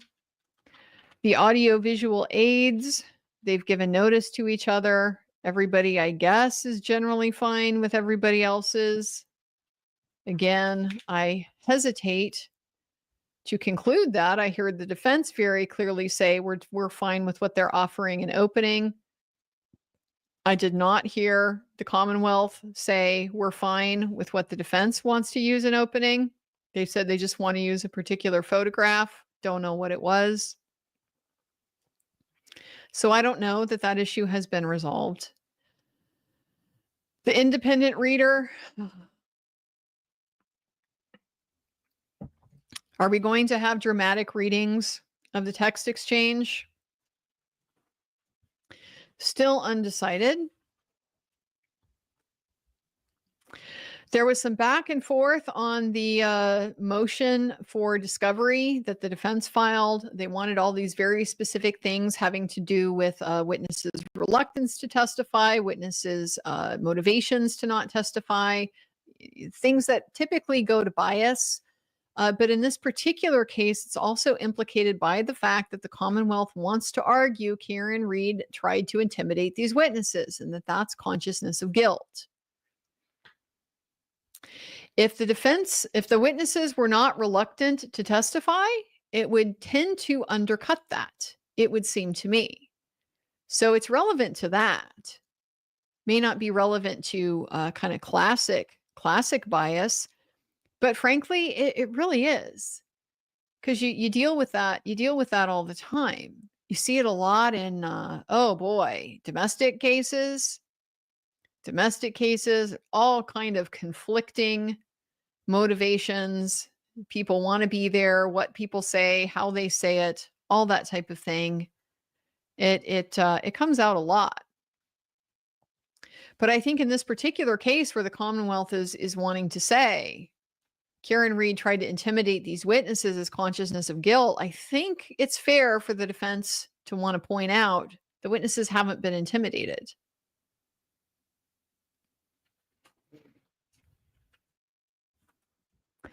ARCA, where are we at with ARCA? Well, we don't know. We don't know, do we? Judge asked if there's any specifics that are still outstanding. And all he did was kind of go on a rant about how I've been concerned about trial by ambush from day one. And then, Mr. Jackson went back and kind of reiterated what the timeline was. And remember, we didn't even get Mr. Welcher's report until the beginning of February. Then we followed up on it with TUI. Then as soon as we were able to hire ARCA, we did so. So that's our time frame. There's been no unreasonable or deliberate delay on the part of the defense. This is just the system that we're working within.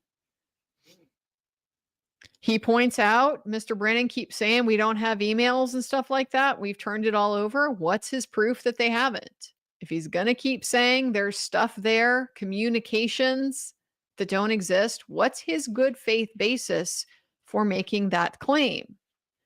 And is Judge Cannoni ever going to ask that question? I suspect not. She's got her own issue about it wasn't clear who did what last time, even though it doesn't matter when it comes to law enforcement, for example. They all get the benefit of everybody else's knowledge. Why suddenly we need to know very specifically through the testimony who did what? I don't know. Seems to me like the kind of thing you can ask about. They had a whole voir dire with the ARCA witnesses to potentially be able to ask about that. If they didn't ask enough questions about it, that's on them. That's on them. They had the opportunity to do it. So AJ expects it to come in a week to 10 days. They're being as efficient as possible. Brennan is, up there in his feelings about how this is a trial by ambush. And again, kind of shamelessly taking that position in light of their own behavior. But no real resolution for any of that. I did appreciate Judge Cannoni kind of clarifying, trying to call him out, because Brennan's trying to suggest here, we disclosed Welcher back in January. No, you gave back in November. No, you gave his CV. Okay, giving notice of somebody that's going to be a witness is not your discovery obligation. For an expert, you have to describe what their opinion is going to be and what the basis is for it. And you didn't do that until January 31st, potentially February the 5th, when you got the background notes and so forth. And then what did the defense do? They did their TUI. They followed up on it immediately. So no ruling on that. Where are we? I don't know. I think we can anticipate from where we are at and where we've been so far. She's not going to exclude them. But I'm sure the defense would like to know what they can say in their opening. What if they get the ARCA follow-up by Friday? Let's say they get it by Friday. Do they get to use the new position in their opening? Do they get to say, hey, our experts concluded that this guy Welchert is a real quack, and this so-called testing that he did, it's nonsense. Would they be able to do that? I don't know. We don't know. They don't know. It's still just hanging out there because we have these motion hearings and they lead to no resolution. They just talk and nothing happens.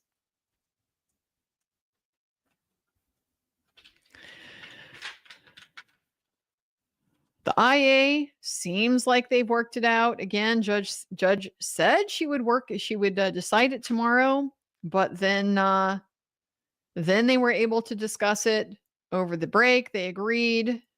They can bring in the sustained findings for Proctor, Buchanan, and Tully. That's all they need for opening. Does that mean everything is resolved? Because Ms. Little, when she was starting to argue this motion, was saying there are 4 things they want to bring in, and the sustained findings are 1. So what about the other 3? What's the status of the other 3? I don't know. We don't know. The record is unclear. It's chaos. And I want to be, again, I want to be fair to Judge Cannoni in this as well. If I'm confused, I'd expect she's confused. This is kind of on the parties to make it clear if there is still a live dispute that she needs to address or not. And it would just be so helpful to have something on the record about these other 3 issues that were alluded to. Are those resolved or are they not? Because if this comes up again down the road, she's probably going to be annoyed. And I don't know that I could blame her.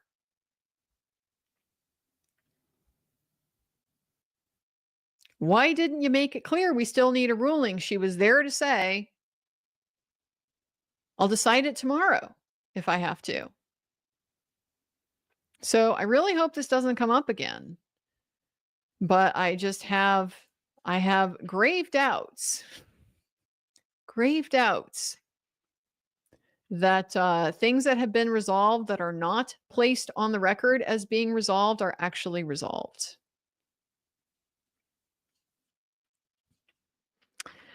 And so then the last thing was Mr. Carney, and he would take the 5th. They accepted that. Gave Judge Cannoni her props for not turning that into a circus. And I think that was the right decision. Auto Doctor 911, isn't it normal to let defense expert respond and refute the prosecution expert report and even in court testimony with new material? Then the Commonwealth still gets to rebut. I mean, yes and no. They had these discovery deadlines that included the disclosure of, opposing rebuttal witnesses.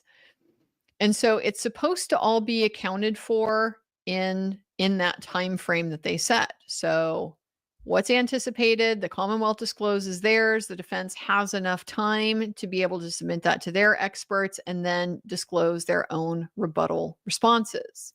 That's what's contemplated in the process. Is that always feasible? Not always. And stuff can and does change during the course of trial. Probably less of a risk of that in this particular case because it's already been to trial once. So we already have a pretty good idea of what the testimony is going to be. It's probably not changed. And if there have been changes, we probably already know about them because they would have had to have been disclosed. If there was a change in, we already know there's been a change in the Commonwealth's theory of the mechanism of the accident. Right? We got that from Welcher. So that's had to have been disclosed. I think that the question is really, do they have to be held to that deadline under these circumstances, given the limitations of what they're working with ARCA? And I think that is going to depend on whether Judge Canoni buys this argument that they could have and probably should have hired somebody else. You could have just hired somebody else. There's no reason it had to be ARCA that needed to do the rebuttal.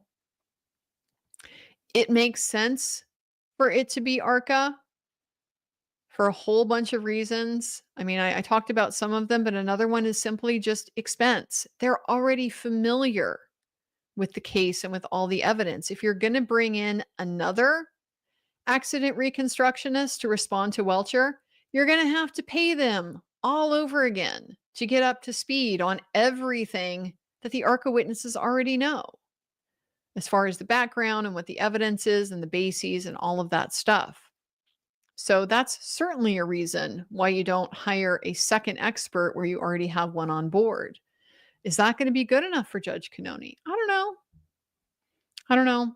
But I just, my reading on it so far is that she is very reluctant to get in the way of ARCA. She recognizes there's a right to a defense here. This is a potential danger zone for her from an appeal standpoint, particularly if we're just talking about sanctions. Because you always have to consider, is there a lesser sanction that could solve the problem here? And quite frankly, the solution to the Commonwealth's problem here, if they're saying this is ambush and we're going to get it after opening, then you delay the trial. You have a continuance. Or if you've already sworn the jury, which I don't think they have, they'll swear the jury when we come in on Tuesday, because they haven't had the entire jury in one place at one time. You also have to do that on the record. So, that hasn't happened. The jury hasn't been sworn yet. Jeopardy hasn't attached. You could continue the trial, but you can also recess it. You can just say, we're going to hold and come back in, a couple weeks or whatever. That fixes the Commonwealth's ambush problem. And it's a less egregious remedy that doesn't impair Karen Reed's right to put on a defense. So I think that's really what she's struggling with there, and why she is reluctant to give the Commonwealth what they want in this particular situation. Kelly, welcome to the Court of Massachusetts Facts. There's a sweepstakes in DA office for how many times what, if any, is said. Morrissey drew 0, so Lally's been banned from questioning. It's as valid a theory as any I can think of. But, I'll be willing to bet that we hear some what, if any, from Mr. Brennan. I think we have already, haven't we? I feel like we have already. It won't surprise me if we hear it from him, but maybe just not like every other question like we did from Mr. Lally. That's amusing, though. Lots of Pockets, welcome to the channel. Now a new YouTube member. Appreciate you being here. Well, I'd love to say we came out of today with clarity and resolution, and everybody is going to be able to move forward now to Tuesday, knowing what the rules of the road are going to be. But we are in this court, and so that's just not exactly the situation, is it? We heard some more words, but we didn't necessarily get a whole lot further down the road. So I guess we'll probably get some new written motions or some new written rulings over the coming days before Tuesday, I guess. Will it be everything? I kind of doubt it, because we're still sort of unclear what is exactly outstanding and what isn't. I just hope it doesn't end up being anything real critical for either side that we end up in a dispute about. So with that, guys, we'll be here Tuesday. Bright and early. 5:45 here on the West Coast. I am, like I said at the beginning, I am looking forward to seeing what kind of difference we get the second time around. You don't often get the chance to compare the trial run and the mulligan, you know. Both of them get to shift their strategies, change what they emphasize and what they don't. I really don't have very high hopes for how the jury is going to connect with Mr. Brennan. I find him unlikable, so it's very possible that I'm just projecting that onto the jury. But I also generally consider myself pretty forgiving about such things. I was a criminal defense attorney. And when people would ask me, what's the best, most important quality for a public defender to have? An answer that I would often give is the ability to like almost anybody, like literally almost anybody. People who have done horrible things, if you can find things to like about them, you'll do a better job. You'll be more motivated to do a good job. It will be more natural to do a good job. People are by and large pretty complex. And so I can count really on one hand the number of people out of thousands and thousands of clients over the years, some of whom did really awful things, that I could say, you know what, you are just completely unlikable. There's nothing about you that I like. So I find it really easy to like people. I could like Mr. Brennan, but I don't. I don't like him. He's very off-putting. And so again, it's my bias, it's my perspective. I'm not objective about my own opinion. But I do think, I consider myself somebody who finds it pretty easy to like people. So if I don't like Mr. Brennan, probably people who are less forgiving than me are not going to like him either. They might not like him faster, than I didn't like him. I don't know if we'll, of course, be able to see that. We won't be able to see the jurors for ourselves, but we'll certainly get those reports from the courtroom, see if there's any type of reactions and stuff like that come out. I will be interested to see that. But otherwise, just the choice, the different choices, the strategies, the shifts, new evidence. Oh, very excited for openings, because that's where we can expect to hear new information that has developed since the last trial. Because the whole point of the opening is to tell the jury what the evidence is going to show them. So if there's new evidence, material new evidence that matters to the determination of whether John O'Keefe was hit by a car, whether he was bit by a dog, et cetera, opening statement is a good place to expect to hear it. So a lot of reasons to be excited about Tuesday. We're finally getting this underway. I'm looking forward to it. It's going to be another long one, right? 6 to 8 weeks we're anticipating. I'm going to be in it for the long haul. It is much easier doing it from the comfort of my own home than from the courthouse steps in Delphi. So there is that. But it'll be an undertaking. But we're here to do it together. So I know so many of you are here because you care so much about this case. You care about police corruption. You care about justice. You care about the integrity of the courts. You care about the rule of law. And so much of this has come under fire, often for very good reason. Unfortunately, the institutions and the processes have let us all down quite a few times. And so it can be very difficult to still have faith in it, but we still hold out hope, don't we? We're all here hoping that this is going to be a fair process and that it is going to lead to some type of clarity about what happened here, and that it's going to be able to give us, if not a consensus, because there's always going to be some opinions that are so fixed, they just won't change. If they don't give us at least a consensus, they'll at least give us a stronger majority. A stronger majority as far as what happened here and what is justice in this case. So, coming Tuesday, we'll be here, guys.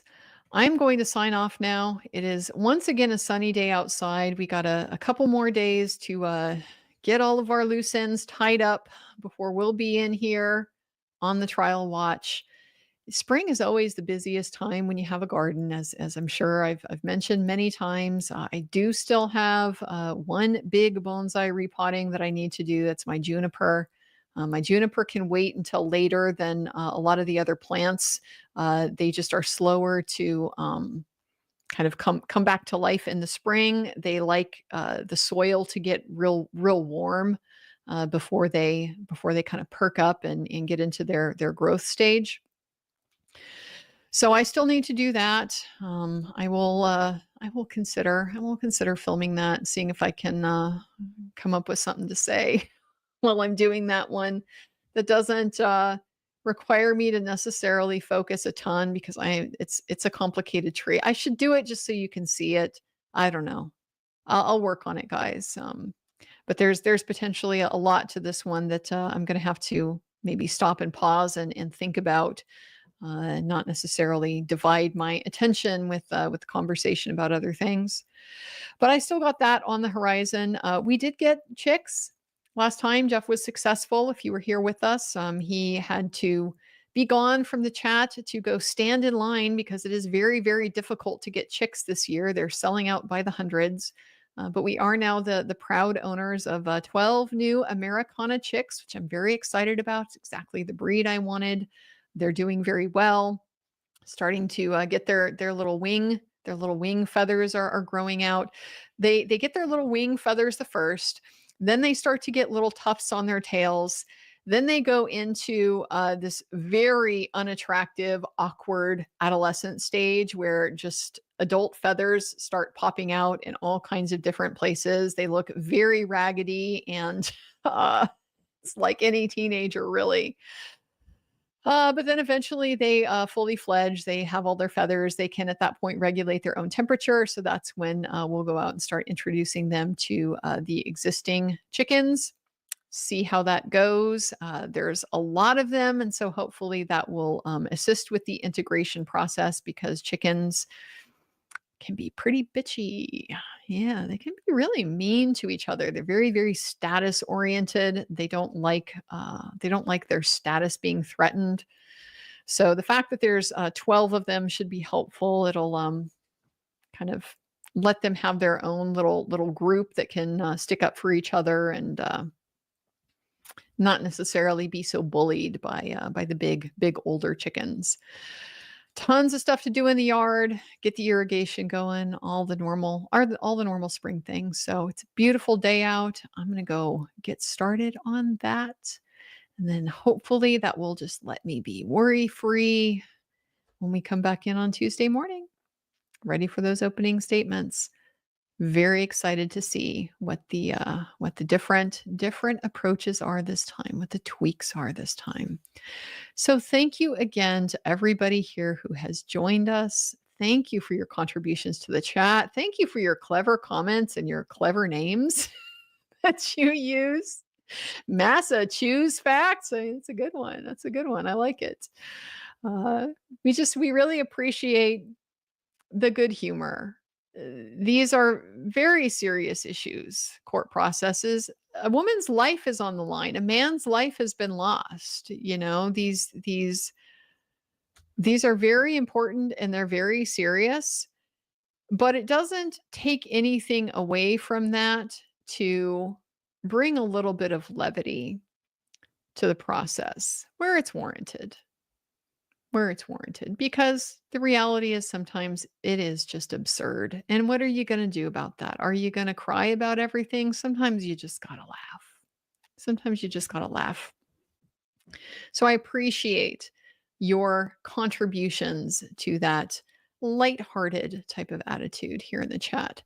Thanks as always to the mods, everything that you do, of course, the chief mod, Jeff, everything that he does, all the way up to bringing me my morning coffee so that I can be bright-eyed and bushy-tailed at the early morning hours here with you guys. Really appreciate all of you. You're all such an important part of what we're doing here. And I look forward to seeing you all on Tuesday as we get underway with trial number 2. Thanks, everyone, and we'll see you then.